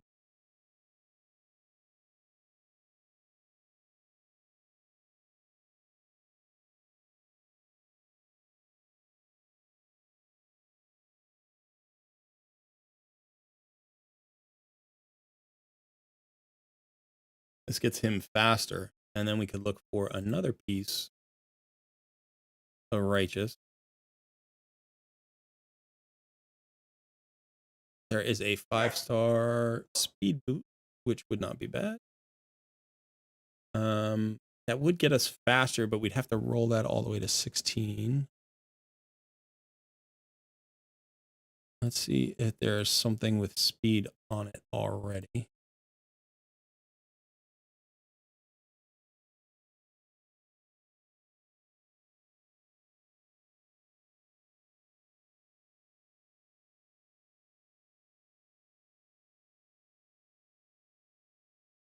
That gets us to 246. That's nice. That's decent. That, you know, now with the banner, now you're talking about like 280 speed with the banner and all the glyphs and stuff. So that's very nice. That also freed up a piece, I think. Oh, there's also these. So let's go back to this guy. Yeah, okay.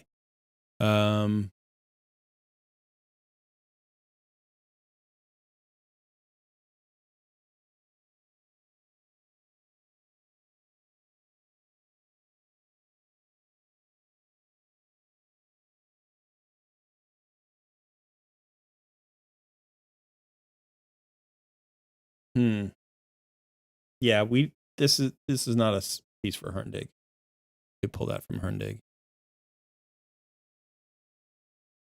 That gets us to 173. The boots.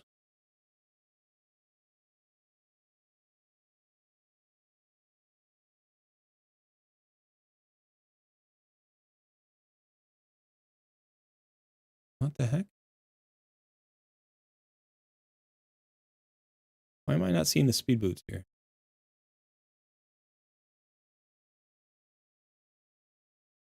Did I do something wrong? There it is. That was weird. Oh, we don't have speed boots on them. Never mind. That makes things a lot easier. That's why we didn't see them. No, those should stay on. Okay.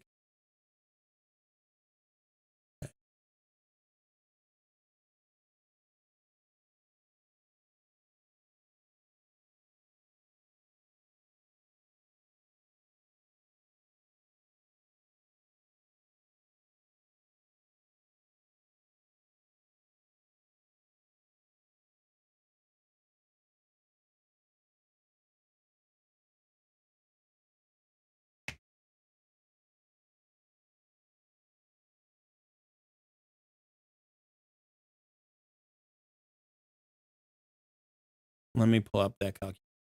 What did we get him to? It was 243.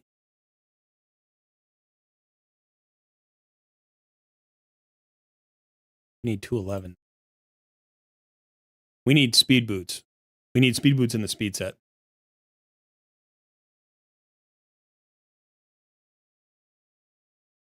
Right now, the only one to pull those from is Herndeg. So again, I think we'll pull them. What did it say? 211, right? 11?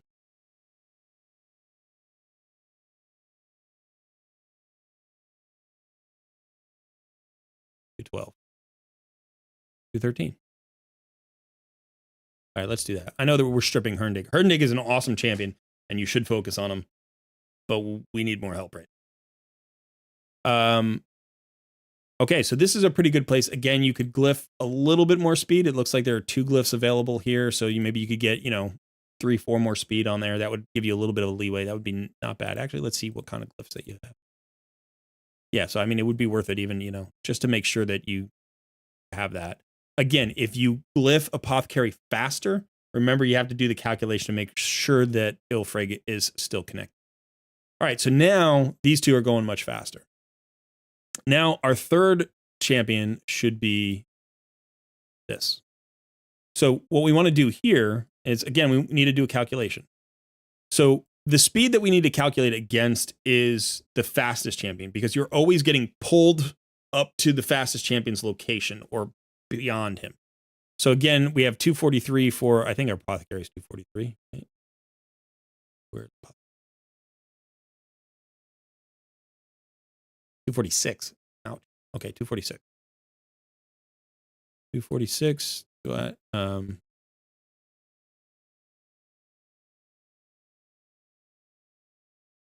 246 divided by 1.15 is 214. So I'm glad we glyphed that 214. So he's connected. 246. Okay, so now what we want to do is we want to divide by 1.3, because we're getting 2 15% increases. So we're getting 30% total increase. So divide by 1.3. That 0.3 is the 30%. We need to get to 190. So Now, our next two champions, both of our next two champions need 190. So we need to get Genbo to 190 as well as Madame Saris. And we want Madame Saris to go in front of Genbo. So we want her at like 195 or something. And we can get him to like just to 190, 191, 192. Again, if you have a little bit more speed, then you have leeway to improve the speed of Apothecary. So let's go ahead and see. We do want her accuracy. The accuracy is good here, but we do want to increase the speed. This, by the way, might end up on somebody else. This crit rate club might end up somewhere else. That could end up on Herndig. That could be really good for Herndig. It could be really good for Herndig. I think it'll also work on Herndig. And probably Herndig. So, yeah, that's going to end up on Herndig. But okay, so let's look again. Here, these speed boots are great. We're going to keep those. Accuracy is a good set for her. Let's go ahead and look for substats of speed in the accuracy set to see if we have any good pieces. Speed and accuracy with this is great. That'd be a good replacement. So let's throw the fitting room on. Let's try that out. Shield, speed, and accuracy. That's great. Let's also look at perception. Ooh, accuracy here. That could work. We'll need another speed piece to get the value out. So let's go ahead and look at perception. Nice piece there. Perception. I don't want to get out of that glove. This is a throwaway glove. We don't mind throwing away on Madame Saris, I don't think, right now. That's also not bad. But this is not a throwaway glove. This is like one of your most valuable pieces on your account right now. So I don't want that on Madame Saris. So let's try, let's say if we did this. This is very nice. We could do that.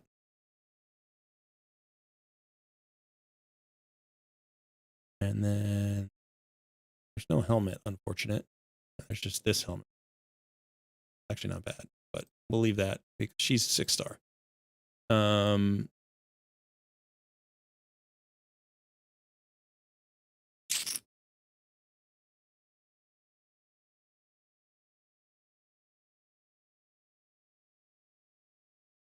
We're stripping Urtikata bare. She's going completely bare. Okay, we actually have her to 221, which I think is faster than, is it faster than Eofrig? It's not a huge issue. Like, she can run faster than Eofrig. It's fine. So she's also 5 accuracy here, but that should still be enough. You've traded away the crit rate, which you don't need. And the crit damage speed is what we want. Okay. But is she faster than Eofrig now?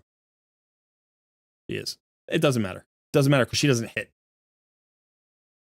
Now we need Genbo up above, what did we say, 190, right? I'm going to try to get him to 190. Now, he is an amazing arena nuker.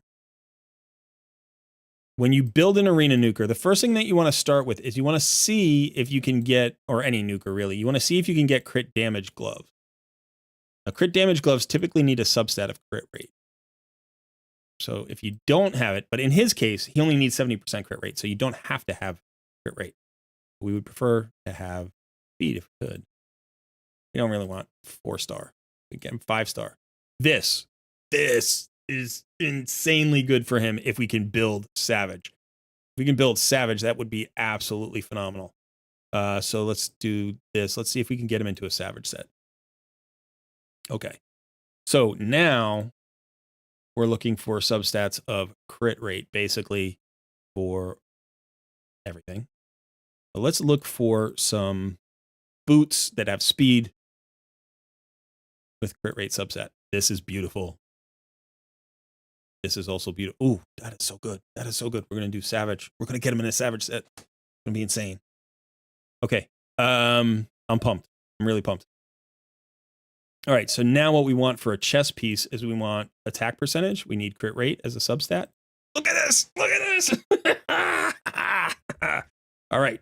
I don't want to run out of speed. We need enough speed. So we're going to go ahead and try this. We're going to try that. Just like Savage is falling in our lap right now. We only need one more piece of Savage that has preferably speed and crit rate. Give me a Savage piece. This weapon. Yeah. Just so good. It's so good. Oh, that's so good. We got a Savage set here for Genbo. That's insane. That's insane. Okay. We don't need... We only need 70% crit rate because he has a 30% crit rate buff for himself that he will put on himself. So we can lose some of the crit rate here that are in these pieces, but we can't lose a lot of it. Now, we have to calculate the speed. I know we're running out of silver. Well, we're not running out of silver. Let's go ahead and let's roll this up and see if we can roll into crit rate here. So yeah, this is going to be helpful. Roll into crit rate. That is going to be one of the most valuable pieces on your account for like the next year. That's so good. That is so good. Let's roll this one up. Let's roll into speed here. I don't mind rolling into attack. It's not a wasted stat, but speed would be good. Another speed roll. Come on. Okay, that's good though. Here we want crit rate both times if we can get it. Come on. Double crit rate. Double crit rate. Come on. Double crit rate. Still good. Still good. All right. Now, if you get 100% crit rate, it's not bad. You can be over 70%. It's not a bad thing, but you don't need it, right? So I'm looking at this, I'm looking at these pieces because this would give us 20% extra crit damage. And I'm just wondering how much crit rate we would lose. We're losing 39 crit rate, so we can't lose that. We can lose 26 crit rate. So let's go ahead and look at... Actually, let's go ahead and look at the other Savage pieces, just in case there's something better.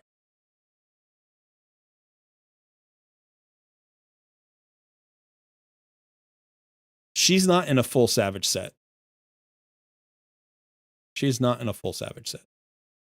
So this shield, we could potentially steal this shield.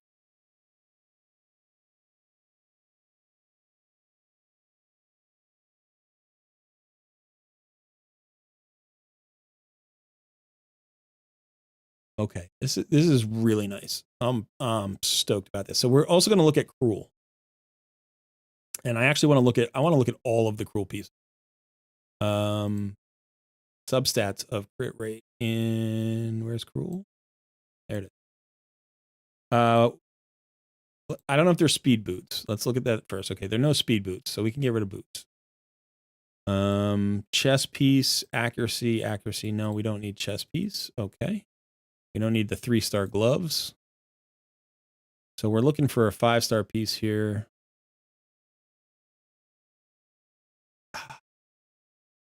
There aren't 2 pieces. I mean, we would have to go with probably this piece and this piece, maybe. Let's just see if that works.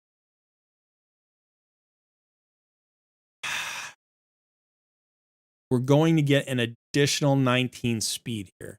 That only takes us up to 173. That's not enough. We can still look at the banner.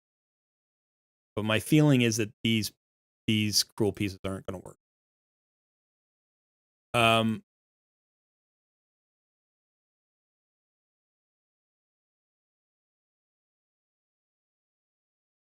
Perception's okay on him. 20% crit. Oh, we could talk about Slayer. Merciless. Let's go ahead and look at what we've got here. On Shadowkin. Okay. We want a banner that has speed. He's actually got the speed. Okay. So we definitely need speed out of our pieces that we're taking. And it needs to be these 2 pieces. So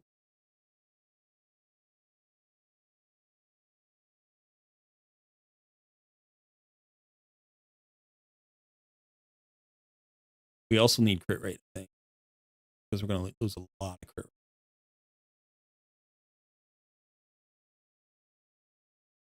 Oh.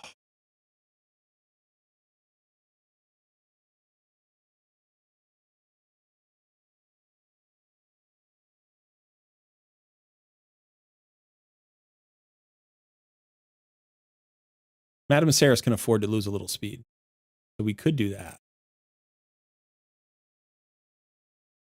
And then we're losing 20 speed on that shield. But we don't technically need crit rate on the shield.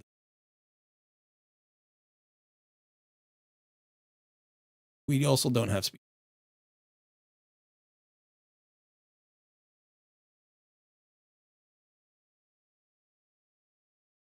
$171 plus 19 is 190.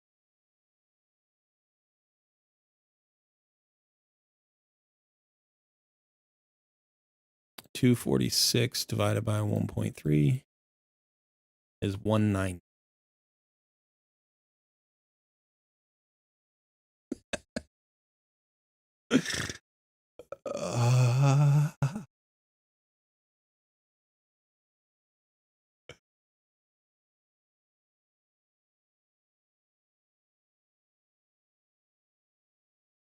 Speed. HP.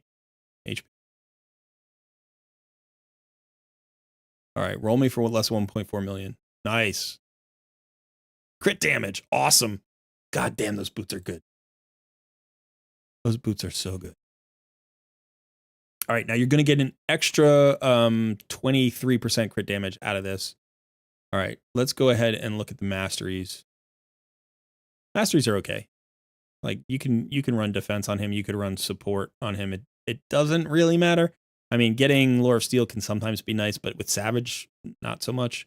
And Cycle of Magic can be nice as well. But okay, so this is fine. So, and he's fully booked. He's got Phantom Touch. That works. Now, obviously, you can glyph him. You know, so we can, again, let's give him one more speed just in case. But you can get him, you know, more attack. You can get him more speed. You can get him basically more speed, more attack. You can get him some more defenses. You can't get him more crit rate or crit damage, unfortunately. Let's look at this. Let's see. So at some point you're going to get a crit damage amulet. That'll get him, you know, another 30% or whatever crit damage. So you want to push this crit damage as high as possible. I would like to see you get to 200 in the near future. So the combination of, like, if you could get like a 5-star crit damage amulet and max that out and then max out these gloves. Like I said, this gives you another 23%. So right now, what are we at? We're at 139 or something. 139. So you get another 23.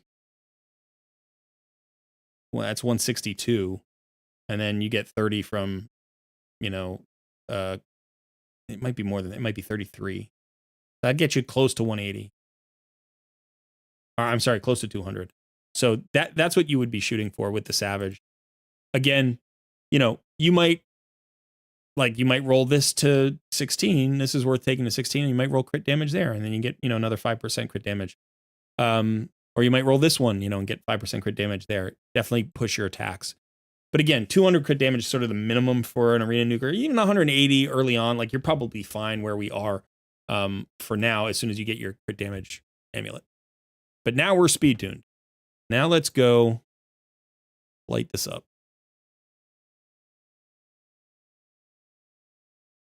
Okay, so like this is a beautiful team for us to kill. All right, remember, the scary thing about Skullcrown is that Skullcrown has an unkillable buff, so she's hard to kill. But Genbo ignores that if he has an increased attack. We're going to go ahead and put this team in. Let's put it on manual. So if our Apothecary is faster than their Apothecary, we're going to win this. All right, so this is how our team is connected. We can't lose this fight, I don't think. So we're going to do a speed boost. That's going to get us to Ilfrig. Ilfrig is going to give us the turn meter fill and the increased attack. That'll get us to Madame Saris. Madame Saris is going to give us a buff removal, but they don't have buffs, so we don't have to worry about that. But if they had a shield set, we would remove it. It's going to give them a decreased attack, which we don't really care about because they're hopefully not going to get a chance to go. Maybe our attack will. He might be tanky enough to survive. And we're going to get a decreased defense on everybody. Right? Now, Genbo goes with his self buff to give himself 100% crit rate and more crit damage. And then he's going to nuke out that team. How freaking good is that? I love it. I love it. And now all we got to do is we just got to hunt, right? We just got to hunt for teams. And anybody that doesn't have a speed lead that that team, I'm reversed to where I normally am. This team here, like, I don't even care that they're 170, power and we're 94. We're 95 power. They're 170 power. They're almost double our power, right? Watch what happens here. Speed boost, increase attack, decrease defense, buff strip, buff, nuke. Right? It's like, okay, so we do have to worry about Rathalos here. But we probably have enough because of the decreased attack. Let's go ahead and do that.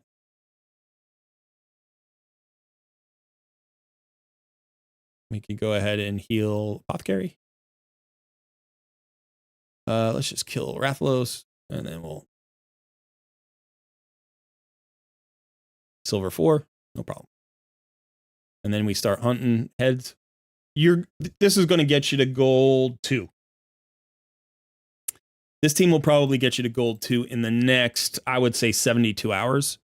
You could certainly do this probably fairly easily. You don't have to be afraid of too many teams. I wouldn't necessarily, like, if I look at this team here, this third team here that's got Wukong. Remember, Wukong has a 28% speed aura.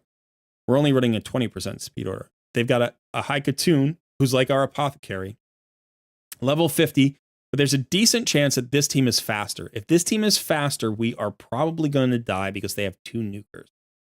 So you could go up against them, but it's a gamble. So even though this team up here with Elhain has more power and does have a Wukong, this potentially is an easier win because we're going to go first. Like, we're almost guaranteed to go first, right? Like, they would have to have a very fast team, without that speed aura. So again, hopefully we can nuke out everybody. Wukong's not hard to kill, but you just need to make sure that he doesn't get back up, right? Good go. So now a team like this can be a little bit tricky here, because Seeker he gives a defensive aura, plus he gives an increased defense buff if he's crit. So this team could potentially kill us. I'm just going to show you like the danger here. It doesn't mean you can't go against them because you will probably go first, but we may not like nuke out this team. If we don't kill Kale and Seer here, we might be in trouble. We probably won't kill Miscreated Monster. Miscreated Monster could potentially solo us. Okay, so we did okay there. I'm going to try to kill. All right. All right, so we've got that. Looks like we've got just enough. Just enough. Okay. So the thing here is, why did I focus on that when you asked me about Clan Boss? When I look at a takeover and I look at a roster, I want to think about like building champions that are valuable in multiple places. And you have champions who are built 50s or 60s who are not giving you value because they're leveled, but they're not built the right way. Now, all of a sudden, when I look at, Clan Boss, I think about the same champions. So what were we doing here? Normal for 13 million. Let's go to hard mode. We've got a key. Let's put together a team here, right? So, all right. So I think about, what it is that we need from the fight. We want damage, but that's like the least important thing. We want to extend the fight, right? So extend the fight means we want heals, we want decreased attack, we want shields, we want increased defense, right? So, if I'm looking at these champions,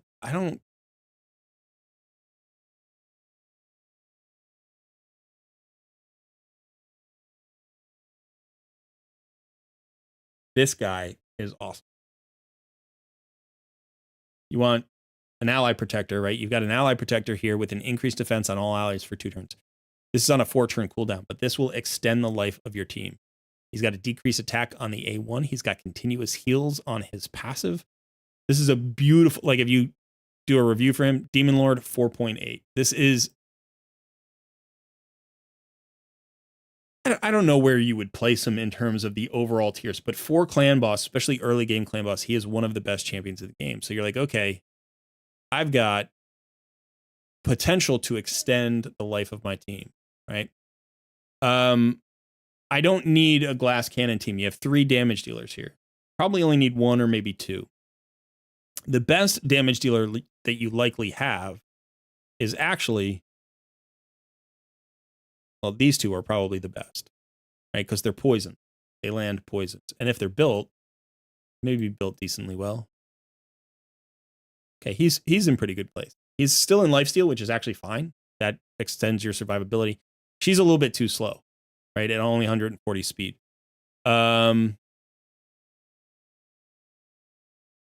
Rathalos could be good. He's too slow. Rhonda would be nice if she had a blessing on her, but she doesn't, and she's too slow. My Celiac Priest Ornn is a very good clan boss damage dealer.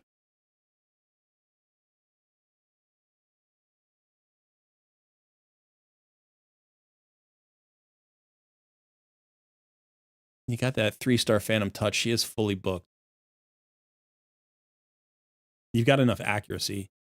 The retaliation is kind of nice. You don't really need crit damage on her.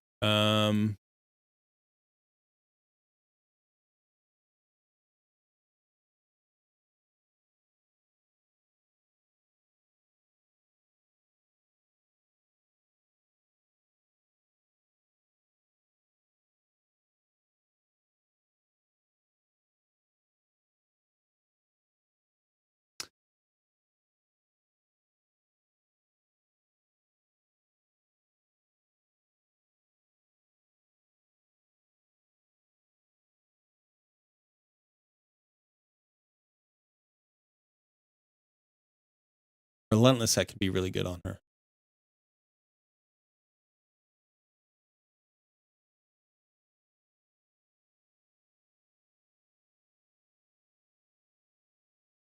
Now let's look for these pieces, preferably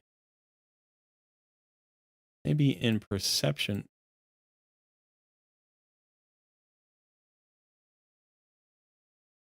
This is why you need so much perception.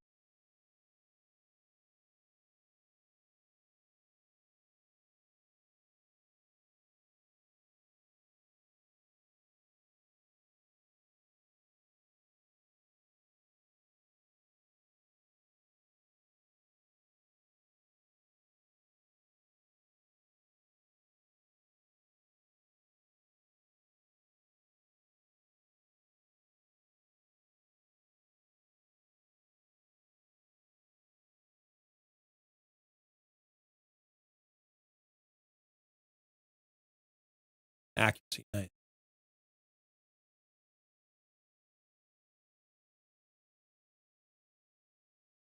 Do we have enough?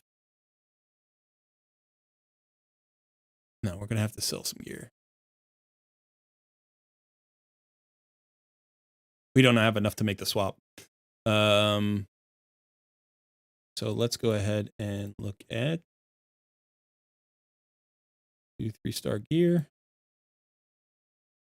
What can we sell? All on somebody. 4-star gear.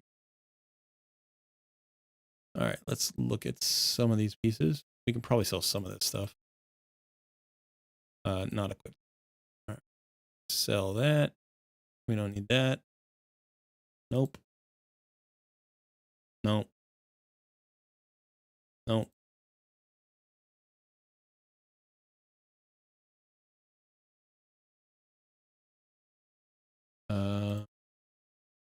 Nope.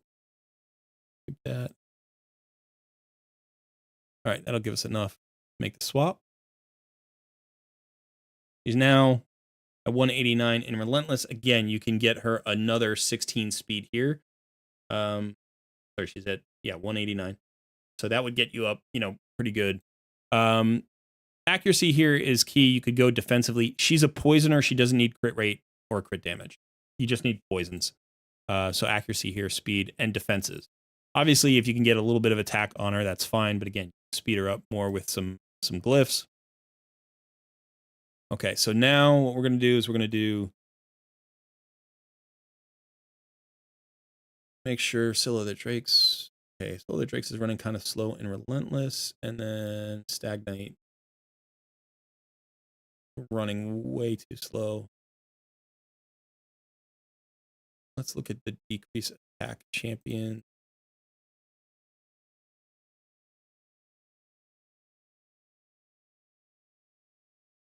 All right, we're going to put Mad and Saris instead of Stagnate. She doesn't hit as hard, but she gives us more reliable debuffs. And then, I mean, Herndig would be really good for this. Like, eventually you'll get to that point.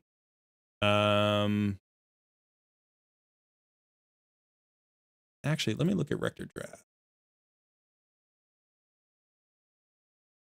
Way too slow.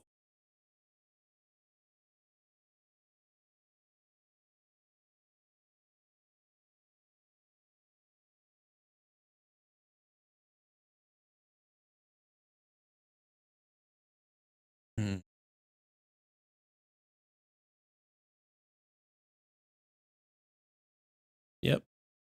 All right, we're bringing in Apothecary.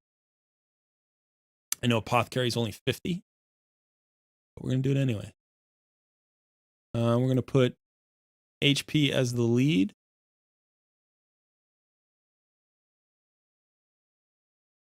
And we're just going to see how this goes.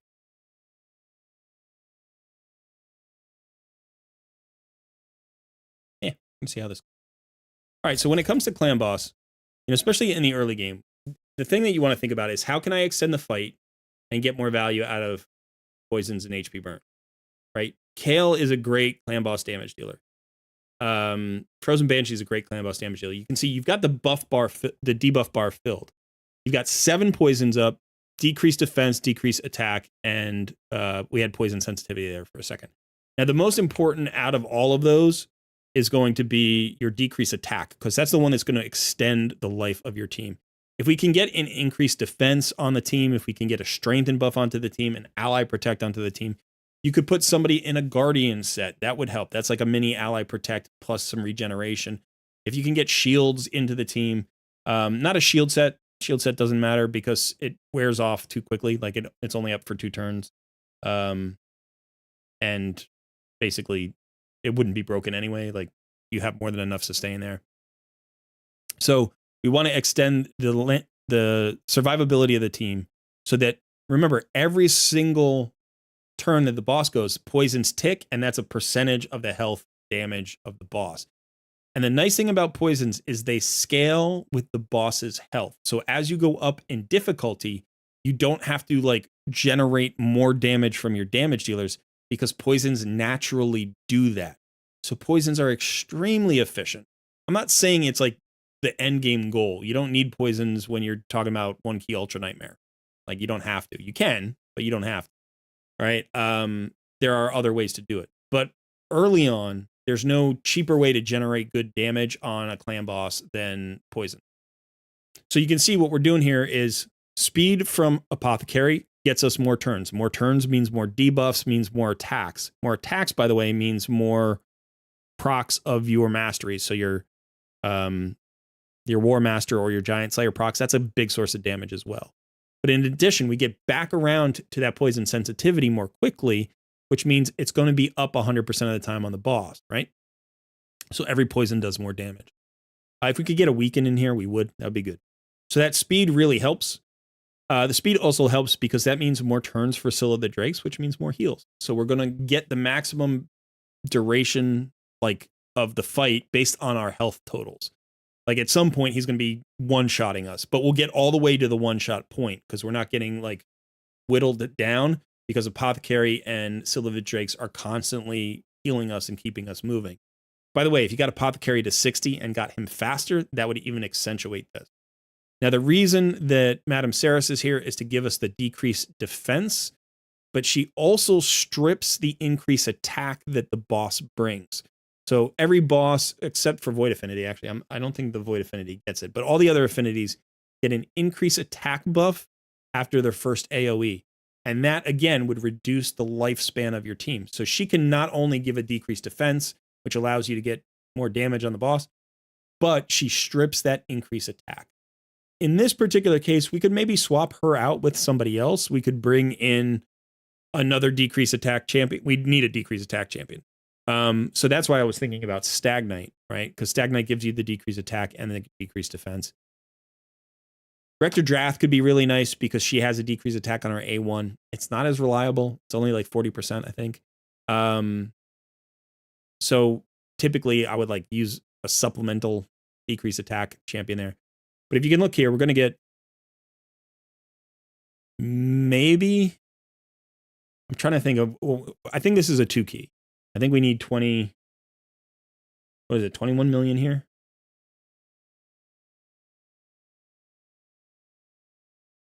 So I think this is going to be a 2 key. So we're over 13 million. This is on the increased difficulty level.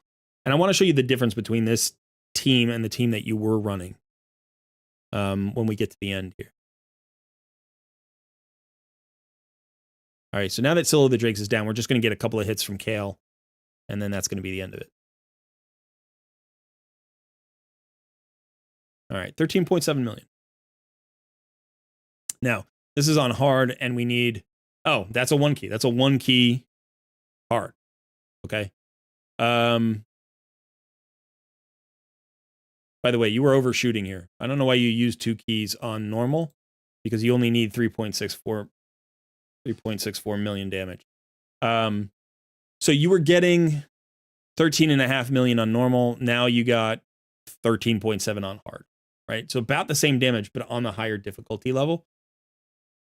And I want to show you the difference between the two teams. This team that you originally had, right, had 3 damage dealers. This team on hard only has 2 damage dealers. This team is slow. This team is fast. Right? So what I think is, you know, if you can improve Scylla the Drake's speed a little bit, she's ultimately a champion you want to replace. I would actually bring in Rector Drath over Scylla of the Drakes. Again, with the last takeover, I said, I love Scylla of the Drakes. She's absolutely fantastic, but she's primarily a dungeon champion or a wave content champion. Her weakest location are Clan Boss and Hydra Clan Boss. Her strongest locations are all of the dungeons, Iron Twins, and Doom Tower. She's great in like 90% of content. Unfortunately, the 10% of content she's not great in is Clan Boss and Hydra. Rector Drath is a better Clan Boss healer, even though she's an epic, for 2 reasons. One is she gives you a Veil. I don't know if you know, but a Veil gives you a 7.5% damage reduction. A Perfect Veil gives you a 15% damage reduction. So it's like a lesser strengthen buff if you have the Perfect Veil, which she gives. In addition, she has a decreased attack on her A1, so it can supplement the decreased attack that you're getting from Madame Saris, right? So I think if you built Rector Drath and put her in this spot, she'd be good. Again, your speeds should be high on champions, you know, like your fastest champion here, Apothecary, as you push him, you don't need this team to be speed tuned.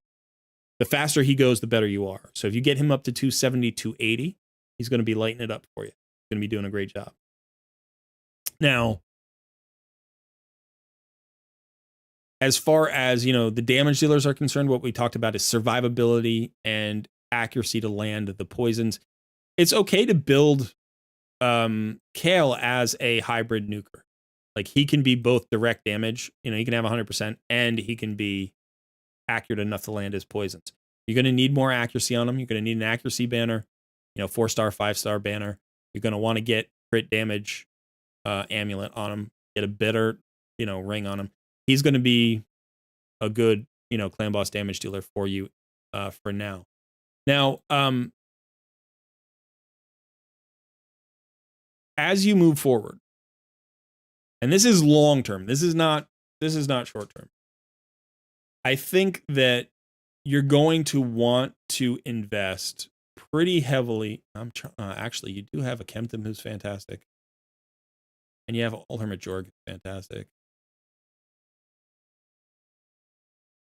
But I think you're going to want to invest in, when I say built, by the way, I know that she's built. I just mean geared. You know, get her in faster gear. She can be tanky, by the way. Like I don't think regeneration is awful on her, but remember that HP percentage chest plate, defense percentage chest plate, same thing with the gauntlets, HP or defense percentage. You know, speed boots. Speed is the main stat here. Substats should be speed and HP percentage, defense percentage. Accuracy is nice. Resistance is okay. You don't need any crit rate. You don't need any crit damage. But I think, you know, you could use the defense set. That can be good. You can certainly use a speed set. You could use a resistance set. You could use regen would be okay. Immortal would be okay. You could put her in a shield set for like faction wars and stuff like that. Relentless, probably not, although it wouldn't be the worst thing in the world. You could put her in a toxic set if you had really good supportive toxic gear. That would give you more damage on clan boss. Stalwart would work. Reflex would work on her, actually. Reflex would work. Again, tanky reflex. Speed boots, speed main stat, always speed main stat. Immortal works. Divine life would be okay. Divine speed would be okay. Deflection would be okay. Resilience would be okay. Perception, I wouldn't. Although if you have good perception, extra perception, that's fine because she can use accuracy for her A1. Untouchable, probably not, but you could. Guardian would be okay on her. Fortitude would be okay. Not Stone Skin. Maybe Bolster. Defiant could work. Impulse could work. Righteous could work. So you have a lot of set choices for her. But she really gives you a lot. She gives you a lot. When I talked about engines before, remember? I talked about like top speed engines and then like powerful towing engines. Scylla the Drake and Wreck Your Drath are your towing engines. And Wreck Your Drath is better for Hydra and Clan Boss, and Scylla the Drakes is better everywhere else. I would use both of them. I would use them in conjunction. They're great. I mean, I'm not saying that Wreck Your Drath is bad in dungeons or wave content. She's still good. You could still use her against, you know, Dragon. That's your buff strip champion. This will eventually be your probably, you know, like your half carry. He gives you a decreased defense and a decreased accuracy, which is really nice. He gives you a weaken and a potential HP burn, which is really nice. He gives you an extra turn here. This attack kills an enemy. He's got turn meter fill.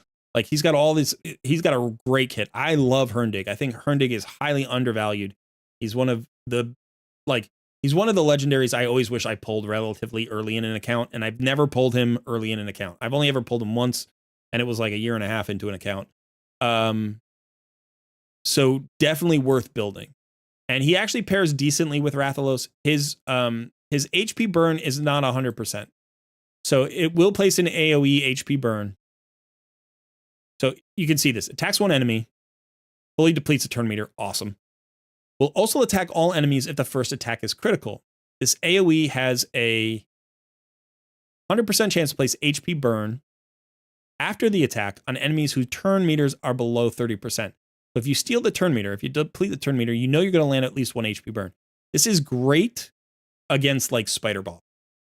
This is great against a lot of Doom Tower bosses. Anybody who can have their turn meter decrease that you want, this is really good. You could potentially use him against Fire Knight for it, but you know, you need to break the shield with other champs. But the reason, you know, he pairs decently with Rathalos is because of this HP burn. It's 100% chance to place, but the turn meter has to be below 30%.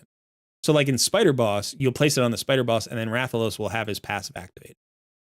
You know, it will also place some HP burns because it is an AoE in other places. So, I don't know that you have a, let me double check. I don't know that you have a great HP burn champion. So the reason I was talking about Old Hermit Jorg is because Old Hermit Jorg has a single target HP burn on his A1. He's also got an increased attack, turn meter fill, and revive. I probably should have built this guy instead of Ilfrig. I probably should have. Because this guy actually gives you a 20% turn meter fill instead of a 15% turn meter fill. He does the exact same thing Ilfrig does. And you can build him exactly the same way. You can leave him at 50. But he's also a reviver for faction crypts. Now, I think Ilfrig was worth building. I'm not upset that I built Ilfrig. And Ilfrig has the speed aura in all battles, so he's usable in dungeons and stuff like that. But this is another guy that you could fill that role with. And he's also valuable in other places. He's got that HP burn, which is going to pair up with Rathalos eventually. So you could consider building him, but I think, Herndig is the guy that you're going to build with Rathalos. If you get a more reliable AoE HP burner like Artak, obviously would be god tier, but Akoth could work, or Mordecai, it could be an epic. Even, who's not a bad pairing is Selenia.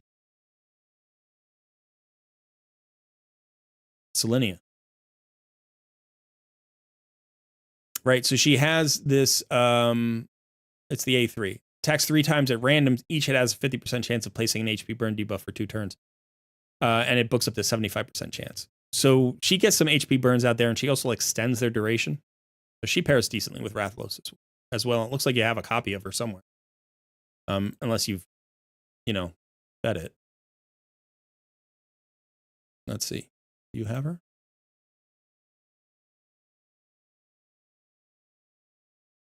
No, it looks like you fed her a copy. That's unfortunate. She's awesome.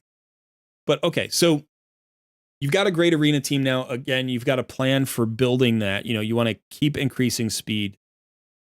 I would highly recommend, we talked about some of the gearing videos on my channel. Go look at the gearing videos, because the way that you're building some of your champions is not the most effective for their role. So it can be helpful to pick a champion for one thing first and learn how to make them work for that one thing, and then worry about expanding them into secondary and tertiary roles. So if they can do 4 different things, don't worry about all 4 things right away. Worry about one thing and doing one thing well. So for instance, here we've got a Cold Heart. We want to build her so that she nukes she should hit as hard as possible with this Heartseeker. Heartseeker is the single most important skill on her. Enemy max HP. Well, how do you maximize that? Well, the first thing that you do is you get her to 70%. Is it 70%? Has an extra 30% chance of inflicting a critical hit. So let's get her to 70% crit rate. Right? So we need maybe crit rate gloves or crit damage gloves if we can get them. Actually, weren't there some crazy good crit rate gloves on somebody?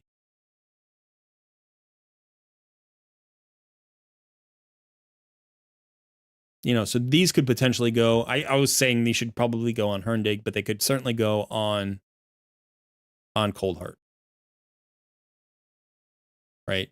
And eventually you want crit damage gloves on Cold Heart. You don't want to have crit rate gloves. Get her faster so that she does her Heartseeker more often. Savage is great on her, but not necessary. You don't have to do Savage. You could certainly do crit damage. You could do, divine offense or something. You could do a lot of different things on her. You could even do a reflex set if you wanted to get back around to that Heartseeker more frequently. And by the way, one of the things that you can do with her chestplate is get her in some HP percentage chestplate.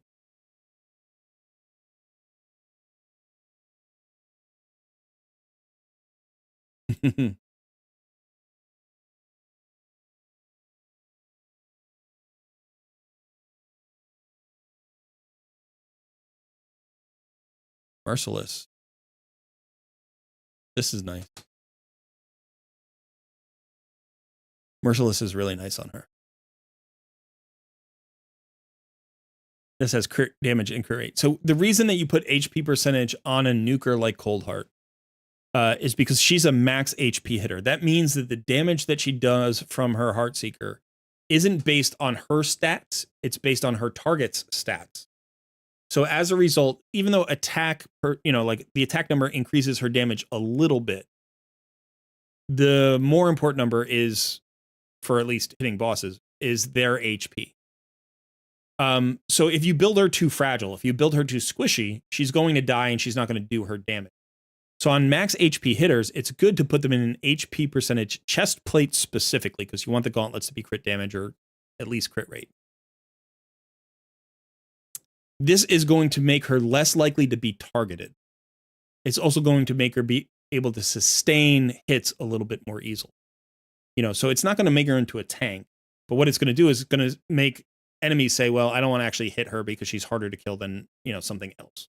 And so they're less likely to target her. Remember, she's void affinity, so she won't be weak affinity. She won't have to take strong hits. So this could be really nice. And now we'd say, okay, let's look for a way to do this with Merciless.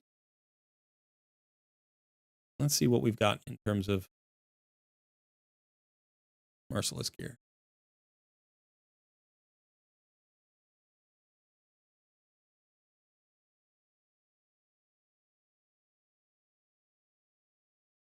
Do we have any Merciless?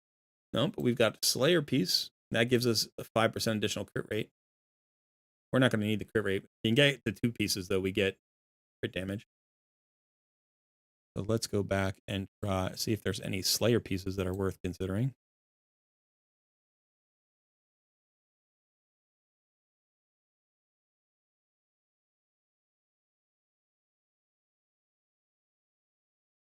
And now we're getting 2-piece Slayer bonus. We're getting the extra. We could get a 3rd piece of Slayer. That'd be really nice. We could get the speed bonus. But this is not a good piece for her.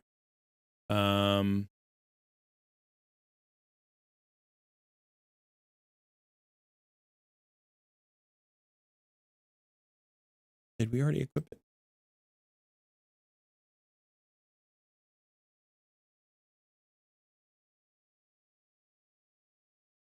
I think it's a lot more crit rate than we need. So yeah, maybe save that for somebody else and look for crit damage instead.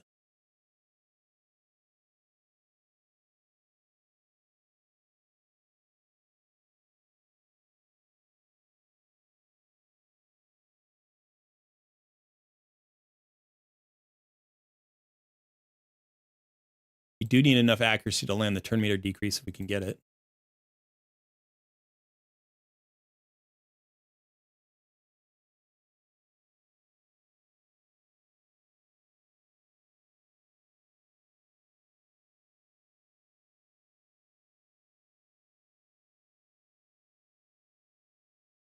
I love Vizix, and Vizix does need to be fast and accurate, but this is a damage dealer's boot.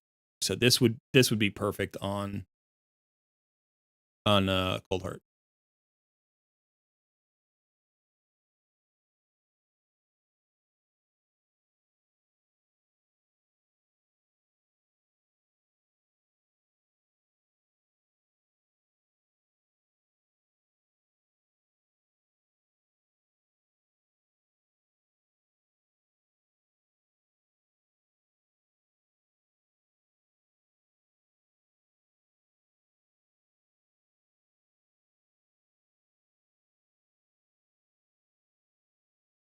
Now we're just looking at pieces that have stats.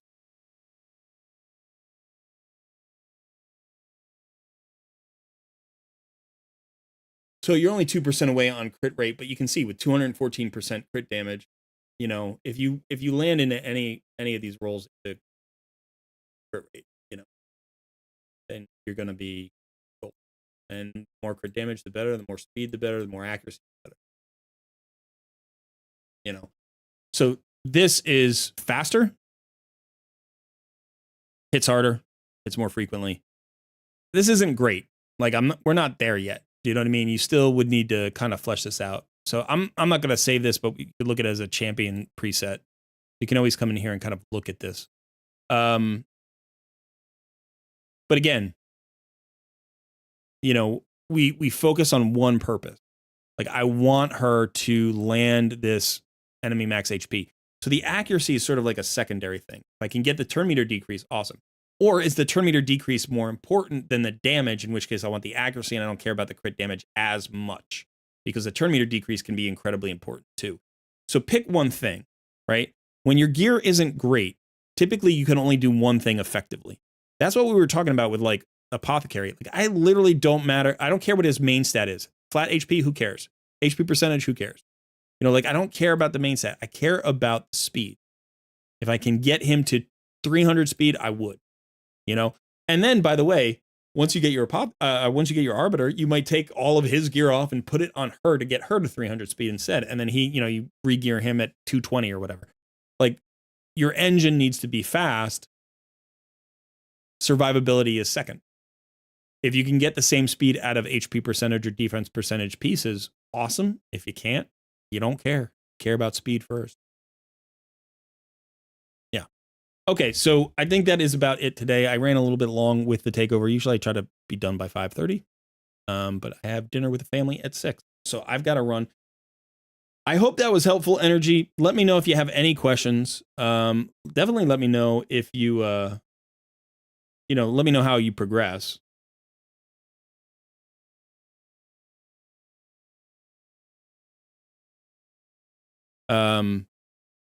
I think honestly, if I just look at your roster, if I just look at the roster, the champions that like you have at say 50, and I don't even have to worry about like Jarek at 40, who I think would be worth investing in. But that's a little bit trickier. Like I'm not even worried about all that. If I just look at the champions that you've got right now, and I'm thinking, like who do I want to invest in? Who do I want to move forward with? I think Vizix is incredibly valuable. She's going to be great in Hydra. She's going to be great in Fire Knight. She's going to be great in Doom Tower. She's going to be good against Dark Fae. She gives you a lot. She's good against Ice Golem. She's really good in a lot of places. So I think that's pretty high value. But you're obviously lacking in legendary tomes. That's where you're going to have some struggles, because Herndig needs to be booked. Rathalos needs to be booked. Scylla the Drakes doesn't necessarily need to be booked for a while, although that A2 can be very helpful when you get that debuff chance, that extra debuff chance for the stun. So I think your legendaries are in a good place. Actually, look at the legendaries. Yeah, and I mean, Adolin I think is good, but not like super high value. I don't think it's really critical. Same thing with Suzerain. He's like decent, but you don't have to rush him. So I think, slowly build the legendaries that you have.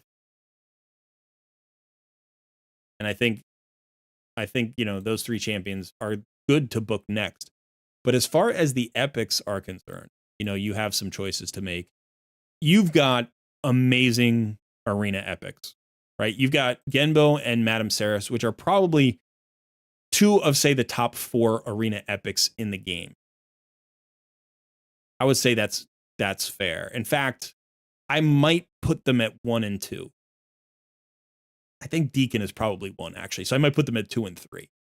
But they're definitely, I think you have 2 of the top 3 arena epics in the game.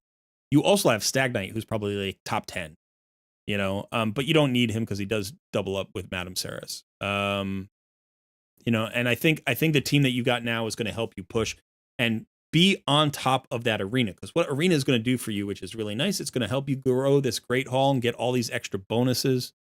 It's going to help you get those, the forge materials. You're going to get more and more Magisteals. So do the same thing that we were talking about with the last account, which is get into faction crypts, get whatever you can, push whatever you can, concentrate on revivers, 1 damage dealer, healers, Anybody that you're leveling up for other reasons, any rares or epics that you're leveling up for any reasons, if you have any good epics in a faction, just take them to 40. Like, just put some experience on them, run them through campaign during a champion training or something. Just get some levels on these champions, use them in faction crypts. Learn the champions, what they do, and start to build, your roster out that way. One of the things that we can unfortunately get into is a situation where we're constantly chasing champions. And I think the thing that really makes free-to-play life bearable is learning to get the most out of what you've already got. I look at a Kemptham. This guy is a god tier epic. Absolutely phenomenal for Hydra. Great for wave content. You can use him against the clan boss. He's got an 18% speed in all aura battle. In all battles aura. All aura battle. Yeah, all battles aura. So this is another, champion that helps you. Like, he magnifies the power of your apothecary. He's going to magnify the power of your Seal of the Drakes. And he's going to help you with the wave clear. So it's like, this is an epic that you could definitely invest in. But like I said, don't get too distracted and spread out your focus. What I really like to do is focus on one or two champions at a time, build them, optimize them, get the value out of them, get the progress out of them, get the solutions out of them. And then pay attention to the gear that you bring in. If you're running your Cold Heart already and she's very good for you, she'll be better for you if you can get better gear on her, right? And it's like, you don't necessarily have to rebuild her entirely. You could, or you could rebuild one piece at a time. Be like, all right, well, she's at 56% crit rate. I need to get her to 70% crit rate. That would be an improvement. Okay, now I've got her at 70% crit rate. I could use more crit damage. Great. Or I could use more speed. Great. Or I could use more accuracy. Great.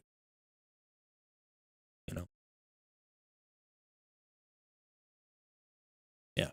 All right. Thanks so much for letting me tool around on your account. Sorry I ran you out of silver. but you weren't going for the fusion, so I don't feel too bad about that.